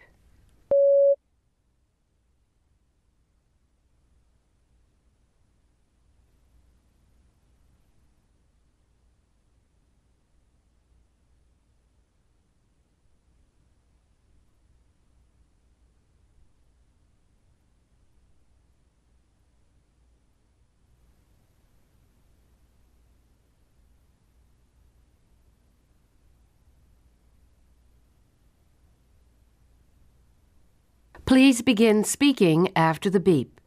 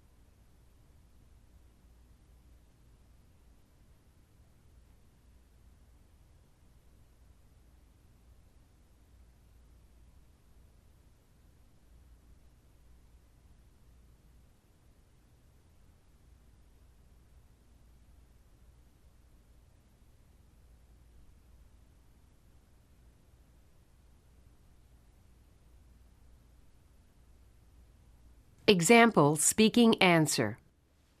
Jefferson called a college campus an academic village, and the definition of a traditional village in the anthropology text supports his view. First, a village is self-contained, and so is a campus, because there are facilities for daily life, residences, dining halls, and classrooms. Second, a village can store most of the goods and services inside its limits. And so does a campus, because businesses for basic services and social life, they spring up around the main area. Third, residents in a traditional village have common objectives, and so do the students and faculty of a college campus, who are united by, educational goals. And, last, a traditional village reflects the spirit of the community. By using classical architecture, Jefferson designed the University of Virginia to give the impression of a rational academic village. Exercise 35, Topic 2. Read a short passage and listen to a lecture on the same topic. Then listen for a question about them. After you hear the question, you have 30 seconds to prepare and 60 seconds to record your answer. Now read the passage about entrepreneurs. You have 45 seconds to complete it.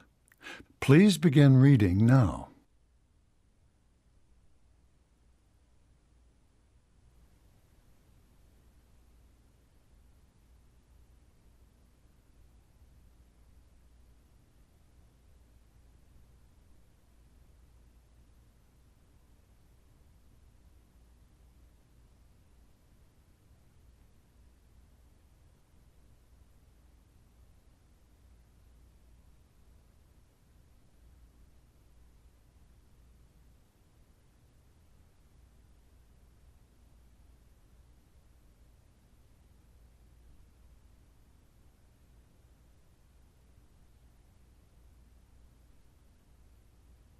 Now listen to a part of a lecture in a business class.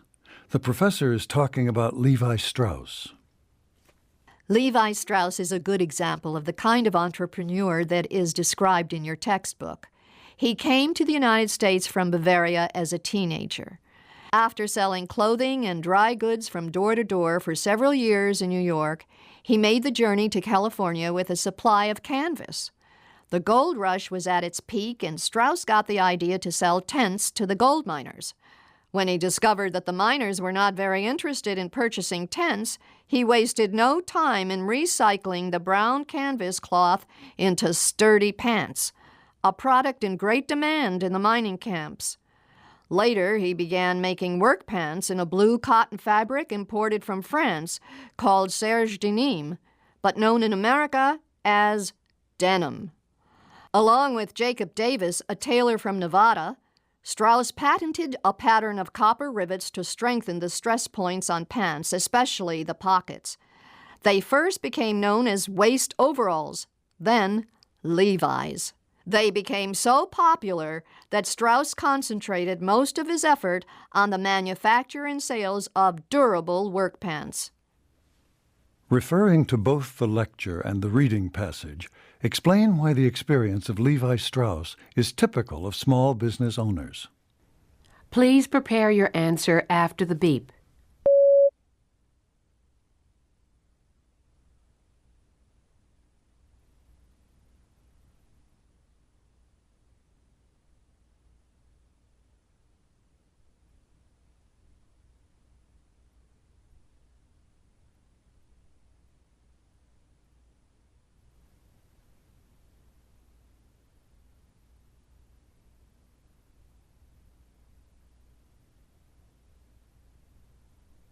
Please begin speaking after the beep.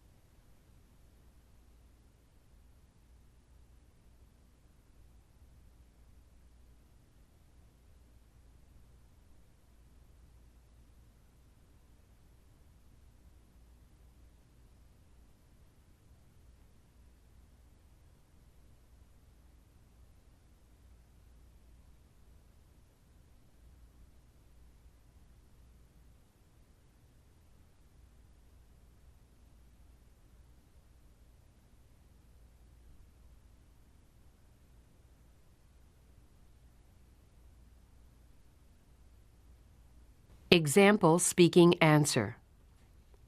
Levi Strauss is representative of the small business owners described in the reading passage. He was already employed full-time as a teenager selling clothing and dry goods. He showed a strong desire for independence when he journeyed to California and a high level of initiative when he followed through on his idea to sell tents to miners. Then when he realized that the miners needed work pants more than they needed tents, he was quick to take advantage of the opportunity. First, he recycled the canvas fabric from his tents into sturdy pants, and later he made work pants in denim. The patent for the copper rivets to protect the stress points on pockets was very innovative. Finally, like so many successful entrepreneurs, Strauss didn't follow a fixed business plan. He reacted to coincidence, and he responded to opportunity. Exercise 36, Topic 1. Read a short passage and listen to a lecture on the same topic. Then listen for a question about them. After you hear the question, you have 30 seconds to prepare and 60 seconds to record your answer. Now read the passage about color. You have 45 seconds to complete it. Please begin reading now.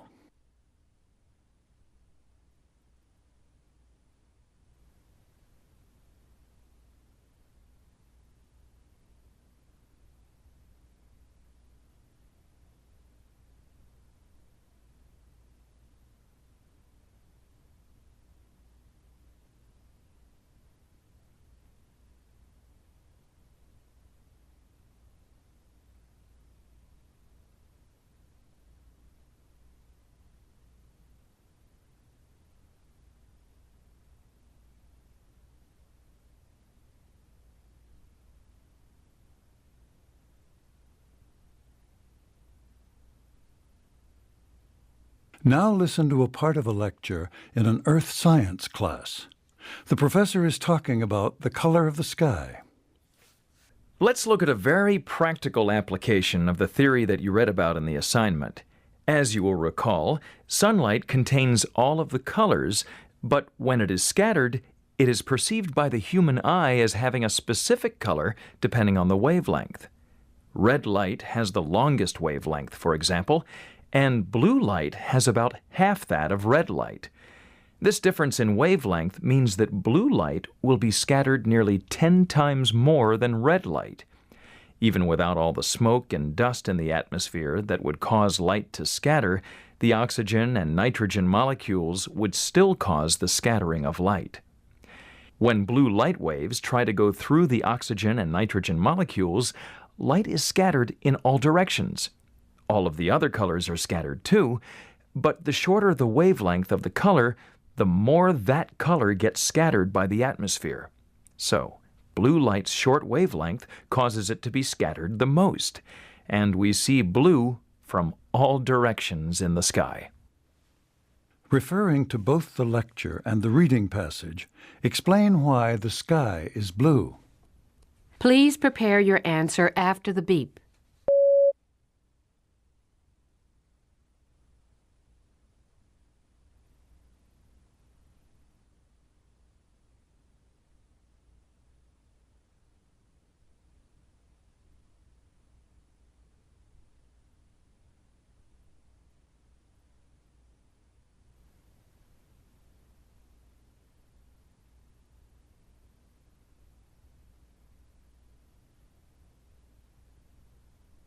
Please begin speaking after the beep.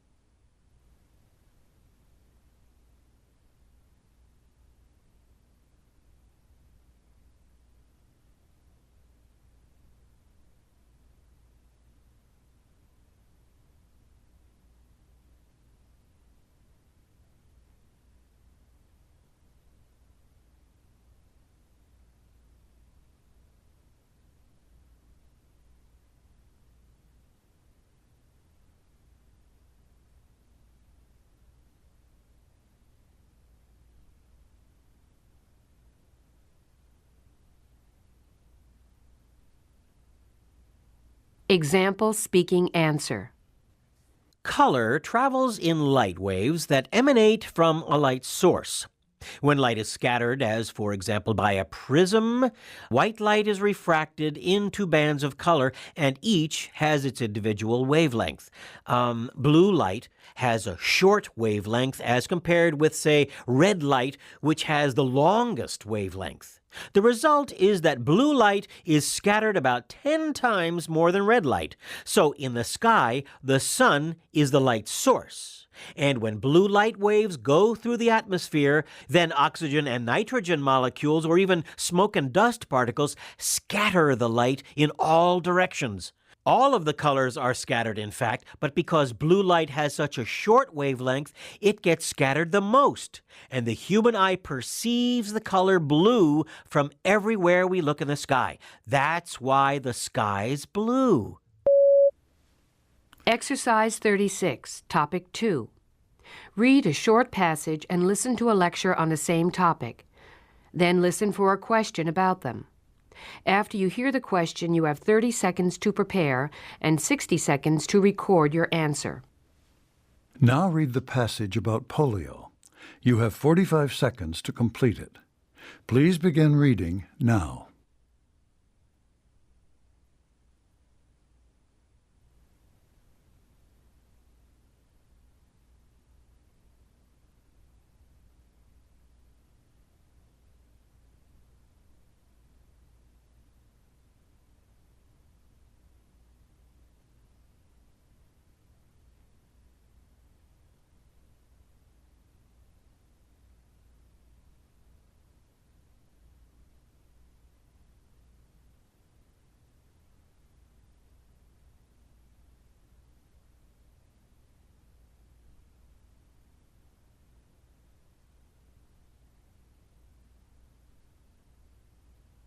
Now listen to part of a lecture in a biology class. The professor is talking about polio. Epidemics of poliomyelitis have been referred to as the plague of development. Ironically, major epidemics seem to occur after there's an improvement in sanitation. That's because when children are living in unsanitary conditions, such as a town with open sewage pipes, virtually all of them are exposed to the poliovirus during infancy when the disease is least likely to cause symptoms. So the infants and small children who are exposed, well, they acquire a lifelong immunity to the disease, whereas older children or adults who become infected, they more often suffer paralysis or death. Okay, as a society improves its sanitation system, it's more probable that fewer babies will be exposed to the poliovirus, and so, as they're exposed in later childhood, the disease begins to appear sporadically and spreads in the usual ways. Because the more wealthy members of society are the beneficiaries of all improvements, including sanitation, they're often the first victims of the polio epidemics. Of course, improvements may eliminate many other diseases. It's just that immunization for polio becomes more urgent in societies that have improved sanitation. Referring to both the lecture and the reading passage, explain how polio is spread and why the more developed societies tend to suffer more serious epidemics. Please prepare your answer after the beep.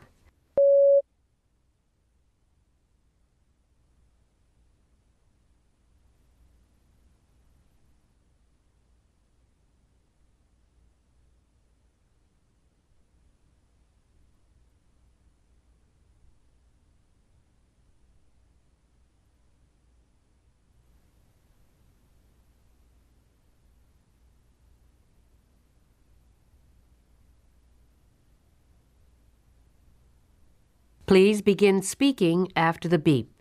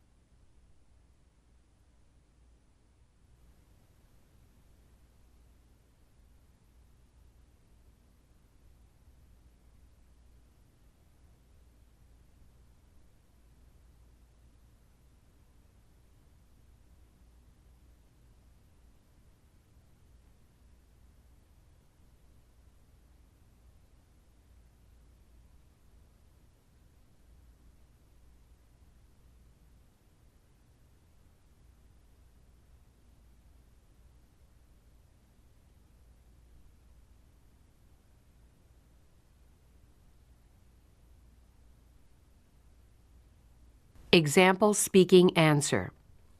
Polio is spread by drinking water that's contaminated by the virus. This often happens when sewage, it pollutes the water supplies.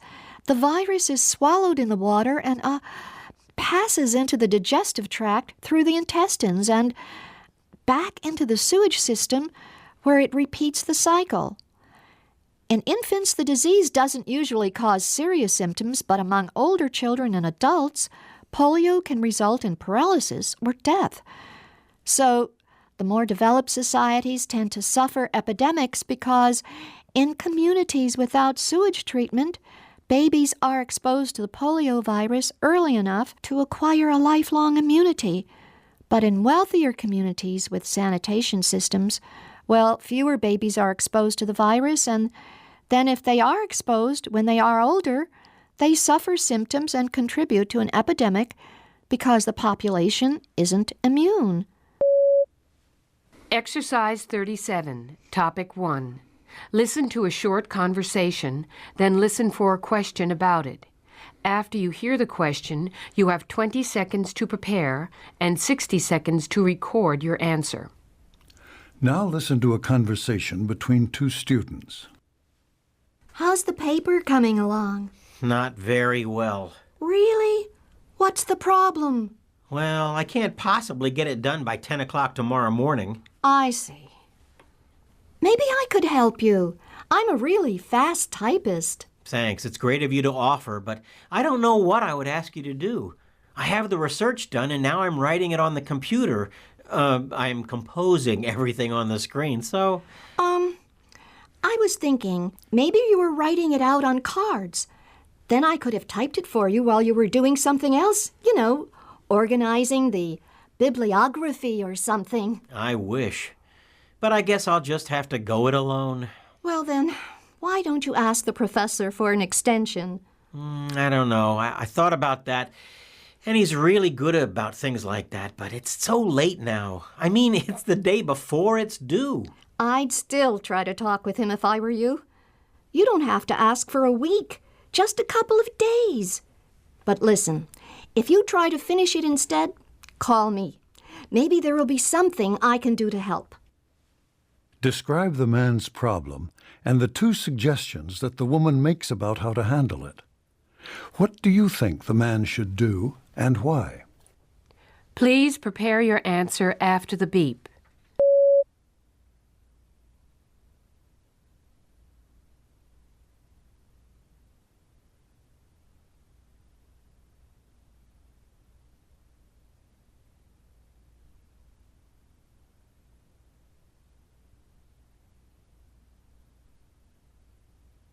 Please begin speaking after the beep.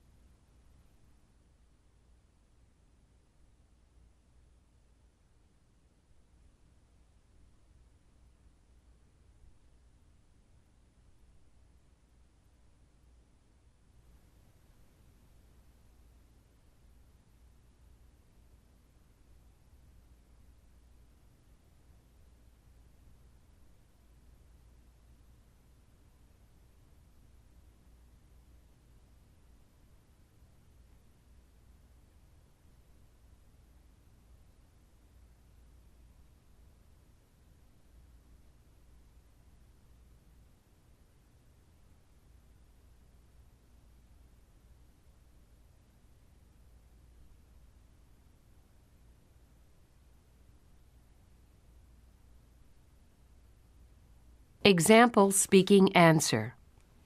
The man has a paper due the next morning, but he doesn't think he can complete it by the deadline.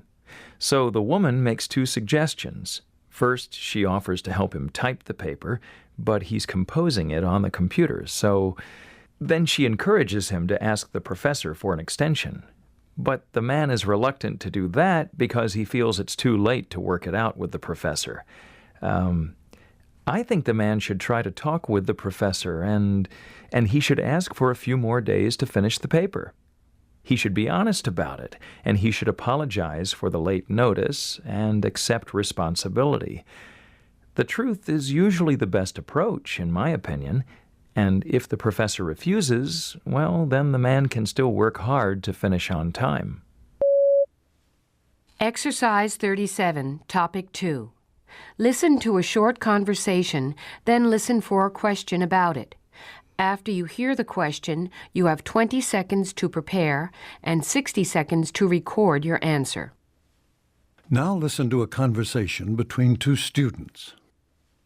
You don't know anyone who's looking for a roommate, do you?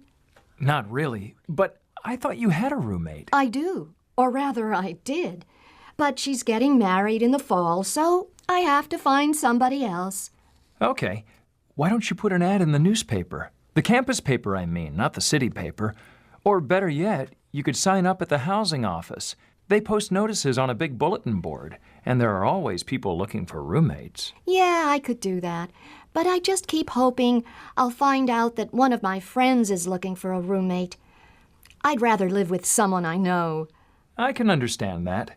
Still, it's really expensive to keep an apartment on your own. I know. How about the dorm? What? Okay, it wouldn't be my first choice either, but it's inexpensive compared with an apartment, so you could save some money while you're there, and that way you could get a better apartment when you moved out. Besides, maybe you'll find someone you really want to share an apartment with who wants to move out of the dorm the next semester with you. Describe the woman's problem and the 3 suggestions that the man makes about how to handle it. What do you think the woman should do and why? Please prepare your answer after the beep.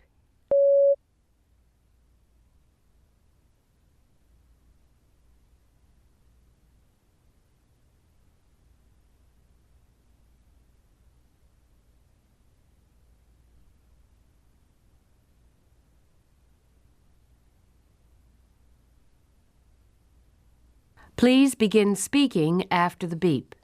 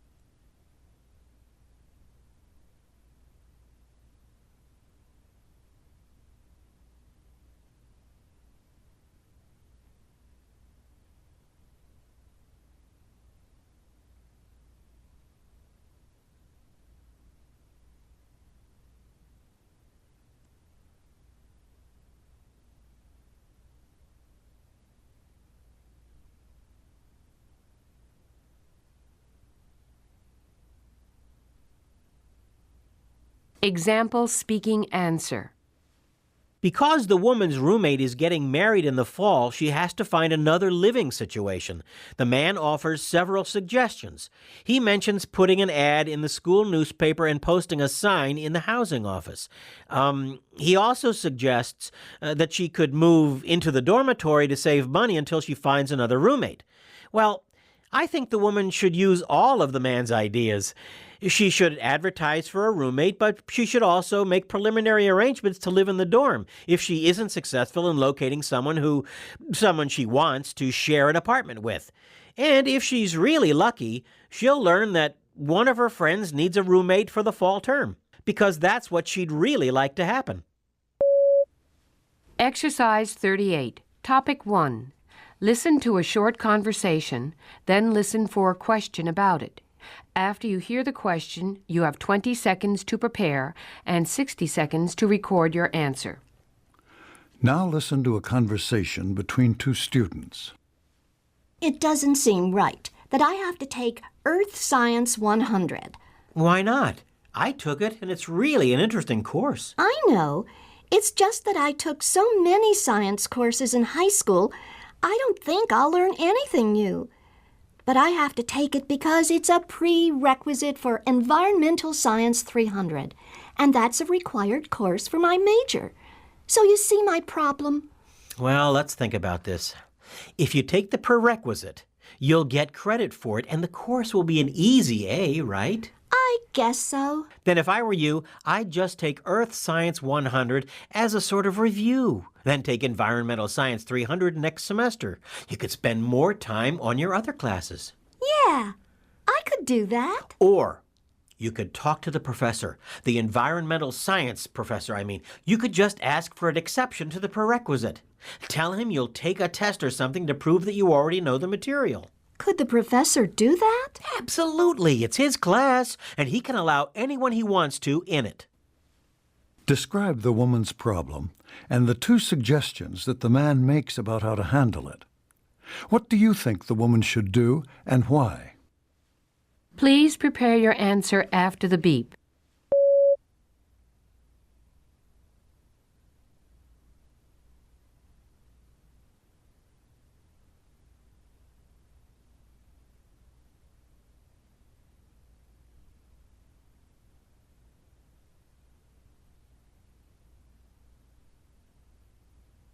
Please begin speaking after the beep.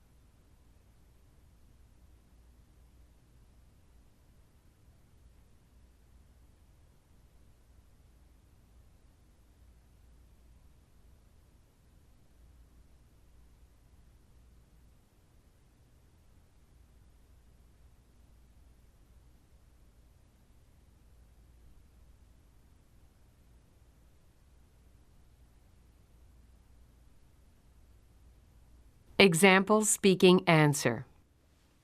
The woman has a lot of background in earth science from high school courses, but she's being required to take an introductory earth science course as a prerequisite for an environmental science course that's on her major program plan. The man suggests that she take the earth science anyway because it'll be easy and she'll probably get an A in it. He points out that she can spend more time on other courses because she won't need to spend much time on the earth science. But when she seems reluctant to do that, he recommends that she speak with the professor to request special permission to take Environmental Science 300 without the prerequisite. She already understands the material, so he tells her that she could offer to take a test. I think the woman should speak with the professor because if she gets permission, then she can take another course that will teach her something new instead of spending time and money on reviewing material she already knows. Exercise 38, Topic 2. Listen to a short conversation. Then listen for a question about it. After you hear the question, you have 20 seconds to prepare and 60 seconds to record your answer. Now listen to a conversation between two students. We have to make a group presentation in my economics class, and you know how I feel about standing up in front of a group. Yeah, I know. You always do a great job, though. Thanks, but I get so stressed out. Well, have you tried relaxation techniques, like deep breathing or closing your eyes and visualizing success? I used to go through my entire presentation in my head, and I even tried to imagine everyone applauding at the end. Oh, I don't know. I don't think I'd be very good at that. Maybe the deep breathing, though. Okay, then. You could just avoid being the presenter. That sounds good. How do I do that? Easy. Just offer to do the preparation. You know, like the handouts and overheads. In an economics presentation, you must have at least one chart to present. Actually, we have 4 of them. You see? Then let someone else do the talking. There's got to be someone in your group who enjoys being up front and center. Just so the professor knows that you did your part, and you can take care of that by handing in a list of the presenters and their responsibilities. Describe the man's problem and the 2 suggestions that the woman makes about how to handle it. What do you think the man should do, and why? Please prepare your answer after the beep.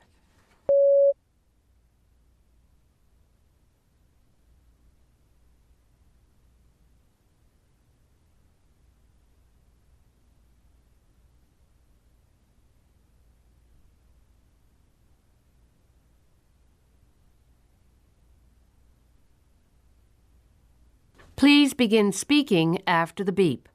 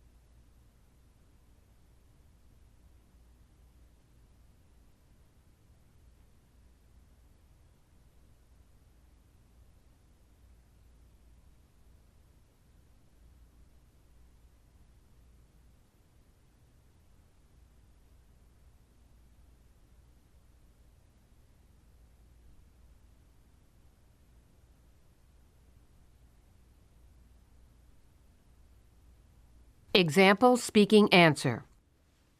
The man's problem is that he's concerned about making a presentation in his economics class because of his fear of speaking in front of a group.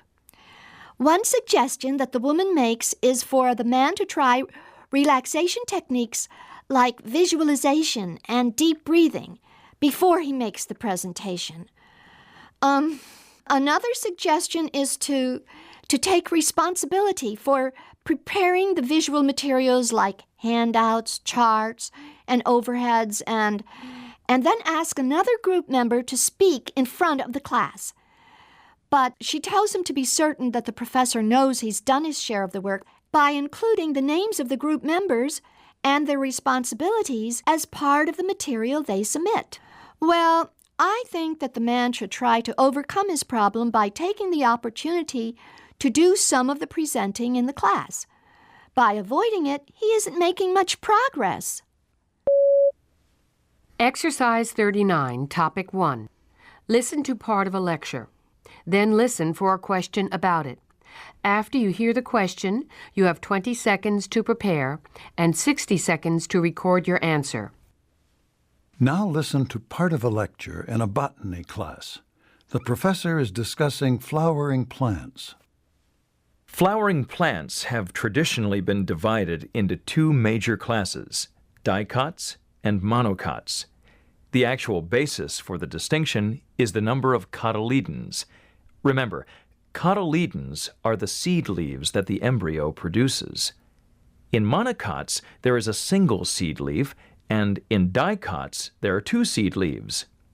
Although there are a number of other characteristics that distinguish them, two are particularly useful. The number of flower parts and the leaf vein patterns are different in the two classes. The petals of the flowers, or other flower parts, are divisible by 3 in monocots, whereas they are divisible by 4 or 5 in dicots. And a parallel leaf structure is usual in monocots, but dicots tend to have numerous auxiliary veins that connect the major veining. That seems relatively straightforward then, right? Wrong. Botanists are not always in agreement regarding several families of flowering plants because they have a combination of characteristics that don't fit neatly into the classifications. For example, water lilies have leaf veining like dicots, but it appears that there is only a single seed leaf, as would be expected in a monocot. So how can this happen? Well, we believe that the two groups may actually have a shared ancestor, a basic group probably more similar to the dicots, from which the monocots have evolved. This means that no one characteristic of a flowering plant, the number of flower parts, leaf veining, or even the number of seed leaves, is going to be sufficient to identify it as either a monocot or a dicot.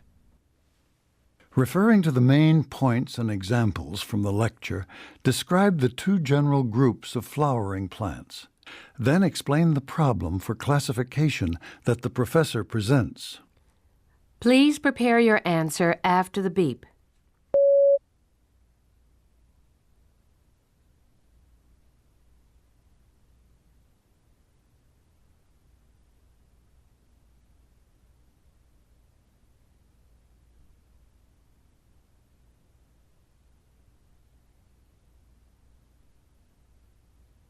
Please begin speaking after the beep.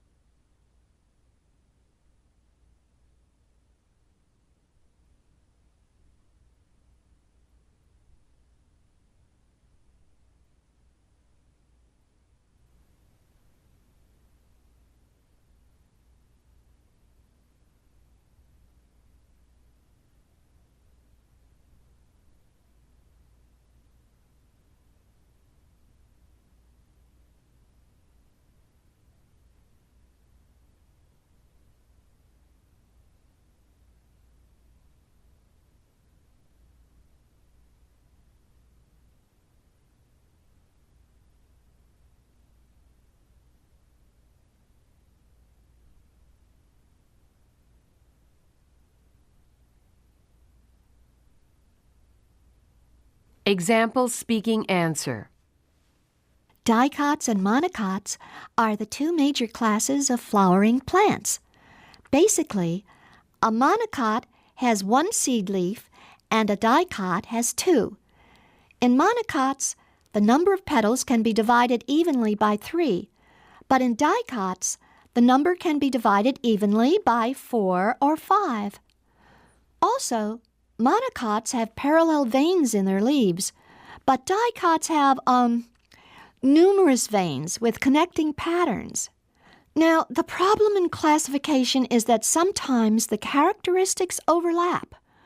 The professor's example is the water lily, which has characteristics from both the monocot and the dicot.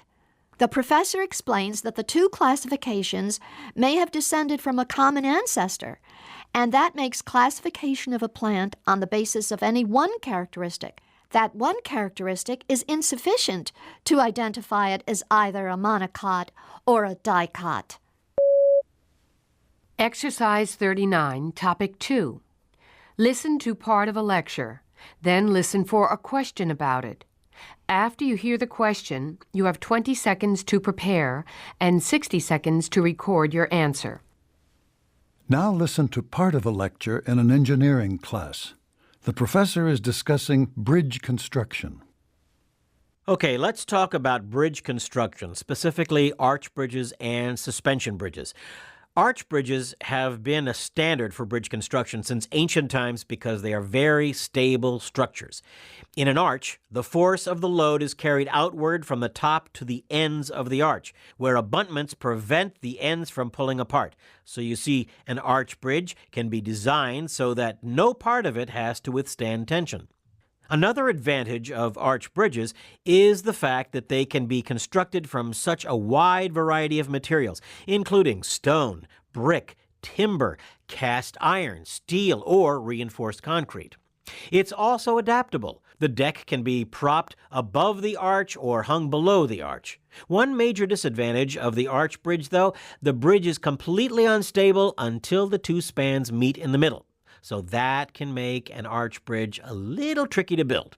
Now, a suspension bridge consists of a deck suspended from cables. The two largest cables, or main cables, are hung from towers with the cable ends buried in huge concrete blocks or rock called anchorages. The cables support the weight of the bridge and transfer the load to the anchorages and the towers. Suspension bridges are considered aesthetically beautiful, and because they are relatively light and strong, they can be used for the longest spans. The cables, usually of high tensile wire, can support an immense weight, but the design does have the disadvantage of potential bending in the roadway. And because suspension bridges are light and flexible, wind is always a serious concern. Referring to the main points and examples from the lecture, describe the two types of bridge construction presented by the professor.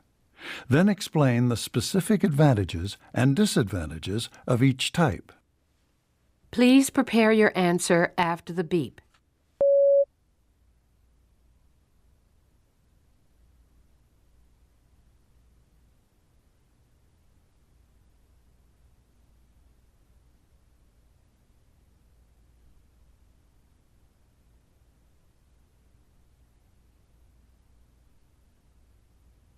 Please begin speaking after the beep.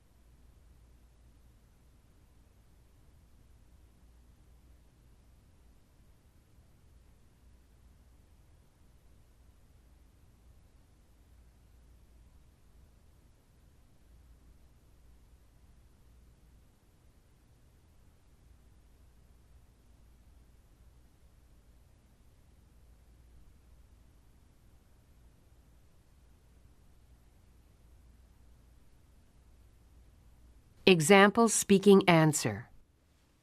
The professor describes two types of bridges, the arch bridge and the suspension bridge. Arch bridges are very stable because the weight is distributed from the top to the ends of the arch where abutments keep the ends from separating. In addition to stability, an advantage of arch bridges is that they can be constructed from many different materials, like wood, steel, stone, brick, or concrete. The problem is that an arch is difficult to build because it's unstable until the middle span is complete. Now, suspension bridges, they have a deck suspended from cables that are hung from towers. So the cables support the weight and distribute the load to anchorages of concrete or rock and to the towers as well. Suspension bridges are beautiful, and they're light and strong, which makes them appropriate choices for the longest spans. The problem is that the deck of a suspension bridge may bend, and they're not appropriate for very windy areas. Exercise 40, Topic 1. Listen to part of a lecture. Then listen for a question about it. After you hear the question, you have 20 seconds to prepare and 60 seconds to record your answer. Now listen to part of a lecture in an anatomy class. The professor is discussing the functions of the liver. So that brings us to our discussion of the liver, the largest internal organ in the human body. As you already know, it's part of the digestive system, and it performs more than 500 functions. Today we'll talk about the 3 primary functions of the liver. First, the liver functions as a storage system. The liver stores energy in the form of glycogen, which is made from a type of sugar called glucose. When the glucose levels in the blood are high, the liver uses the glucose to create glycogen and stores it as energy that can be used later. When the glucose level in the blood falls below the minimum level, the liver changes glycogen into glucose for energy. The liver also stores essential vitamins such as A, D, K, and the B vitamins, all of which are critical to maintain good health. In addition to storing energy and vitamins, the liver produces essential chemicals, including important proteins like albumin, which retains calcium and regulates the movement of water from the bloodstream to the tissues, and globin, which is key to maintaining the immune system, and cholesterol, an important part of the cell membrane which is used to transport fats in the blood to tissues in the body. All right, the last crucial function of the liver is to help eliminate toxic substances such as alcohol and drugs from the bloodstream. To clear these harmful substances, the liver absorbs them, then chemically alters them, and finally excretes them into bile. And the bile works its way out of the system through the small intestine of the digestive tract. Referring to the main points and examples from the lecture, describe the 3 basic functions of the liver presented by the professor.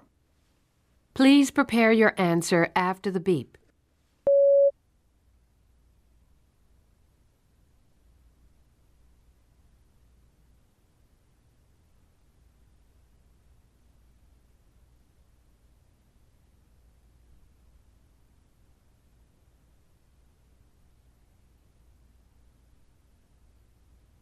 Please begin speaking after the beep.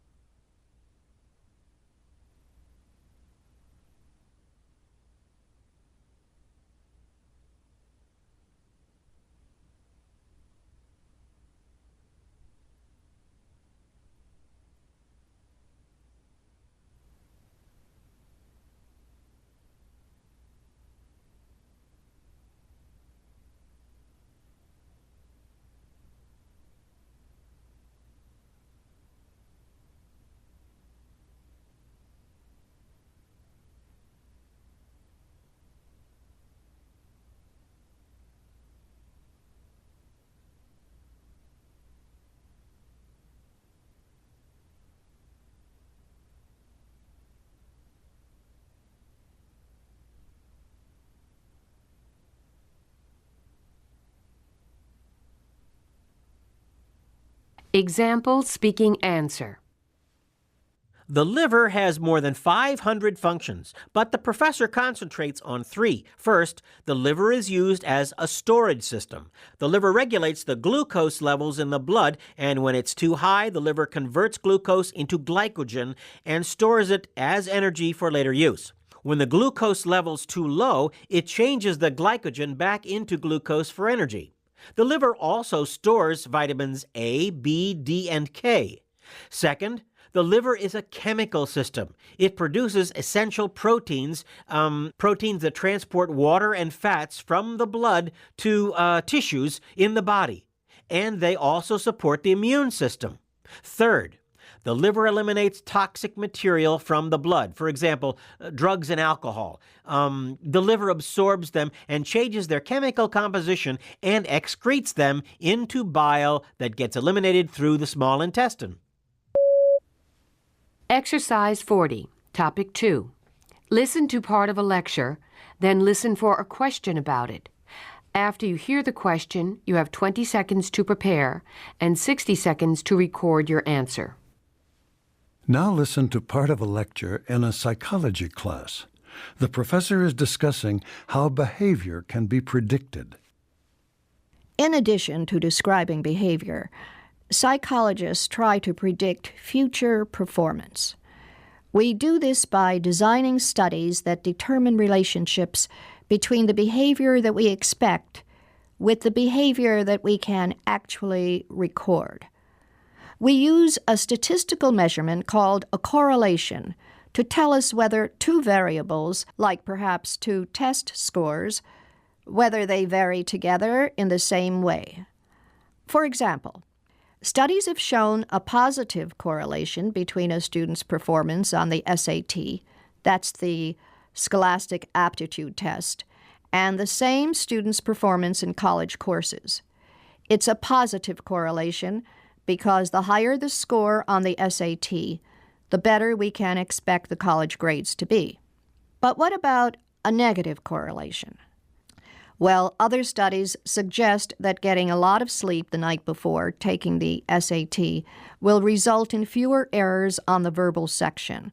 So in a negative correlation like that, the variables move in the opposite direction. The more hours sleep, the fewer verbal errors. Now, that's all well and good, but the problem occurs when we try to understand why correlations exist. That gets us into causality. You see, there are so many potentially uncontrolled or unknown factors that the two variables we are studying may appear to be connected, but they may both be responding to a common third variable. Let's go back to the SAT verbal example. What if the students who slept well the night before the SAT were all very intelligent, or were more prepared for the verbal section, or by chance, many words that they already knew showed up on the exam? Then the real cause wouldn't be the sleep at all. Referring to the main points and examples from the lecture, describe two types of research correlations that the professor presents. Then explain causality. Please prepare your answer after the beep.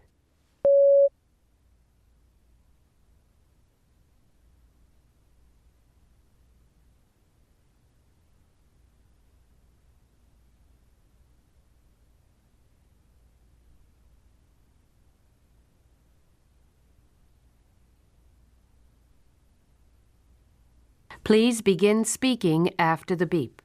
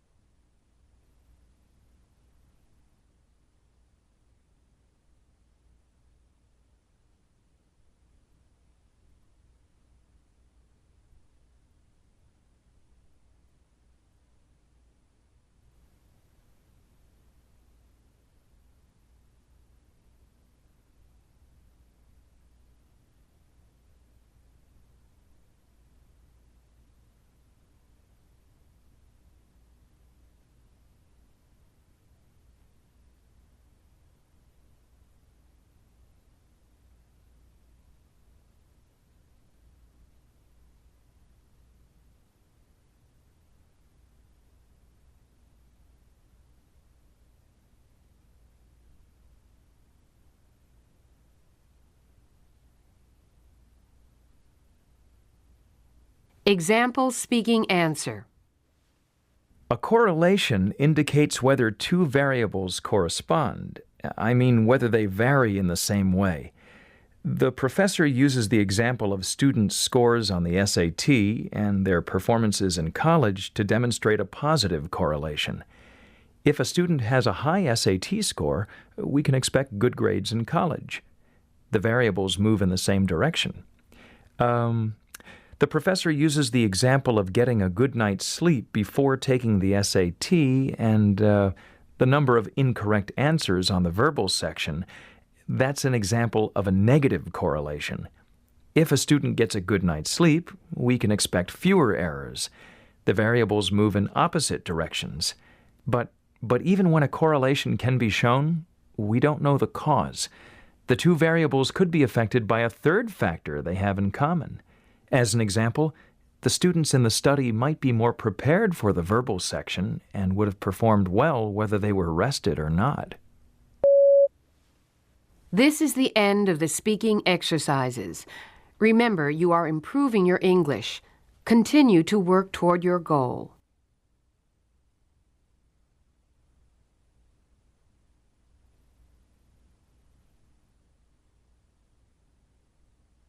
This is the script for the writing exercises. During each exercise, you will respond to a lecture and a textbook passage. You may take notes as you listen. The directions for each exercise, the textbook passages, and the questions are printed in the book, but the lectures will be spoken. Ready? Let's begin. Exercise 92. Academic Topics. Summaries of textbooks and lectures. Now listen to a professor's response to the textbook passage.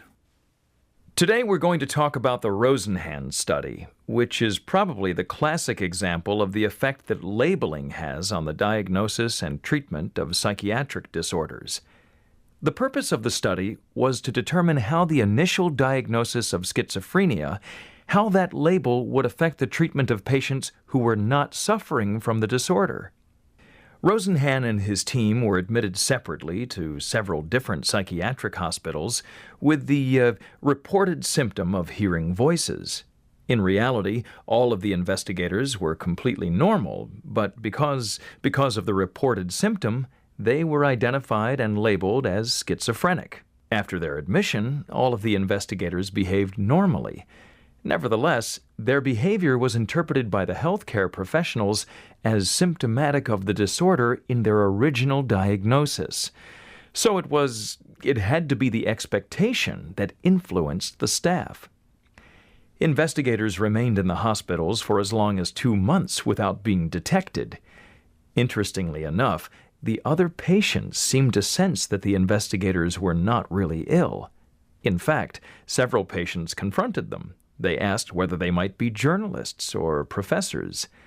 But the hospital staff did not question the original diagnosis and discharged the investigators with a diagnosis of schizophrenia in remission, that is, not active at the moment. The Rosenhan study is important because it suggests that labels can create expectations, and expectations can influence treatment even in the absence of symptoms. Exercise 93. Academic Topics. Summaries of textbooks and lectures. Now listen to a professor's response to the textbook passage. Using the basic technique pioneered by fonts, Dr. Elizabeth Spelke, a professor at Harvard University, has developed a large number of experiments with preferential staring. Remember, that's the tendency of infants to look at something that's new or surprising for a longer period of time. So, she uses preferential staring to assess the general knowledge that infants have without benefit of prior experience. And she generalizes her conclusions to speculate about the basic cognitive skills with which humans are born, those which distinguish humans as a species. According to Spelke, neuronal modules must be in place at birth, and their presence must allow babies to quickly build mental representations of people, familiar objects, spatial and numerical relationships. This innate core knowledge explains how children are able to learn and organize their world at such a rapid rate.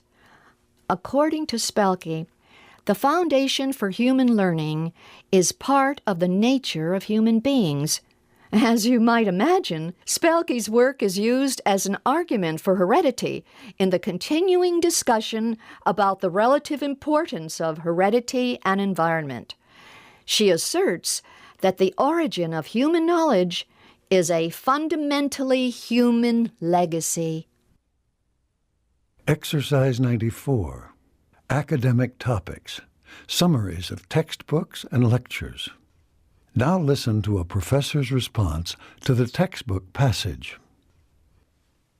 Whales and other mammals who inhabit the ocean have been problematic in the context of evolutionary theories. Since they breathe air, we can't classify them as fish, but they have adapted themselves to life in the ocean. So how did that happen? The most widely accepted explanation has been that whales must have evolved from land animals that migrated into the water for some pressing environmental reason.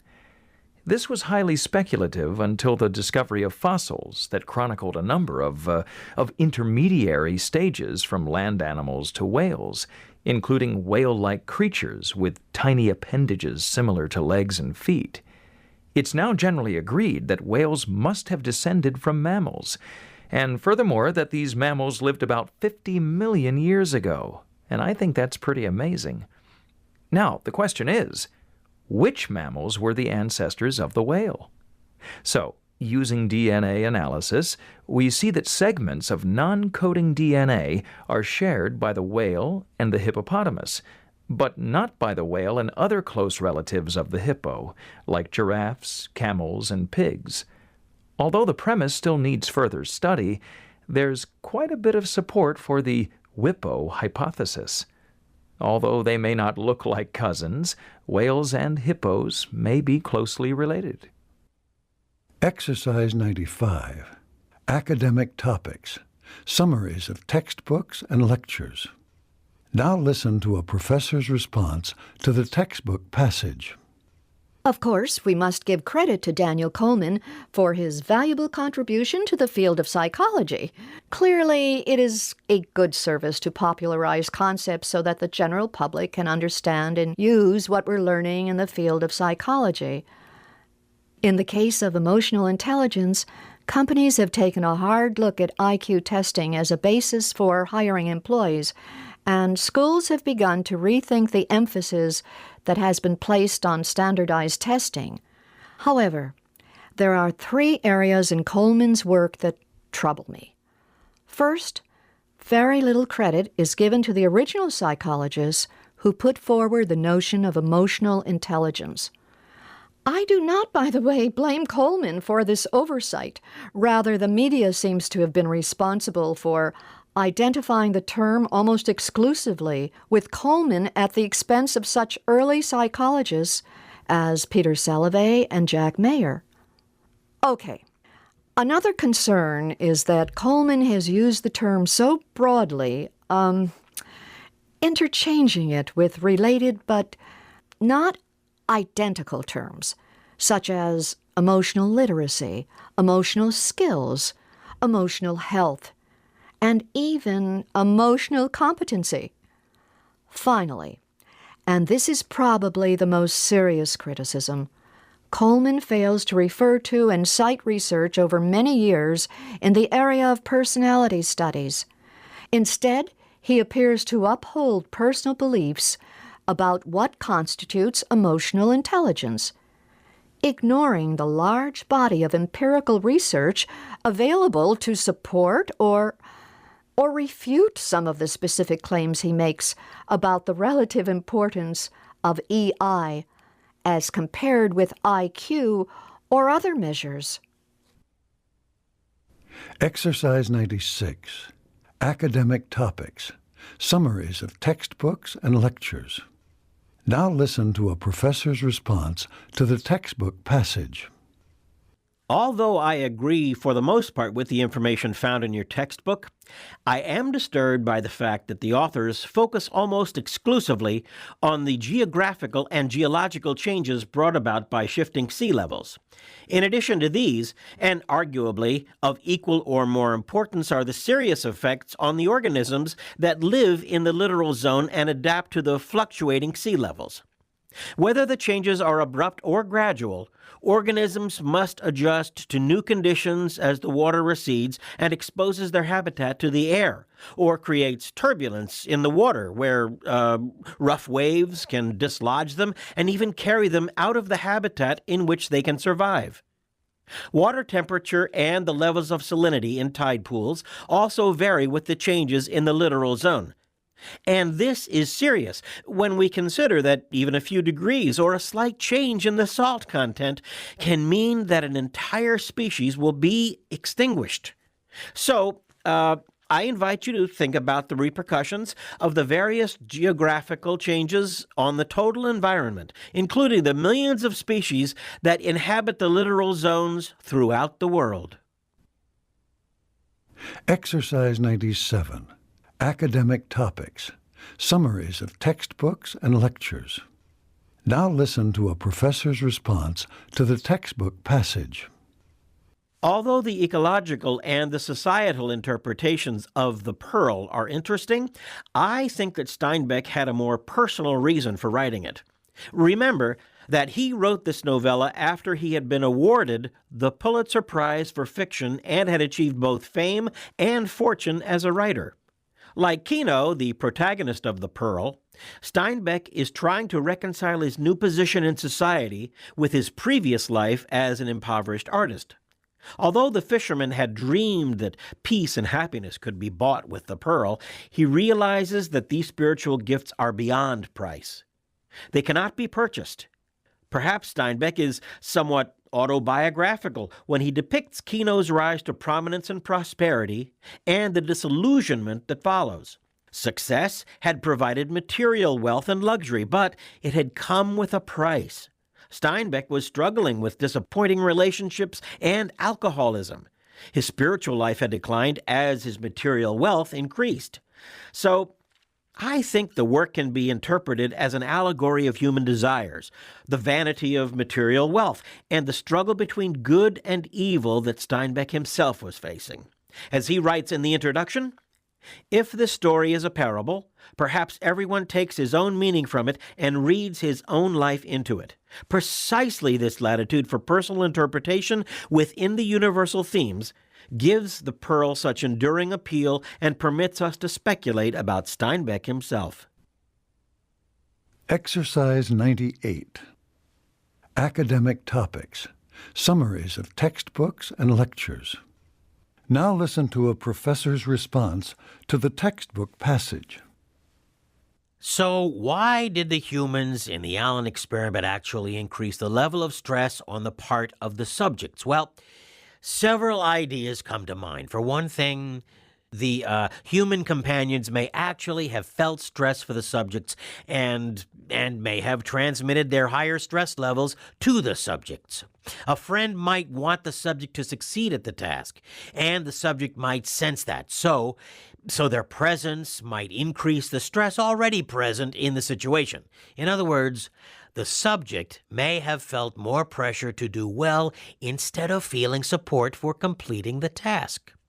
Or it's possible that the subjects were embarrassed because they feared that their performance might be evaluated by their friends, and failure, not completing the task correctly, that could cause them to risk losing some of the respect that had been built into their relationship. Clearly, a pet is non-judgmental about mathematical ability, whereas a human friend might register disappointment or criticism, or the subject might perceive criticism even when none existed. In a related follow-up study in which the subjects were asked to respond to the stress that they had felt during the task, several women mentioned the fact that, here, let me read this, that dogs don't get angry, dogs don't trade in their owners for new friends, and dogs don't stop loving their owners if they aren't successful. According to Allen, the data doesn't reveal exactly why the dogs provided greater support, but it's persuasive as to the value of pets in the lives of their owners when it's necessary to cope with stressful situations. Exercise 99. Academic Topics. Summaries of textbooks and lectures. Now listen to a professor's response to the textbook passage. Well, you've read about some of the perceived disadvantages of telecommuting. Now, let's look at some of the advantages that one company found when they surveyed employees who had elected to work from their computers at home for 2 hours at the beginning of every day. After trying a partial telecommuting schedule for 4 months, participating employees at International Box Corporation reported a marked decrease in job-related stress due to traditional commuting. By working at home from 8 in the morning until 10 o'clock mid-morning, employees noticed that they were able to avoid the overcrowded buses and trains at peak hours of use, and they didn't have to drive on the freeways at rush hour. A significant segment of the employees responding to the survey cited worrying about being late to work as a primary concern before the telecommuting option. According to those who expressed this concern, driving home during rush hour is less stressful than driving to work in the morning because there's an element of choice about when to leave and less pressure to arrive punctually. Some participants mentioned the cost of commuting by car as a reason to use a full-time telecommuting option, should the company decide to implement one.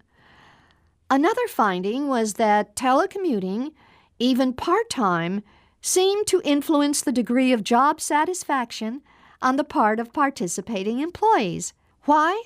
Because they felt that they had more control over their time than they had experienced before the telecommuting schedule was instituted. And even though some of the employees actually worked longer than the required 2 hours from their home computers, they still reported a more positive attitude about their work. One reason that appeared frequently in the responses was that they enjoyed the quiet environment and the opportunity to dress casually during the early morning hours. Finally, the company discovered that the telecommuters were actually more productive as compared with a similar group of employees who worked on the regular 8 to 5 schedule at the office. Employees cited the advantage of an extended period of time to focus on projects that required concentration without the usual interruptions that usually occurred in the office, such as telephones ringing and colleagues appearing at the door. In fact, the most commonly mentioned activity for the telecommuting hours seemed to be report writing and special projects.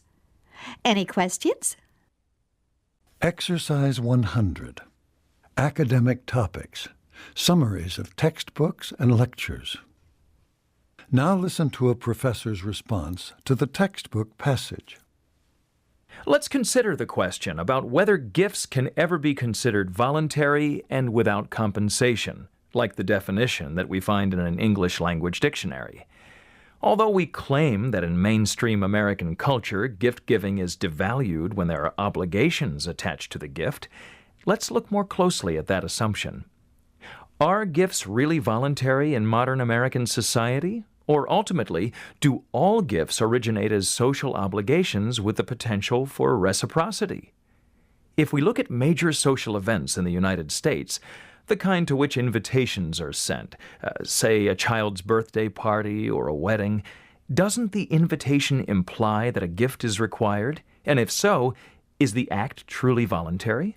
For example, if your child receives an invitation to a birthday party at a classmate's home, and if you send a nice gift, well, isn't it likely that when the time comes for a birthday party for your child, you'll send an invitation to that classmate, and isn't it true that you'll expect a gift of more or less equal value? And what if the classmate isn't able to attend your child's party? Won't you expect a gift to be delivered anyway?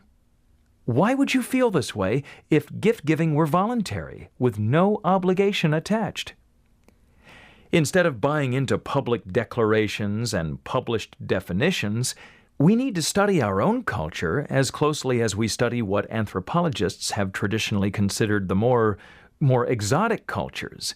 By scrutinizing our history and literature, and by questioning the assumptions behind our own social actions, we position ourselves for a more honest appraisal of who we are and how our values intersect with the activities of our daily lives.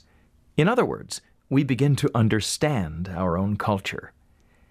Ask yourself, Why are you embarrassed by an expensive gift? Why do you feel uncomfortable accepting it? Is it because you know that along with the gift is the expectation that a gift should be reciprocated? Do you feel obligated to return an equally impressive gift? And what if your circumstances don't permit you to do so? In that case, is the gift a problem? If so, then it isn't only reciprocity that defines gift-giving in America, but also parity.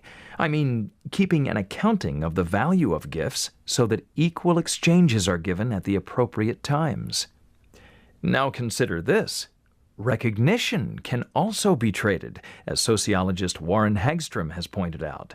Among my own subculture, academics, we pay careful attention to citations and acknowledgments of each other's works in an effort to extend and benefit from our gift-giving networks. I mean, the citation is our gift, and if it's a highly regarded colleague in the field, how different are these citations from the Kula gifts in New Guinea? This is the end of the writing exercises. Remember, you have learned a lot. You are doing your best. PBT Model Test Scripts for the Listening Comprehension section. Section 1. In this section of the test, you will have an opportunity to demonstrate your ability to understand conversations and talks in English. There are 3 parts to this section with special directions for each part. Answer all the questions on the basis of what is stated or implied by the speakers in this test. When you take the actual TOEFL test, you will not be allowed to take notes or write in your test book. Try to work on this model test in the same way. Part A. Directions. In Part A, you will hear short conversations between 2 people. After each conversation, you will hear a question about the conversation. The conversations and questions will not be repeated. After you hear a question, read the 4 possible answers in your book and choose the best answer. Then, on your answer sheet, find the number of the question and fill in the space that corresponds to the letter of the answer you have chosen. Number 1. You'd better take the car to the garage from now on. They charged me $75 for a few minor repairs. That's not too bad. What does the man mean?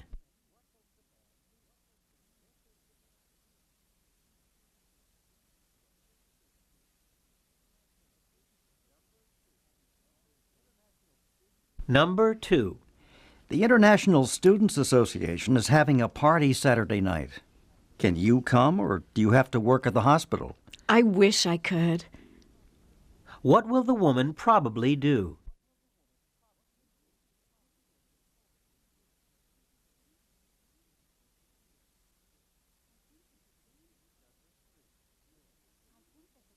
Number 3.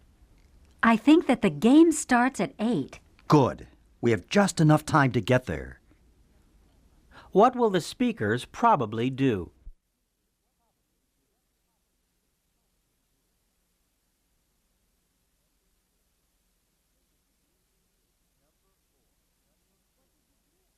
Number 4.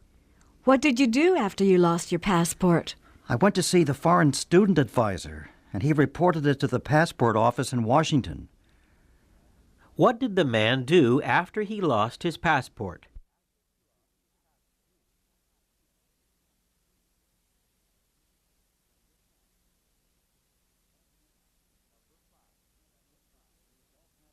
Number 5.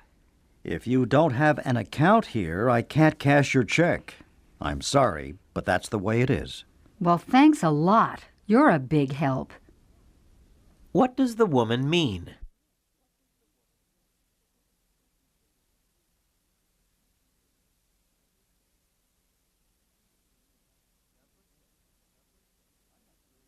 Number 6.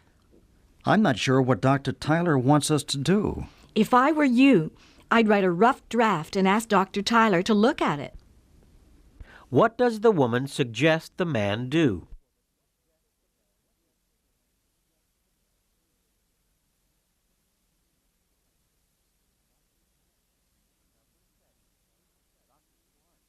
Number 7. Dr. Clark is the only one teaching statistics this term. You mean we have to put up with her for another semester? What does the woman mean?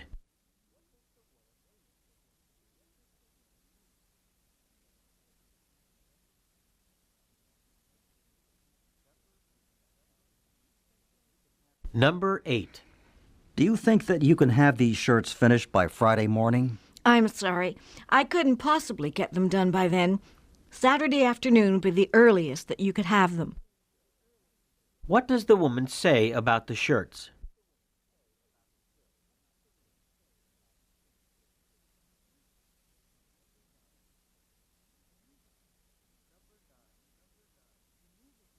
Number 9. The music and the flowers are lovely. Yes. I hope that the food is good. What kind of place are the speakers probably talking about?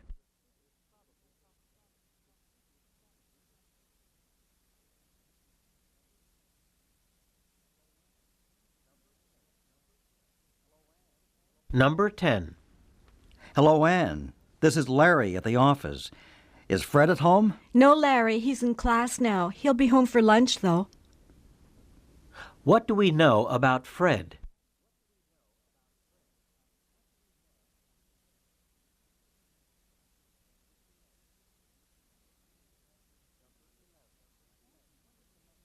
Number 11. When does the next bus leave for New York? Buses leave for New York every half hour. You just missed the 9:30 bus by 5 minutes. What will the man probably do?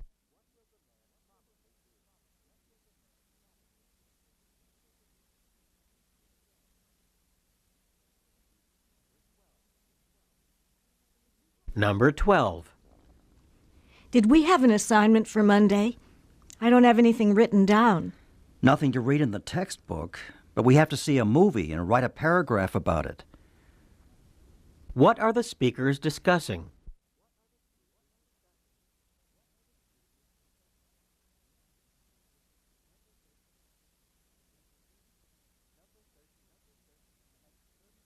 Number 13. Make 30 copies for me and 20 copies for Mr. Brown. As soon as I make the final corrections on the original. What is the woman probably going to do?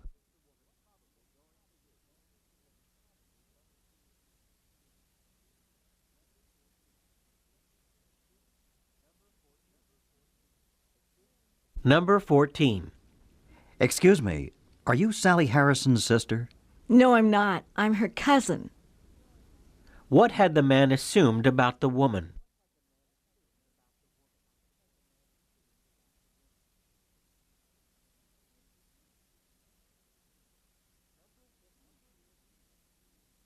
Number 15. I can't find my pen. It was right here on the desk yesterday, and now it's gone. Have you seen it?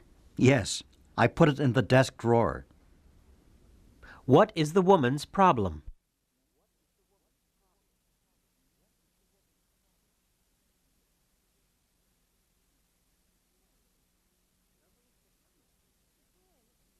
Number 16. When is John coming?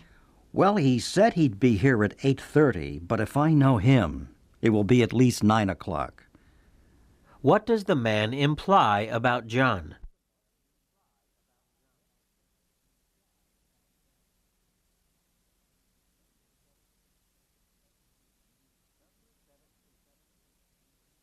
Number 17.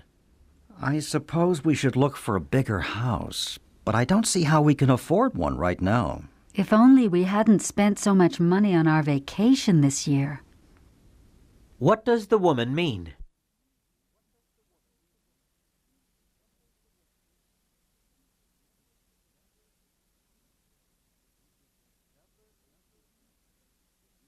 Number 18. Did you see Jack's presentation? Yes, what happened? He didn't seem to know up from down. What does the woman imply about Jack?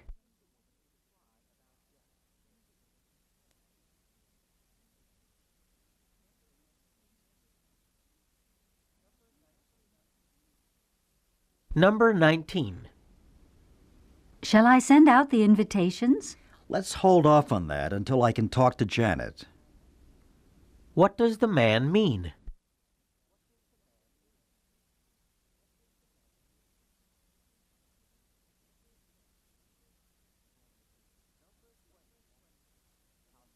Number 20. How's the baby? Is she walking yet? Oh, yes. I can't keep up with her. What does the woman mean?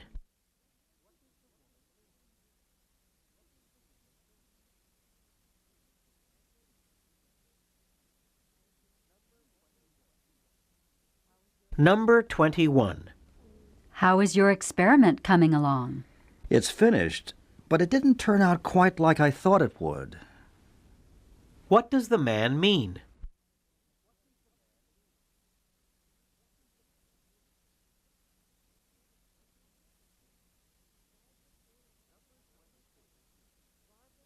Number 22.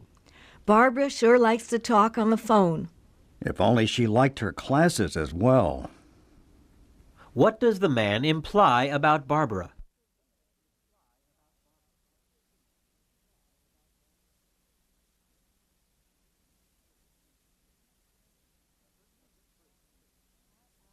Number 23. My allergies are really bothering me. I guess I'll have to go to the doctor. If I were you, I'd try some over-the-counter medications first. They usually do the job. What does the man suggest the woman do?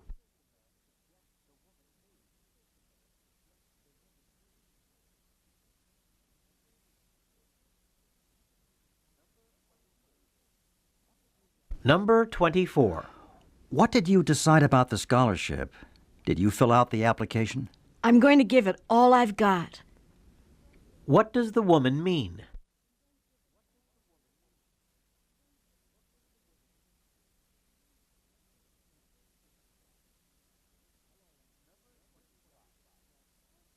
Number 25.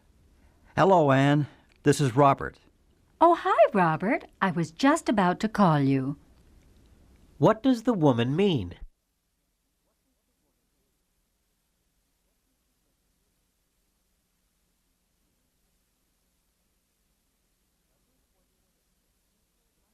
Number 26. Could I have a few more minutes to finish? I'm afraid not. It's a timed test. What does the woman mean?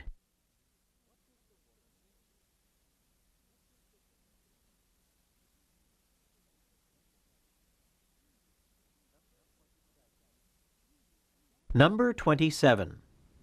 The best part is I can use my roommate's book. I'm not so sure about that. I think they're using a different book this semester. What does the man imply?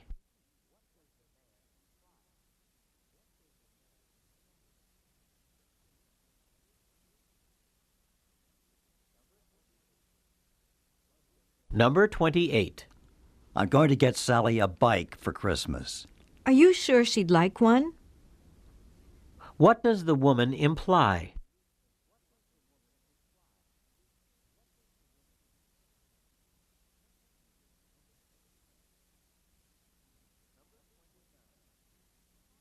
Number 29. Carol needs a ride downtown, and I said you'd take her. Oh, no. Please say you didn't. What can be inferred about the man?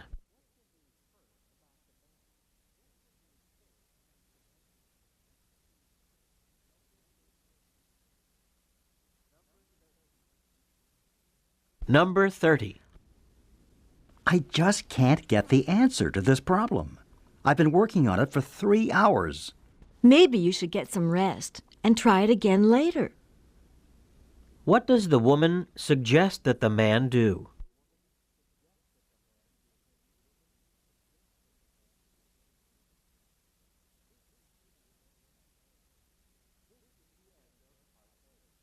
This is the end of Part A.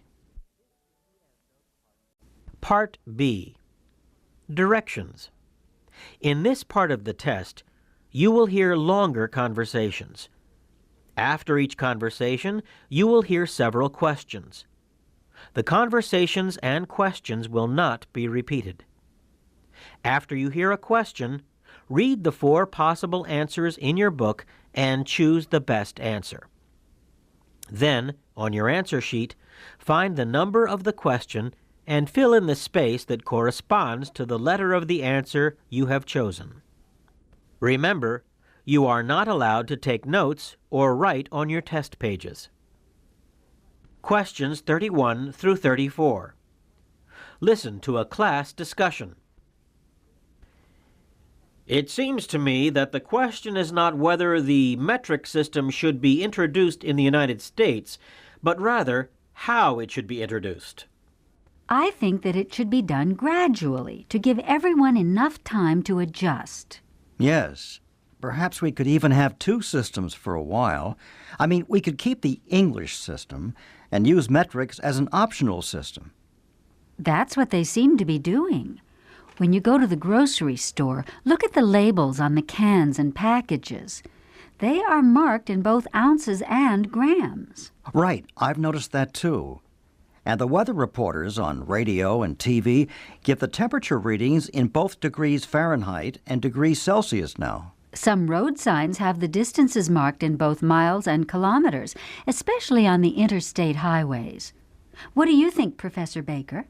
Well, I agree that a gradual adoption is better for those of us who have already been exposed to the English system of measurement.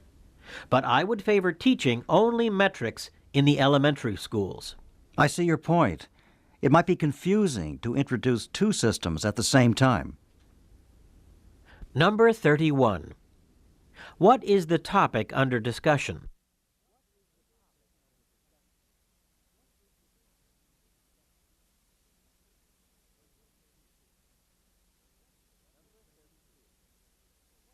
Number 32. What changes in measurement in the United States have the students observed?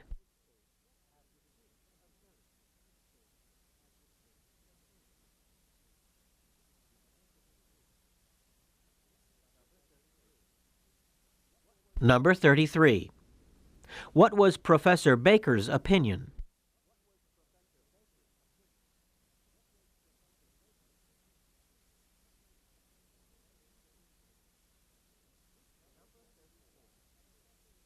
Number 34. Which word best describes Professor Baker's attitude toward his students?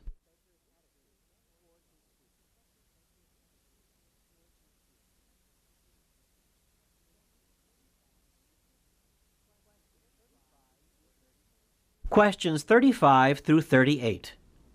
Listen to a telephone call to a travel agent. Hi, this is Roger Jackson. I'm calling to make a reservation for a flight from Houston to Atlanta. Yes, Mr. Jackson. And what day would you like to travel? Oh, not until next month. I want to leave on May 15th and return on May 19th. I thought maybe if I called in advance, I could get a better fare. Yes, you can. But if you stay over Saturday night and return on Sunday, May 20th, the ticket will be even cheaper. Really? How much cheaper? Almost $50. But I would have an extra night in a hotel. No, that's okay. I'll just keep it for May 19th. All right. Do you have a seating preference? I'd rather have a window seat. Good. There is one available. And do you want me to mail these tickets, or will you pick them up? I'll pick them up. When can I have them? Any time after 2 o'clock. Great. Number 35. What is the main purpose of the telephone call?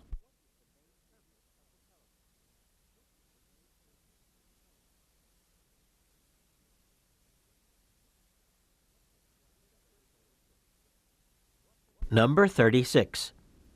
What does the woman suggest?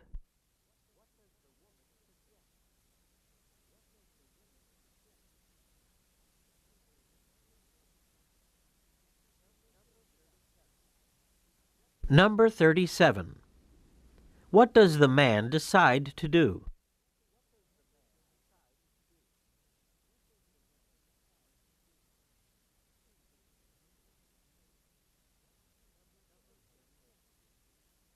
Number 38. What will the man probably do?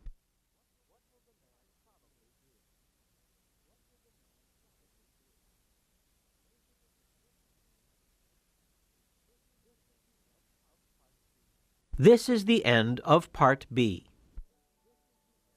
Part C. Directions.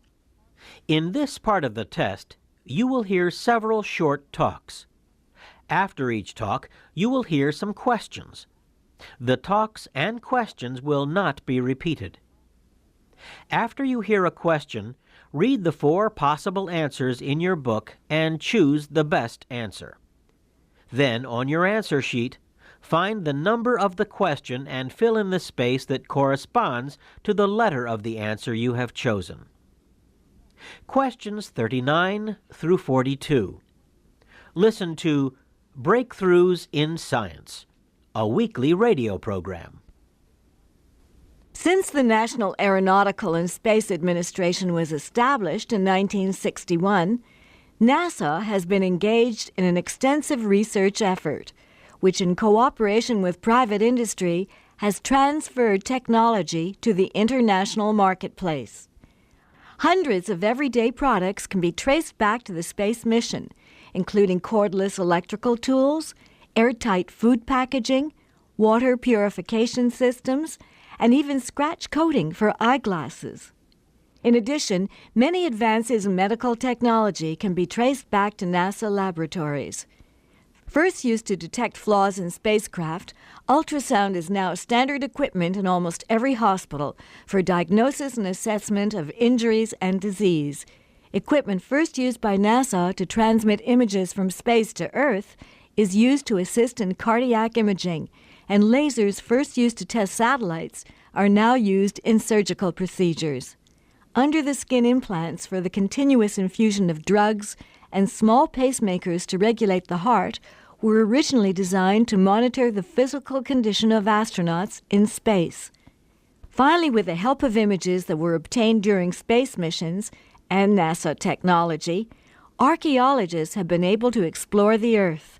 Cities lost under desert sands have been located and rediscovered, and the sea floor has been mapped using photographs from outer space.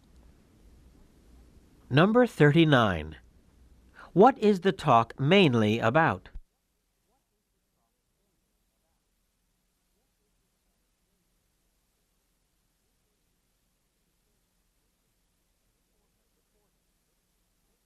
Number 40. Which of the products listed are not mentioned as part of the technology development for space missions?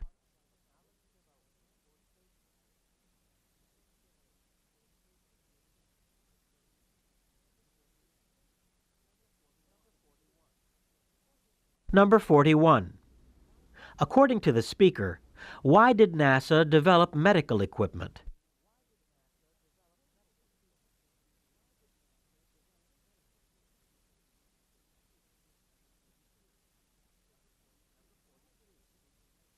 Number 42. Why does the speaker mention archaeology?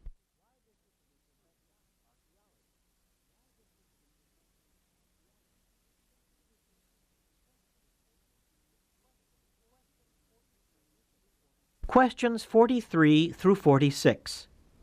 Listen to a talk by a tour guide on a bus. The first permanent settlement was made at this site in 1776, when a Spanish military post was established on the end of that peninsula.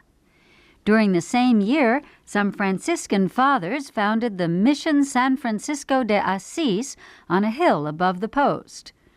A trail was cleared from the military post to the mission, and about halfway between the two, a station was established for travelers called Yerba Buena, which means good herbs.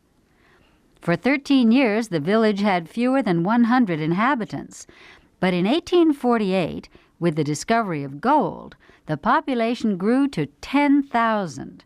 That same year, the name was changed from Yerba Buena to San Francisco. By 1862, telegraph communications linked San Francisco with eastern cities. And by 1869, the first transcontinental railroad connected the Pacific coast with the Atlantic seaboard. Today, San Francisco has a population of almost 3 million. It is the financial center of the West and serves as the terminus for trans-Pacific steamship lines and air traffic. The Port of San Francisco, which is almost 18 miles long, handles between 5 and 6 million tons of cargo annually. And now, if you will look to your right, you should just be able to see the Golden Gate Bridge. The bridge, which is more than 1 mile long, spans the harbor from San Francisco to Marin County and the Redwood Highway. It was completed in 1937 at a cost of $32 million and is still one of the largest suspension bridges in the world. Number 43. What is the main purpose of this talk?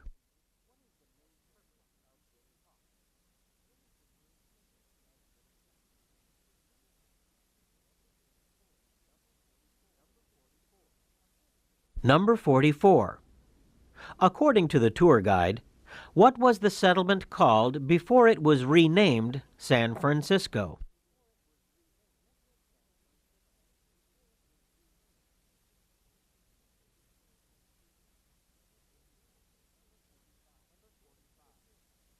Number 45. According to the tour guide, what happened in 1848?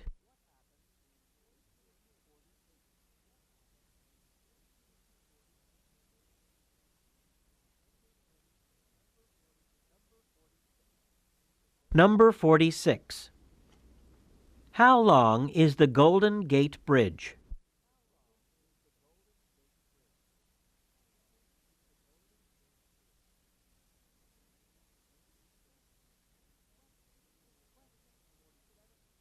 Questions 47 through 50. Listen to a talk by a college instructor in an English class.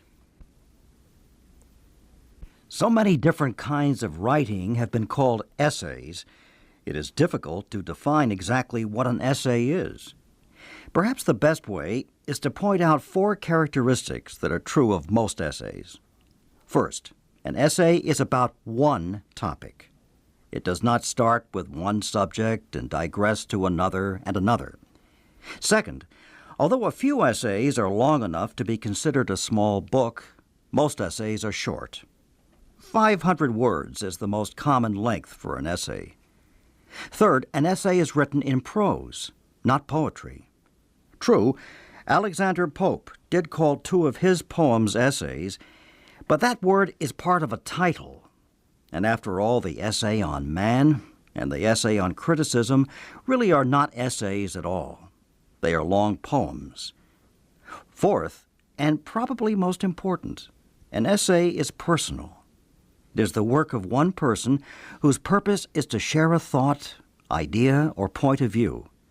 Let me also state here that since an essay is always personal, the term personal essay is redundant. Now, taking into consideration all of these characteristics, perhaps we can now define an essay as a short prose composition with a personal viewpoint that discusses one topic. With that in mind, let's brainstorm some topics for your first essay assignment. Number 47. What is the instructor defining?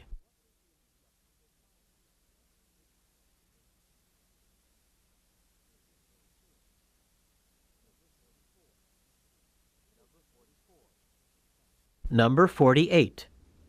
What is the main point of the talk?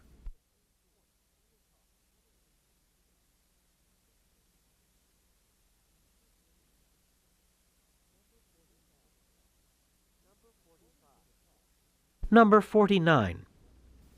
According to the talk, which of the characteristics are not true of an essay?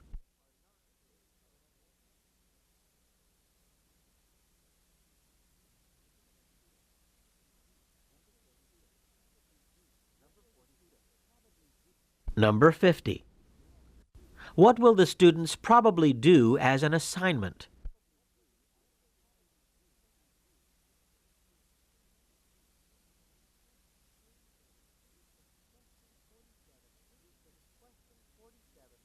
This is the end of the PBT model test. IBT, Model Test Scripts for the Listening Section.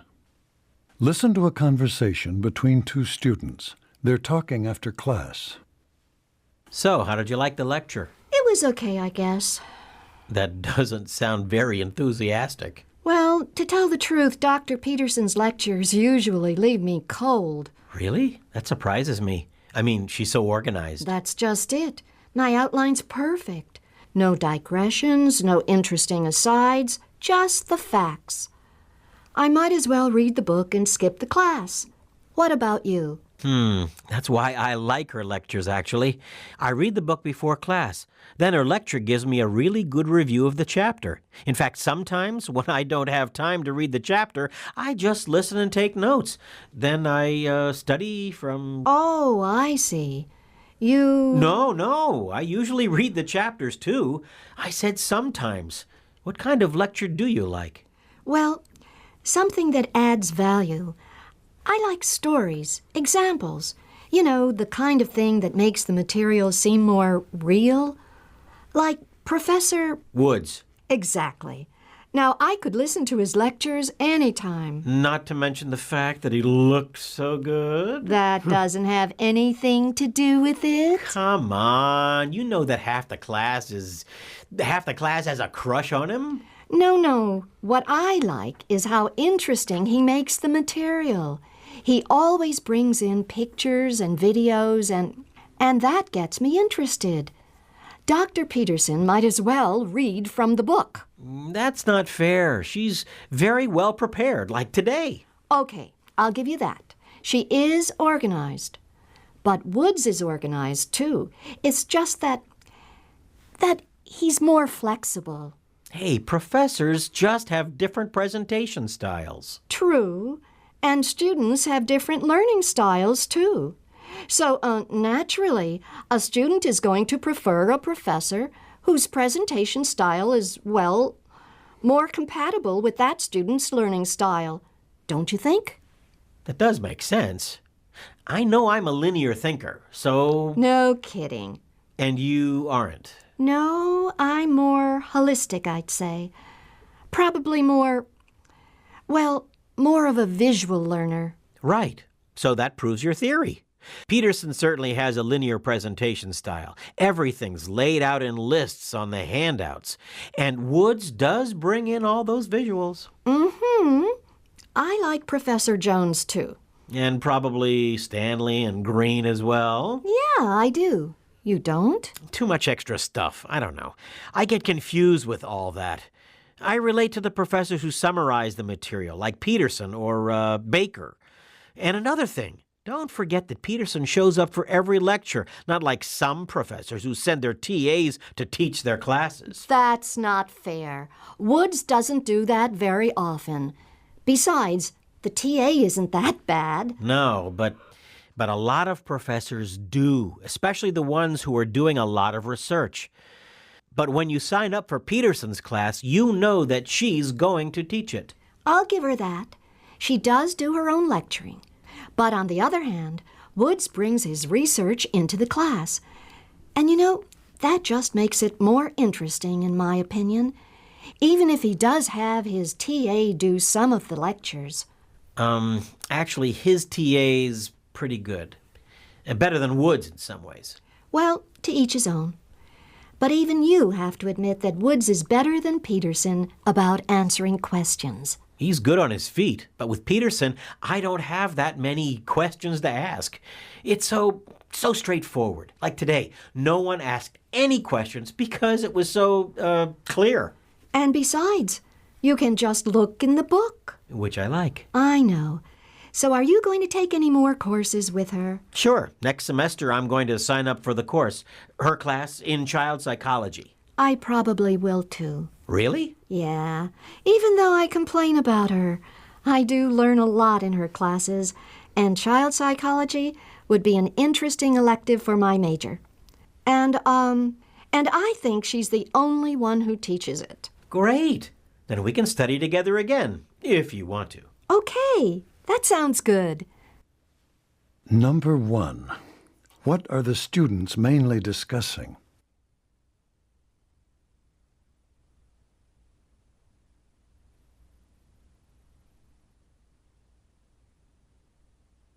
Two. What kind of lecture does the woman prefer?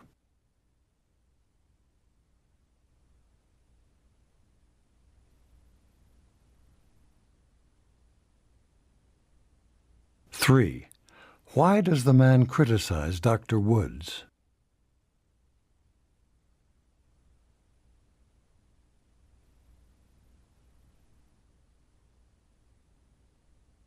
Four. What is the woman's attitude toward Dr. Woods?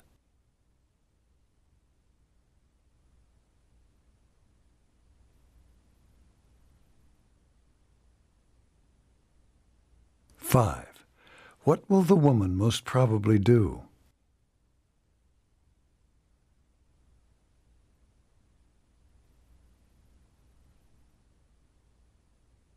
Listen to a conversation between a student and a professor. Hi, Professor Walters. Hi, Jan. How are you doing? Great, thanks. How are you? Just fine. What can I do for you? Well, I'd really appreciate your help with my scholarship application. Oh, good. I'm glad you applied. Oh, wait. That deadline is the end of next week, isn't it? It's this Friday.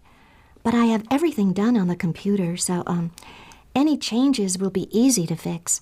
And, it shouldn't take long to finish it up. Okay. Actually, the main problem I'm having is with... I'm not sure my essay is what they're looking for. You know, I find it a little embarrassing to tell them what a great person I am, if you know what I mean. Have you written anything yet? Just an outline. Here it is.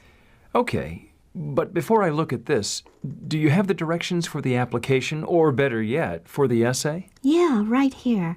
I have the, instructions for the application right here. Let me see that first, because the committee usually has some specific points that they're looking for. This is sponsored by a private donor, as I recall, and it's open only to women who are seniors in the College of Business. Right. And I'll be a senior next year, so it would be perfect. But there have to be some more specific requirements here somewhere. Oh, here we are. Look at this. They want to know about your personal background.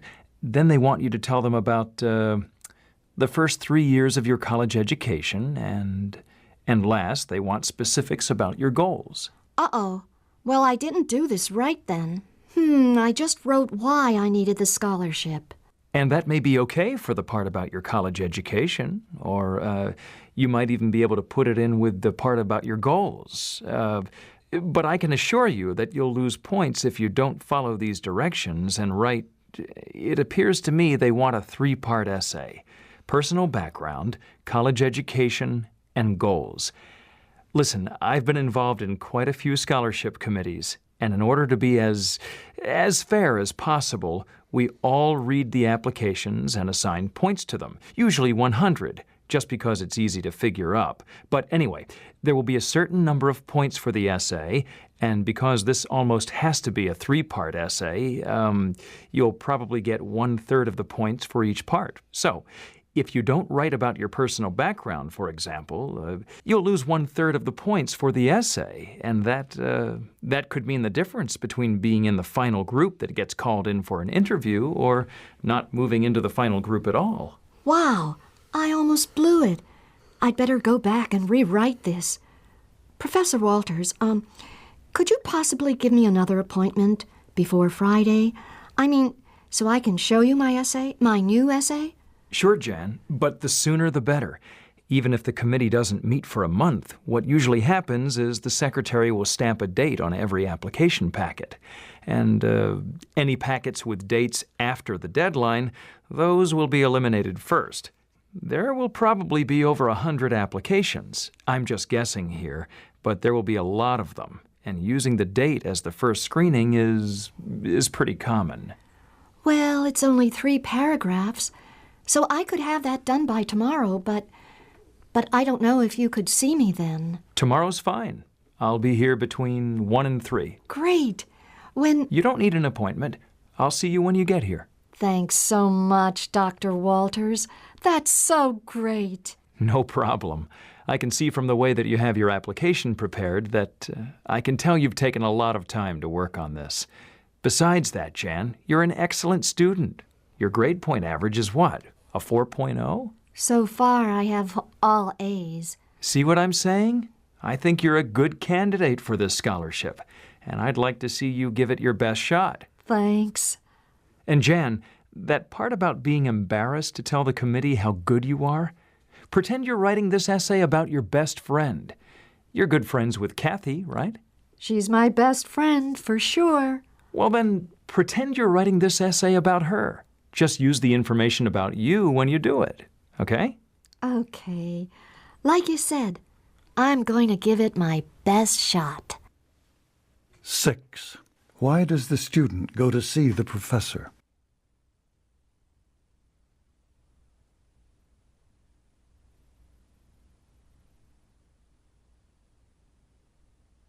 Seven. What information is required in the essay?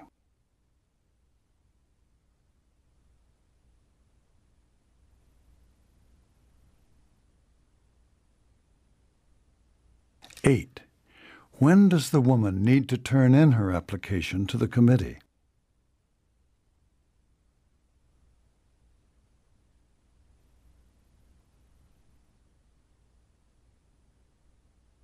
9.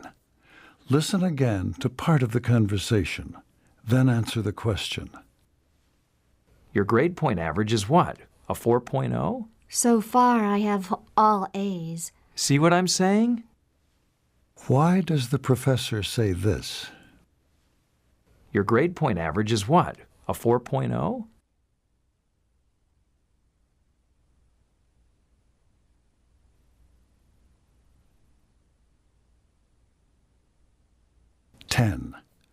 Why does Professor Walters tell the woman to pretend she is writing about her friend Kathy?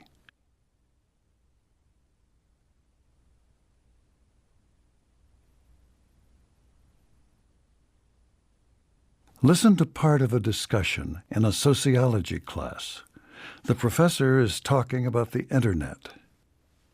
I'm sure if I asked you, everyone present would respond positively to the question, do you use the Internet?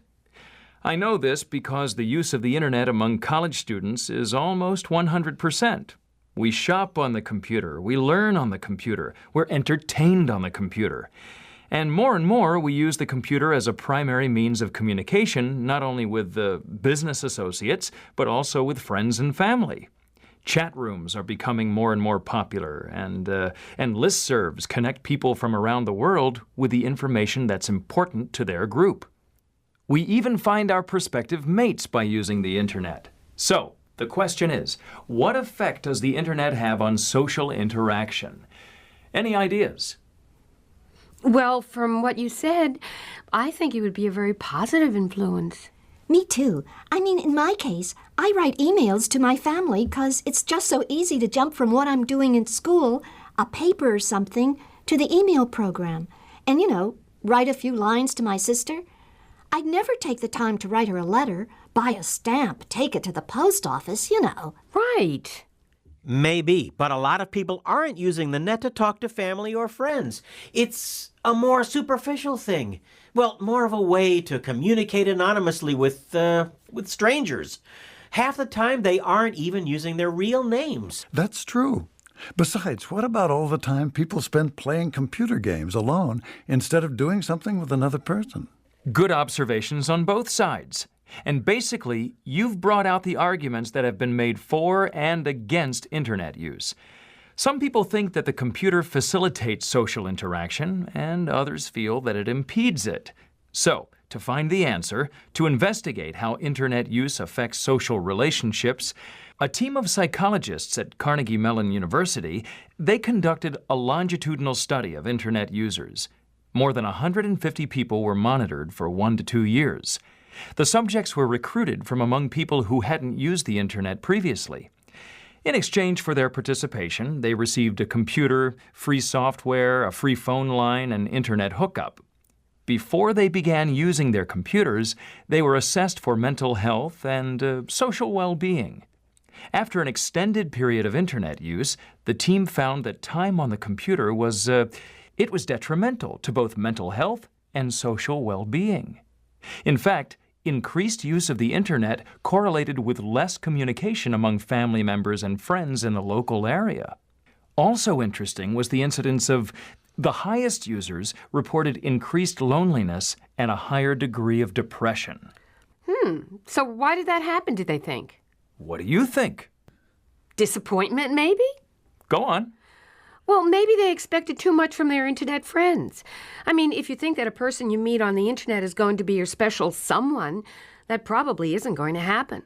Someone who has Internet friends probably enjoys that and probably has a lot of relationships on the net. Or they may be neglecting important friendships while they spend time online. And later, well, they may find that they are damaging those relationships. Both of those ideas sound reasonable. The researchers put it this way: the relationships on the Internet were weak. Example, you might exchange recipes with someone online through a website, but that person won't offer help and support when you need it, at least not like some of the friends that you might make at school, work, church, or in your community. So, when you say you shouldn't expect too much from an Internet friend, that's good advice, Nancy. And Rob, when you say that important friendships could be neglected, that's part of the picture too. But do you see anything about the findings that we should question? Well, everybody doesn't use the Internet for the same purposes.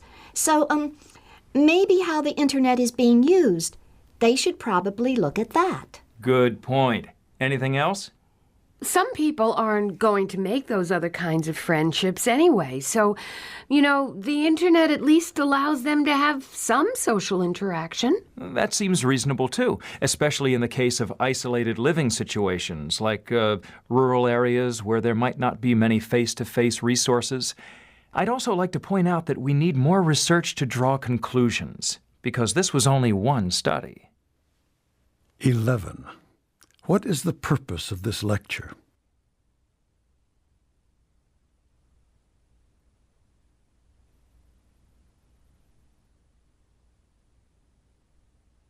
(12) Listen again to part of the lecture, then answer the question. What do you think? Disappointment, maybe? Go on. Well, maybe they expected too much from their Internet friends. I mean, if you think that a person you meet on the Internet is going to be your special someone, that probably isn't going to happen. Why does the professor say this? Go on.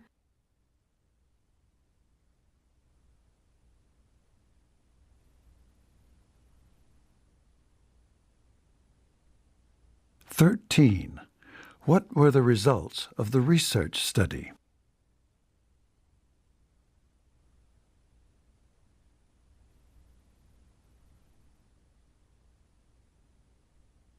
(14) The professor gives an example of a person who exchanges recipes with someone on the Internet. What does this example demonstrate?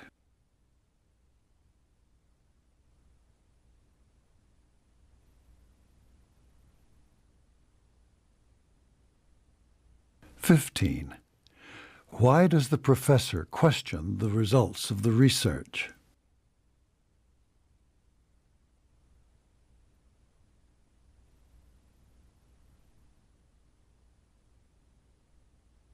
(16) What is the attitude of the professor toward the students?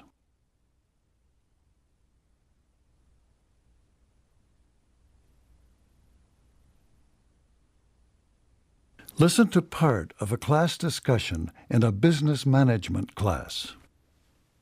First, let me say that managing success requires a certain set of managing skills, and we're usually focusing on how to be successful managers.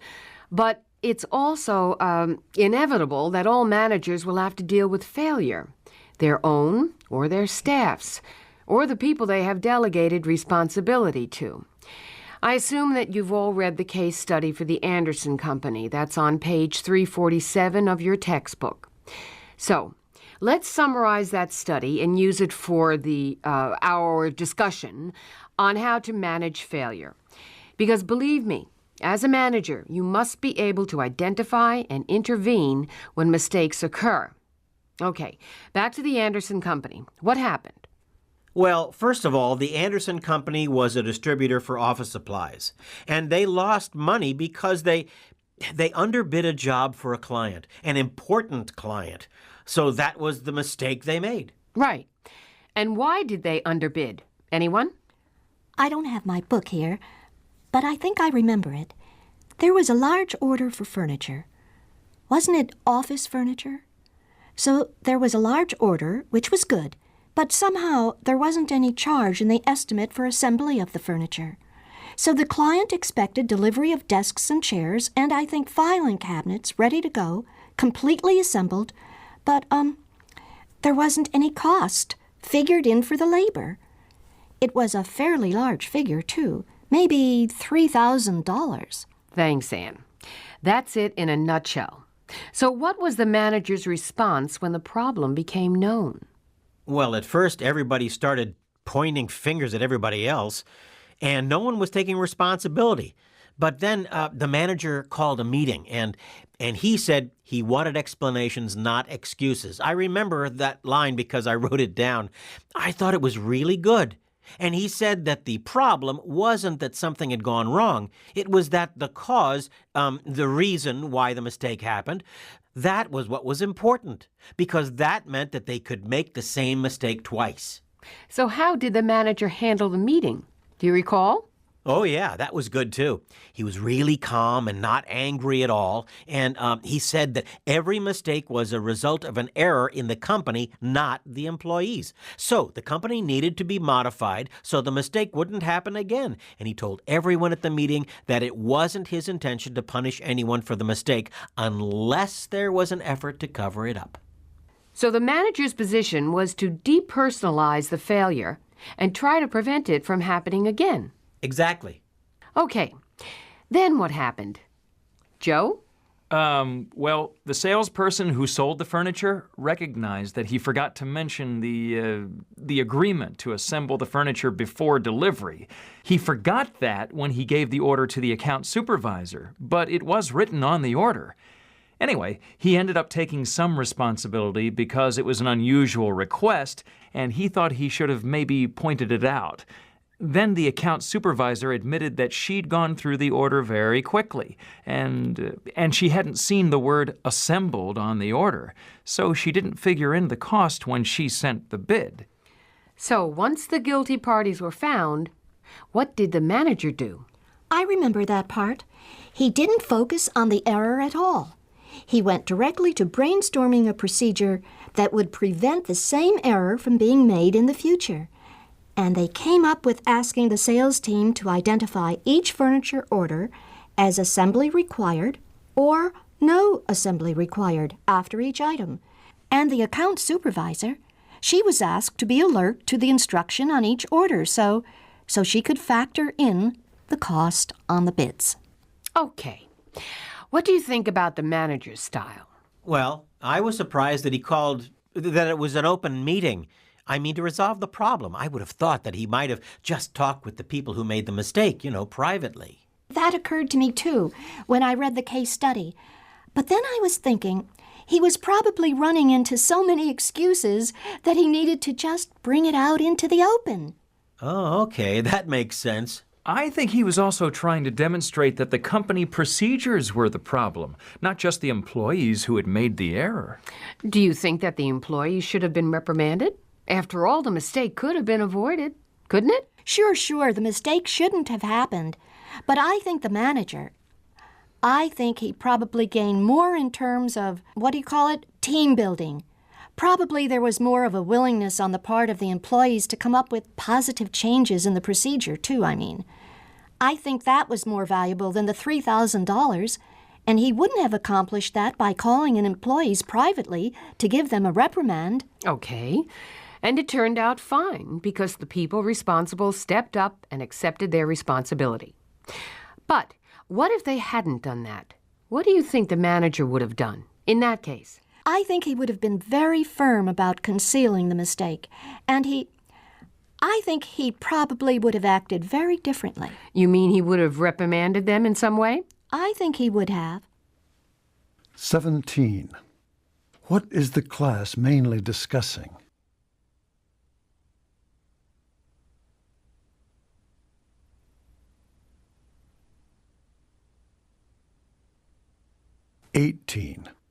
Listen again to part of the discussion, then answer the question. Right. And why did they underbid? Anyone? Why does the professor say this? Anyone?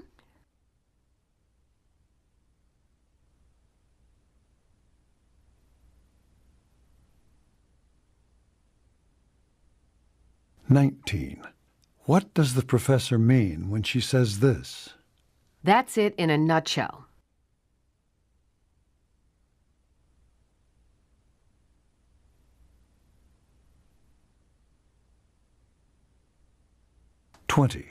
How did the mistake occur?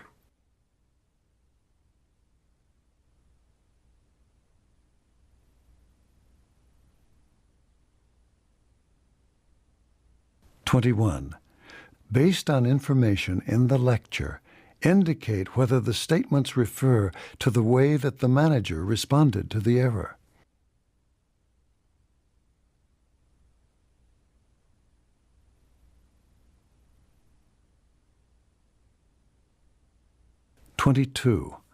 What conclusion did the students make about the management style?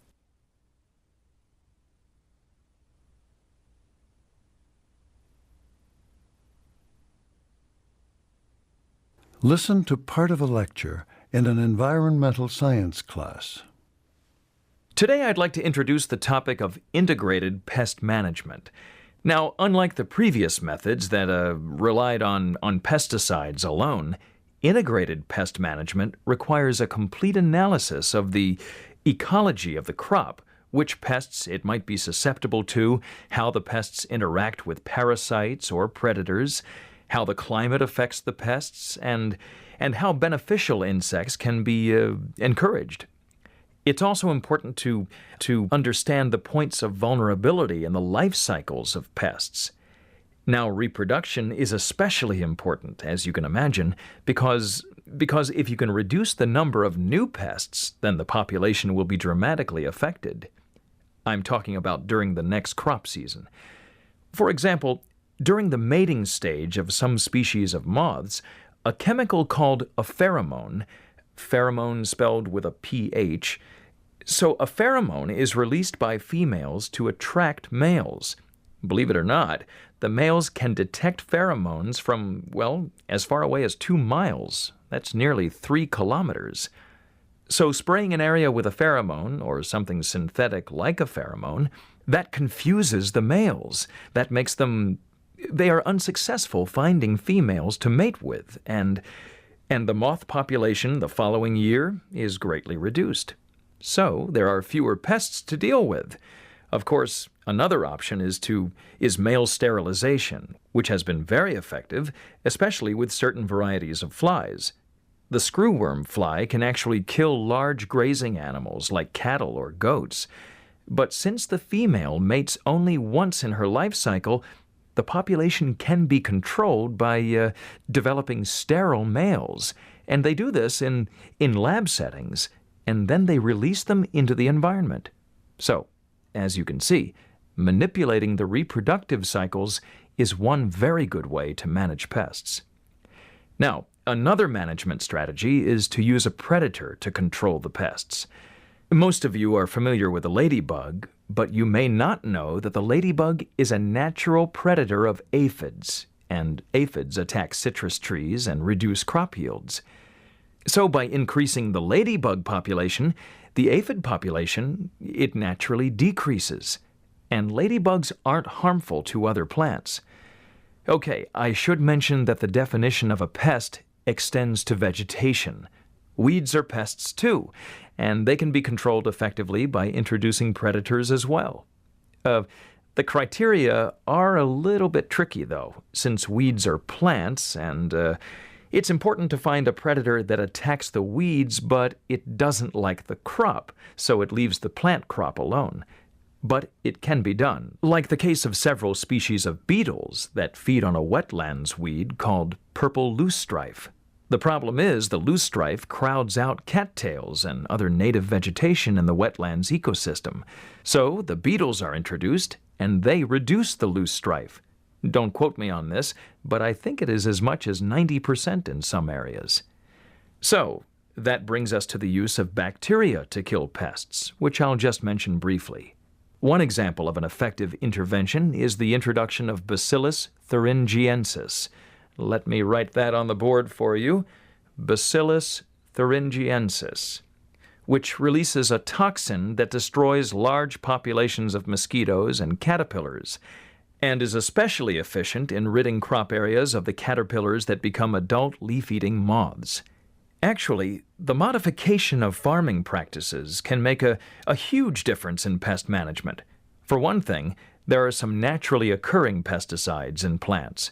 Marigolds control soil nematodes, and garlic controls some species of beetles. So you see, planting these crops along with another crop that needs protection can really help. Another thing, destroying crop residues by plowing them under, that eliminates an environment where pests may live during the winter, and they die out. So there aren't as many, and that reduces the need for insecticides in the spring. Oh yes, the old practice of crop rotation has become popular again too, because it prevents a buildup of the same pests year after year. But the latest strategy in pest management involves the genetic modification of the plants themselves. Now, in the next decade, we hope to be able to engineer high-yield plant varieties, and they'll be much more resistant to insects and diseases. Although this is a simplification, in general, generic engineering, did I say generic? Genetic engineering, that's genetic engineering, involves the insertion of genes from other species into crop plants in order to develop beneficial traits. One example that is very exciting is the insertion of bacterial genes, and these genes will support the plant's production of a natural pesticide that the pesticide will protect it against its primary pest. And in another successful project, genes are being inserted to protect the crop from the pesticides that are used to control weeds. So that could be a real breakthrough. Of course, there are ethical considerations and cost-effectiveness issues. In fact, some countries won't import genetically engineered plants because there are still so many unknowns. Can we really know the result to the total ecosystem that the introduction of a biotechnologically engineered plant will cause? In any case, you can see that there are a number of alternatives for integrated pest management, including pesticides, but also using intervention in the reproductive cycle, the introduction of natural predators, substitution of bacteria for pesticides, modification of farming practices, and even genetic modification of the plants themselves. Most management plans will, in fact, use a number of these strategies in a complete plan. 23. What is this lecture mainly about?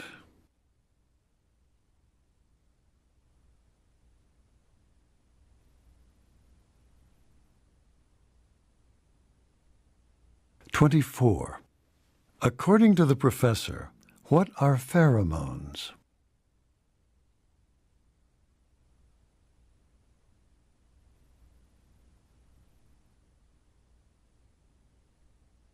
"25. Why does the professor mention the example of ladybugs?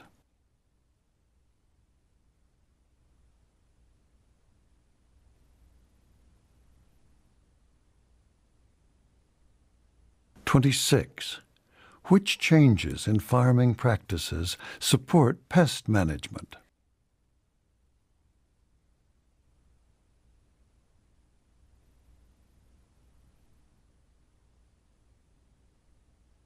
27. Listen again to part of the lecture, then answer the question. Although this is a simplification, in general, generic engineering, did I say generic? Genetic engineering, that's genetic engineering, involves the insertion of genes from other species into crop plants in order to develop beneficial traits. Why does the professor ask the following question? Did I say generic?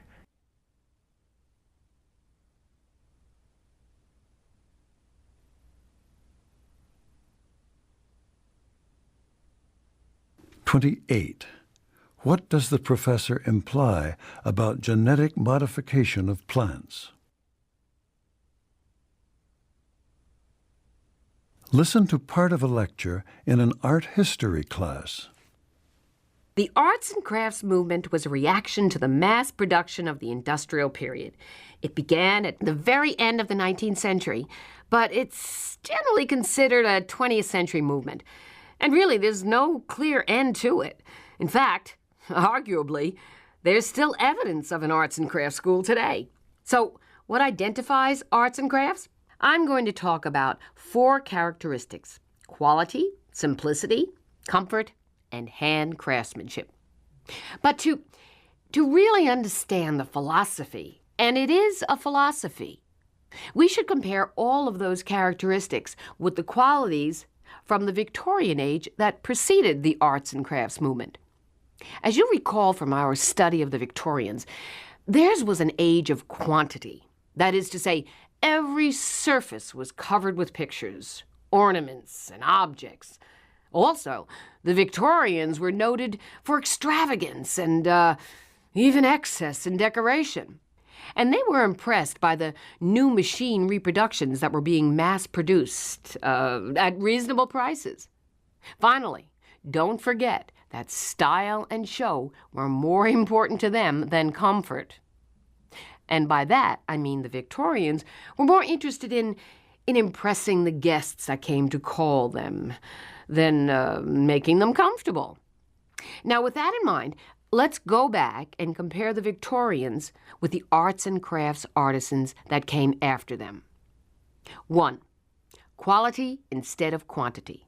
In other words, the arts and crafts artisans thought that it was better to have a few fine objects than a clutter of objects that were less valuable. 2. Simplicity instead of excess. A room decorated in the arts and crafts style would have looked, well, people who were accustomed to Victorian opulence would probably have thought it was quite bare. Simple lines replaced the carvings that seemed to cover every inch of furniture and architectural ornamentation in Victorian homes. 3. Comfort instead of display. And this was especially evident in the arts and crafts chairs that were softly padded with leather cushions and rounded edges. The Victorian chairs were more like, well, really like tiny thrones and were built for people to perch on. But the arts and crafts chairs were practical, big and roomy. You could sink into the chairs. And the rest of the furniture was also practical, with clean lines and comfort built in. The Eastwood chair comes to mind, although Gustav Stickley was also producing chairs in a mission style that's still popular today. And that's what I meant about not having a clear end to the movement, since it's still an alternative for decorative arts today. Okay, how did the movement begin? Well, the industrial age caused a reaction among artists in many places, but William Morris in England was certainly in the forefront, along with Elbert Hubbard, Hubbard founded the East Aurora Workshop. The East Aurora motto was hand, head, and heart, which probably sums up the movement as well, and concisely as anything.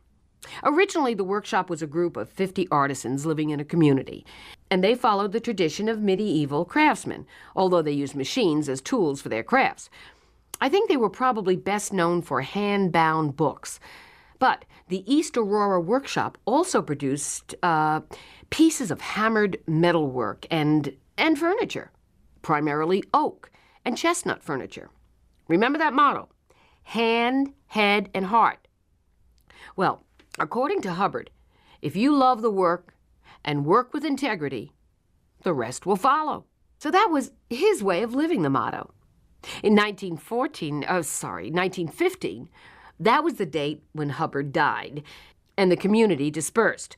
But almost 100 years later, the pieces of Roycroft furniture that they produced there are highly prized. So let's see, what was happening in the outside world? Farmers were moving to the cities to work in factories, and there was an expansion of the middle class. The Victorian homes were too expensive, too ornate, and the arts and crafts bungalow home emerged as the affordable, well-constructed alternative to the castle-like mansions of the Victorian era. Bungalows were charming, homey, and affordable. They often had open living and dining areas that gave a more spacious feel to a smaller space, and built-in cabinets that reduced the need to buy furniture. The front porches became outdoor rooms with simple, comfortable tables and chairs. Instead of the Victorian facade that was built to impress the neighbors, the porch was unadorned but welcoming. In many ways, these bungalows became the standard for middle-class neighborhoods. But when we look at them today, they're impressive in their own way. The workmanship, in many cases, is just superb. The wood beams and natural wood floors, the fireplaces and the cabinetry are, let's say, unpretentious but exquisitely crafted. And the tile work should also be mentioned. The name to remember for tile is Henry Chapman Mercer, who founded the Moravian Pottery and Tile Works in Pennsylvania. While working with apprentices, he supervised every piece, and they decorated them all by hand. The maker was part of the product and often signed the tiles. I guess what strikes me as an art historian about the arts and crafts movement is the fact that the designs are so timeless. Van Briggle Pottery, for example, was founded in Colorado Springs almost 100 years ago by artist Van Briggle, who demanded that the function of pottery, the utility, be combined with the art. Van Briggle created designs that were shaped to resemble sculptures, and then he developed a unique glaze that came out of the firing with a matte finish, which was really new, since the pottery of the time was very highly polished. But my point is that the Van Briggle Pottery Works continues to operate today, using those original designs. That's what I mean by timeless. 29. What is the professor mainly discussing?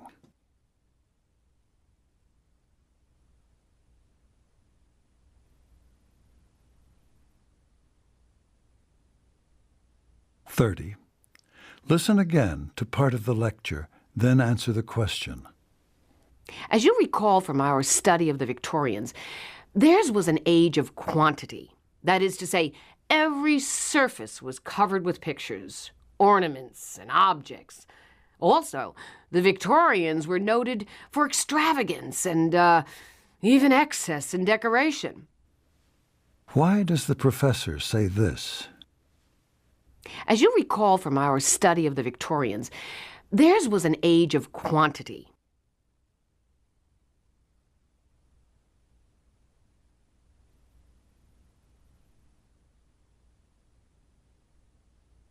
(31) What are two design elements of arts and crafts chairs?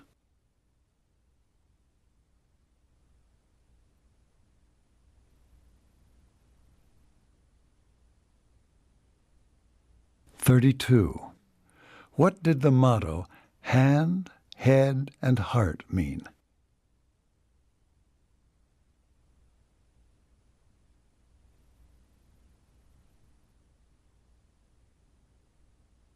(33) According to the professor, why did the arts and crafts bungalows become so popular?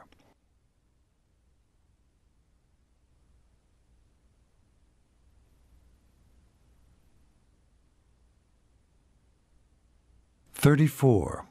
Why did the professor use the example of the Van Briggle Pottery Works?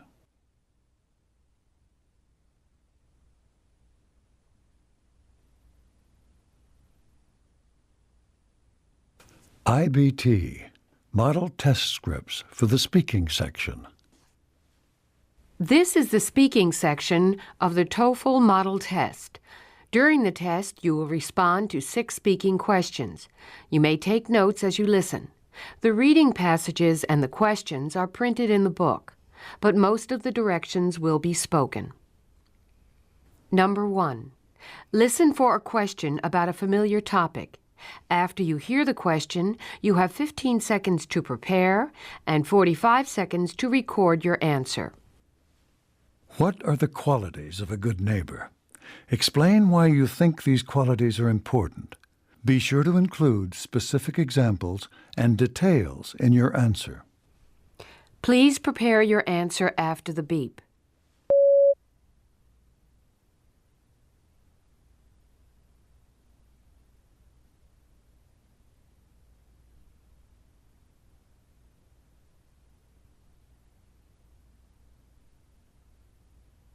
Please begin speaking after the beep.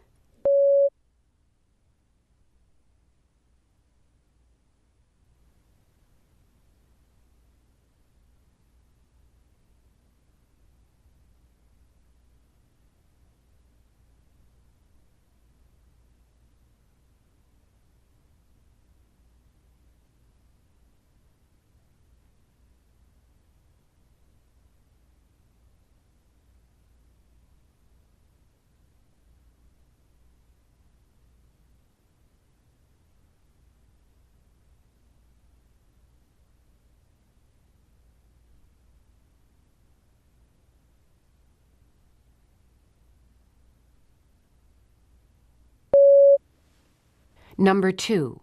Listen for a question that asks your opinion about a familiar topic. After you hear the question, you have 15 seconds to prepare and 45 seconds to record your answer. Some people feel that it is important to be on time for every meeting, whether it is a business appointment or a party with friends. Other people feel that being on time is important only for business and professional appointments. But social occasions do not require that the participants arrive on time. Which approach do you think is better, and why? Be sure to use specific reasons and examples to support your opinion. Please prepare your answer after the beep.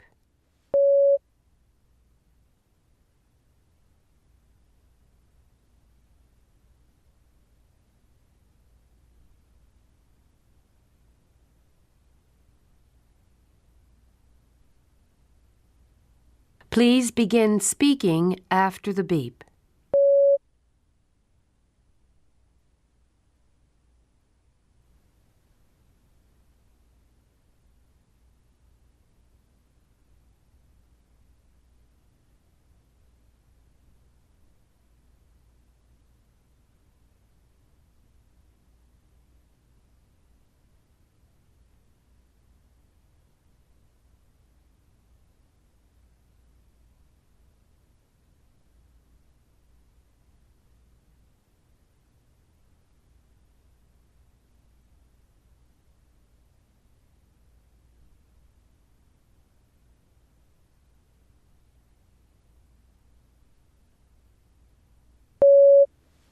Number 3.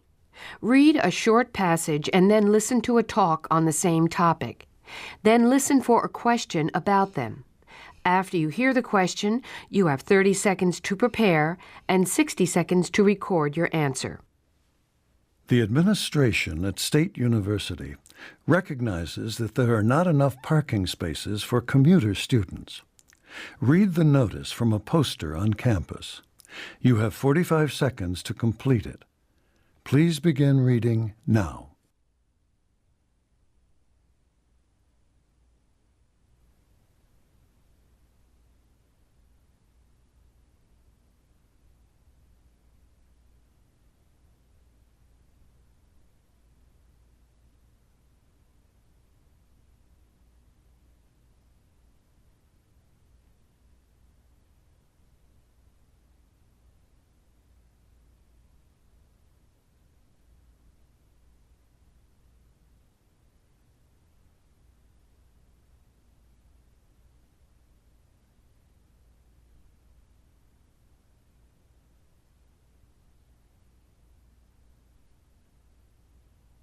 Now listen to a student who is speaking at the open meeting. He is expressing his opinion about the parking problem. I understand that there are good reasons to use public transportation, but for many of us, it just isn't practical. If you look at the number of married students with children, you'll see that there are quite a few who have to take children to school, go to work, and then come to campus. And it wouldn't be very convenient to try to do all that by bus. Besides, a lot of times, I stay really late at the library, but the public buses stop running at 9. And to tell the truth, I don't think students will use the buses, so the parking problem won't be solved anyway. The student expresses his opinion about the university's plans for improving the parking situation at State University. Report his opinion and explain the reasons that he gives for having that opinion. Please prepare your answer after the beep.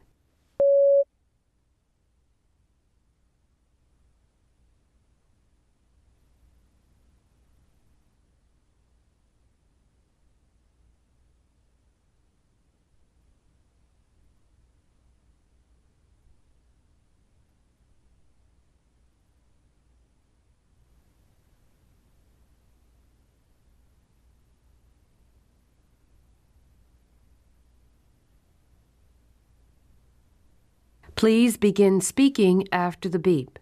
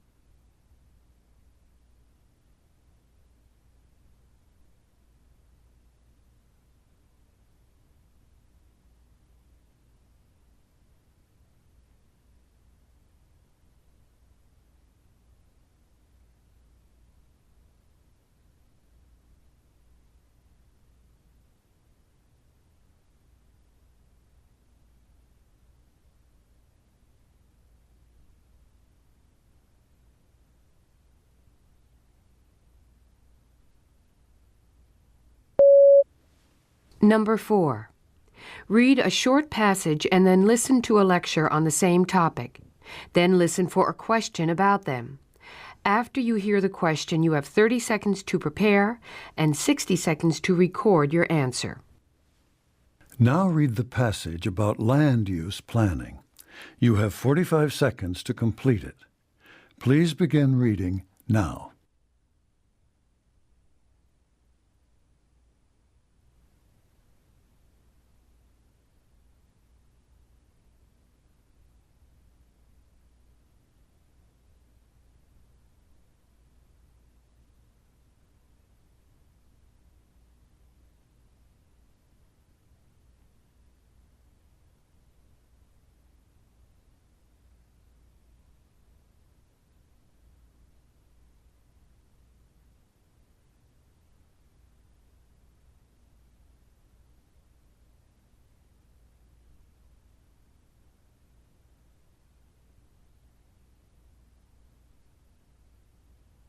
Now listen to part of a lecture in an environmental science class. The professor is talking about a land use problem. Recently, there was an opportunity for a recreational area to be established on public land in Arizona, with funding from a large private benefactor. But the area had traditionally been used for ranching.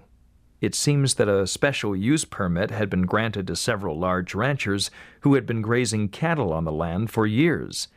So, the problem for the Land Use Committee was how to resolve the dispute. On the one hand, public sentiment favored using public land for recreation that would benefit the community. On the other hand, the permits had been issued, and the ranchers were influential and politically well-connected. One obvious solution was to designate the public land for a particular type of use, and to locate a similar area nearby for the other purpose. But the committee decided to allow the recreational area to be established on the rangeland and to continue to grant range rights to the ranchers. Although the ranchers resented the intrusion of the hikers and campers, and the people who participated in recreational activities were not happy about the herds of cattle on what they considered a wilderness area, the committee was firm about the shared use. Explain what the Land Use Committee believed to be the problem in their area and what they recommended to solve it. Explain how their decision reflects the fundamental principles of land use planning. Please prepare your answer after the beep.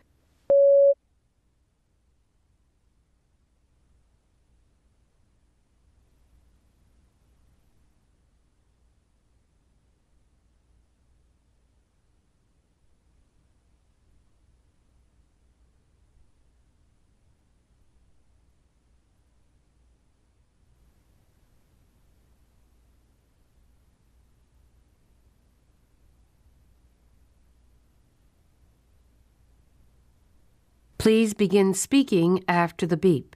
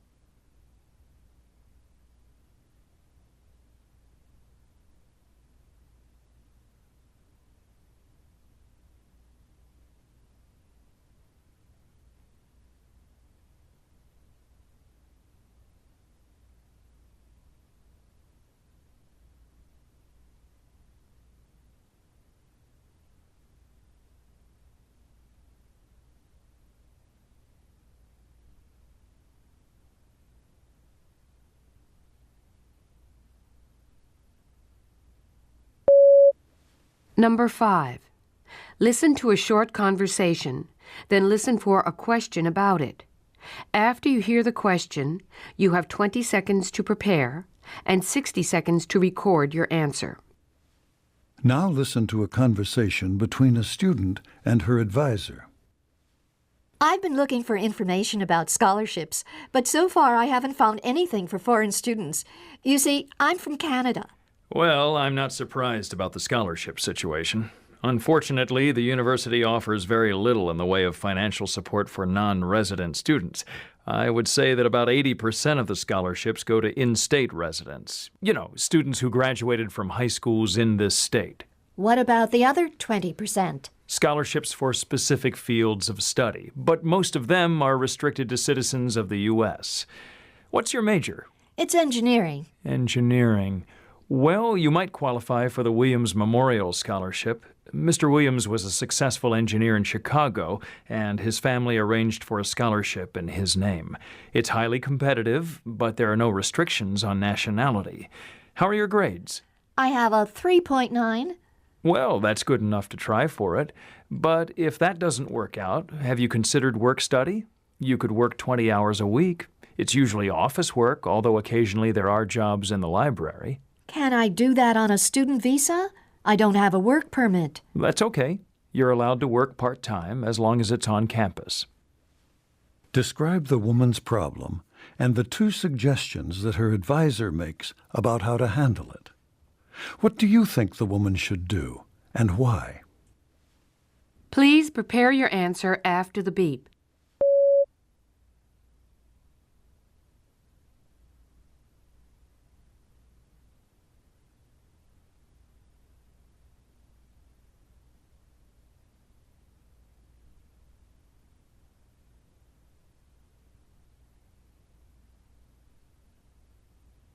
Please begin speaking after the beep.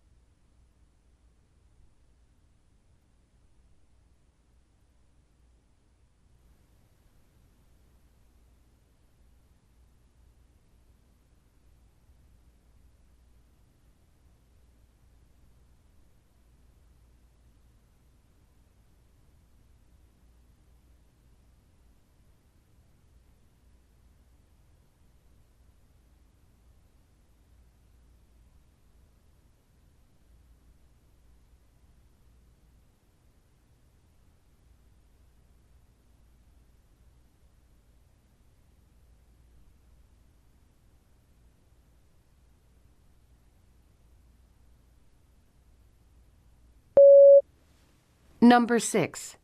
Listen to part of a lecture. Then listen for a question about it. After you hear the question, you have 20 seconds to prepare and 60 seconds to record your answer. Now listen to part of a lecture in an anthropology class. The professor is discussing X-rays.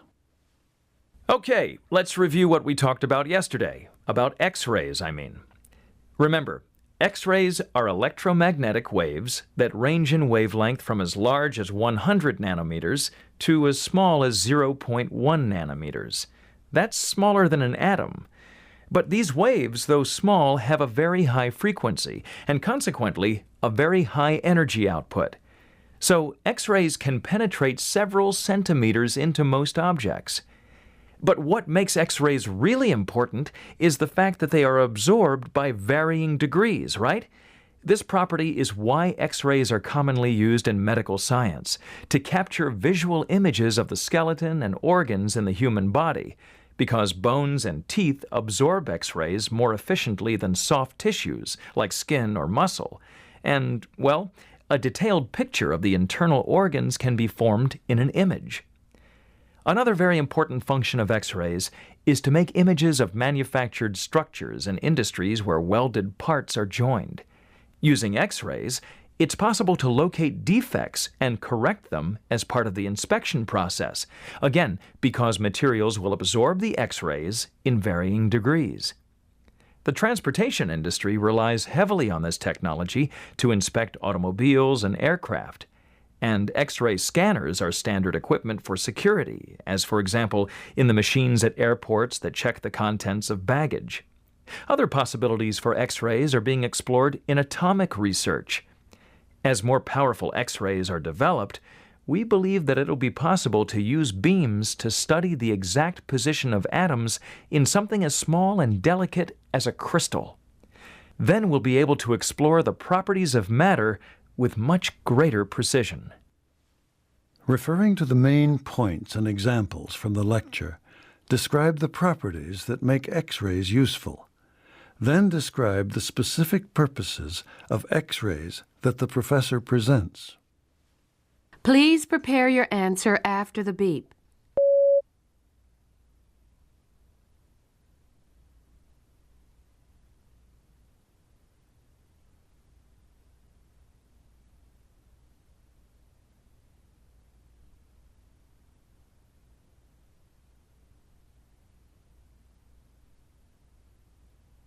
Please begin speaking after the beep.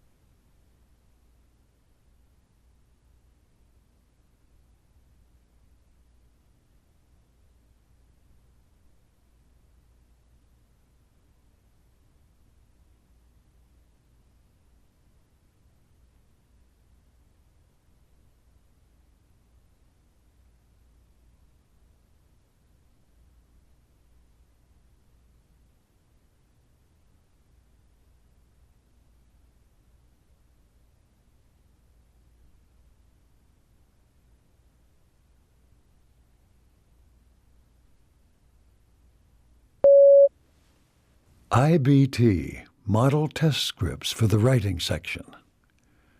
Integrated Writing, the Mozart Effect. Now listen to a lecture on the same topic as the passage that you have just read. Now that you've read the article on the Mozart effect, here are a few thoughts for your consideration.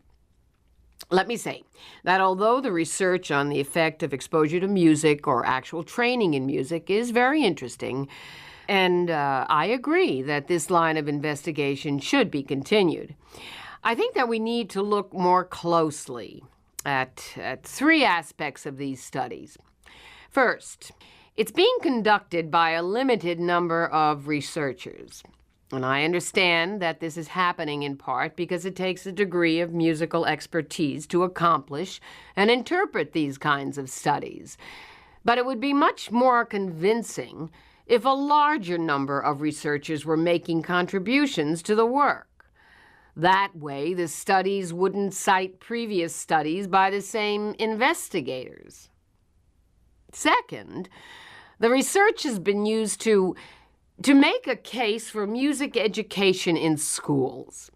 As you probably already know, both music and art have been removed from the curriculum in many schools because of budget cuts.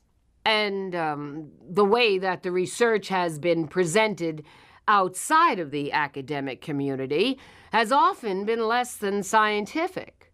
I mean, even if you agree that music is important to children, as I do, it doesn't follow that the results of these studies conclude that the music programs should be reinstated. In defense of the researchers, let me mention that some of the general interest magazines and newspapers summed up their reports with conclusions that the original researchers did not put forward. Okay. Third, an entire industry has grown up around the Mozart effect. Children's publishers have come out with a number of products that claim to make babies smarter. Audio tapes and toys with classical music cues are becoming popular among parents who want to give their children an intellectual advantage before they begin school. So it seems to me that the rush to sell the idea to parents muddies the water, because the toy companies interject the research into advertising copy in such a way that the ad itself appears to be a legitimate conclusion of the study cited. You see, we just don't have very much information about the way the brain processes music. We may be able to conclude that there's some benefit, the so-called Mozart effect, but how does that happen? We do know quite a lot about the way that the human brain processes language. And when we get to that point in our understanding of music, then the explanations that are currently so speculative in the music research will be more convincing. And then any programs and products developed will be more valuable. This is the end of the audio practice exercises for the TOEFL 6th edition. Now listen to a message from Dr. Sharp. Hello. At the beginning of this book, I advised you to develop and maintain a positive attitude. I hope you took my advice, because I am sure that it will help you succeed on the TOEFL. This is the affirmation I asked you to repeat. Now, repeat it with me. I know more today than I did yesterday. I am preparing. I will succeed. Best wishes on the TOEFL and after the TOEFL. Goodbye for now.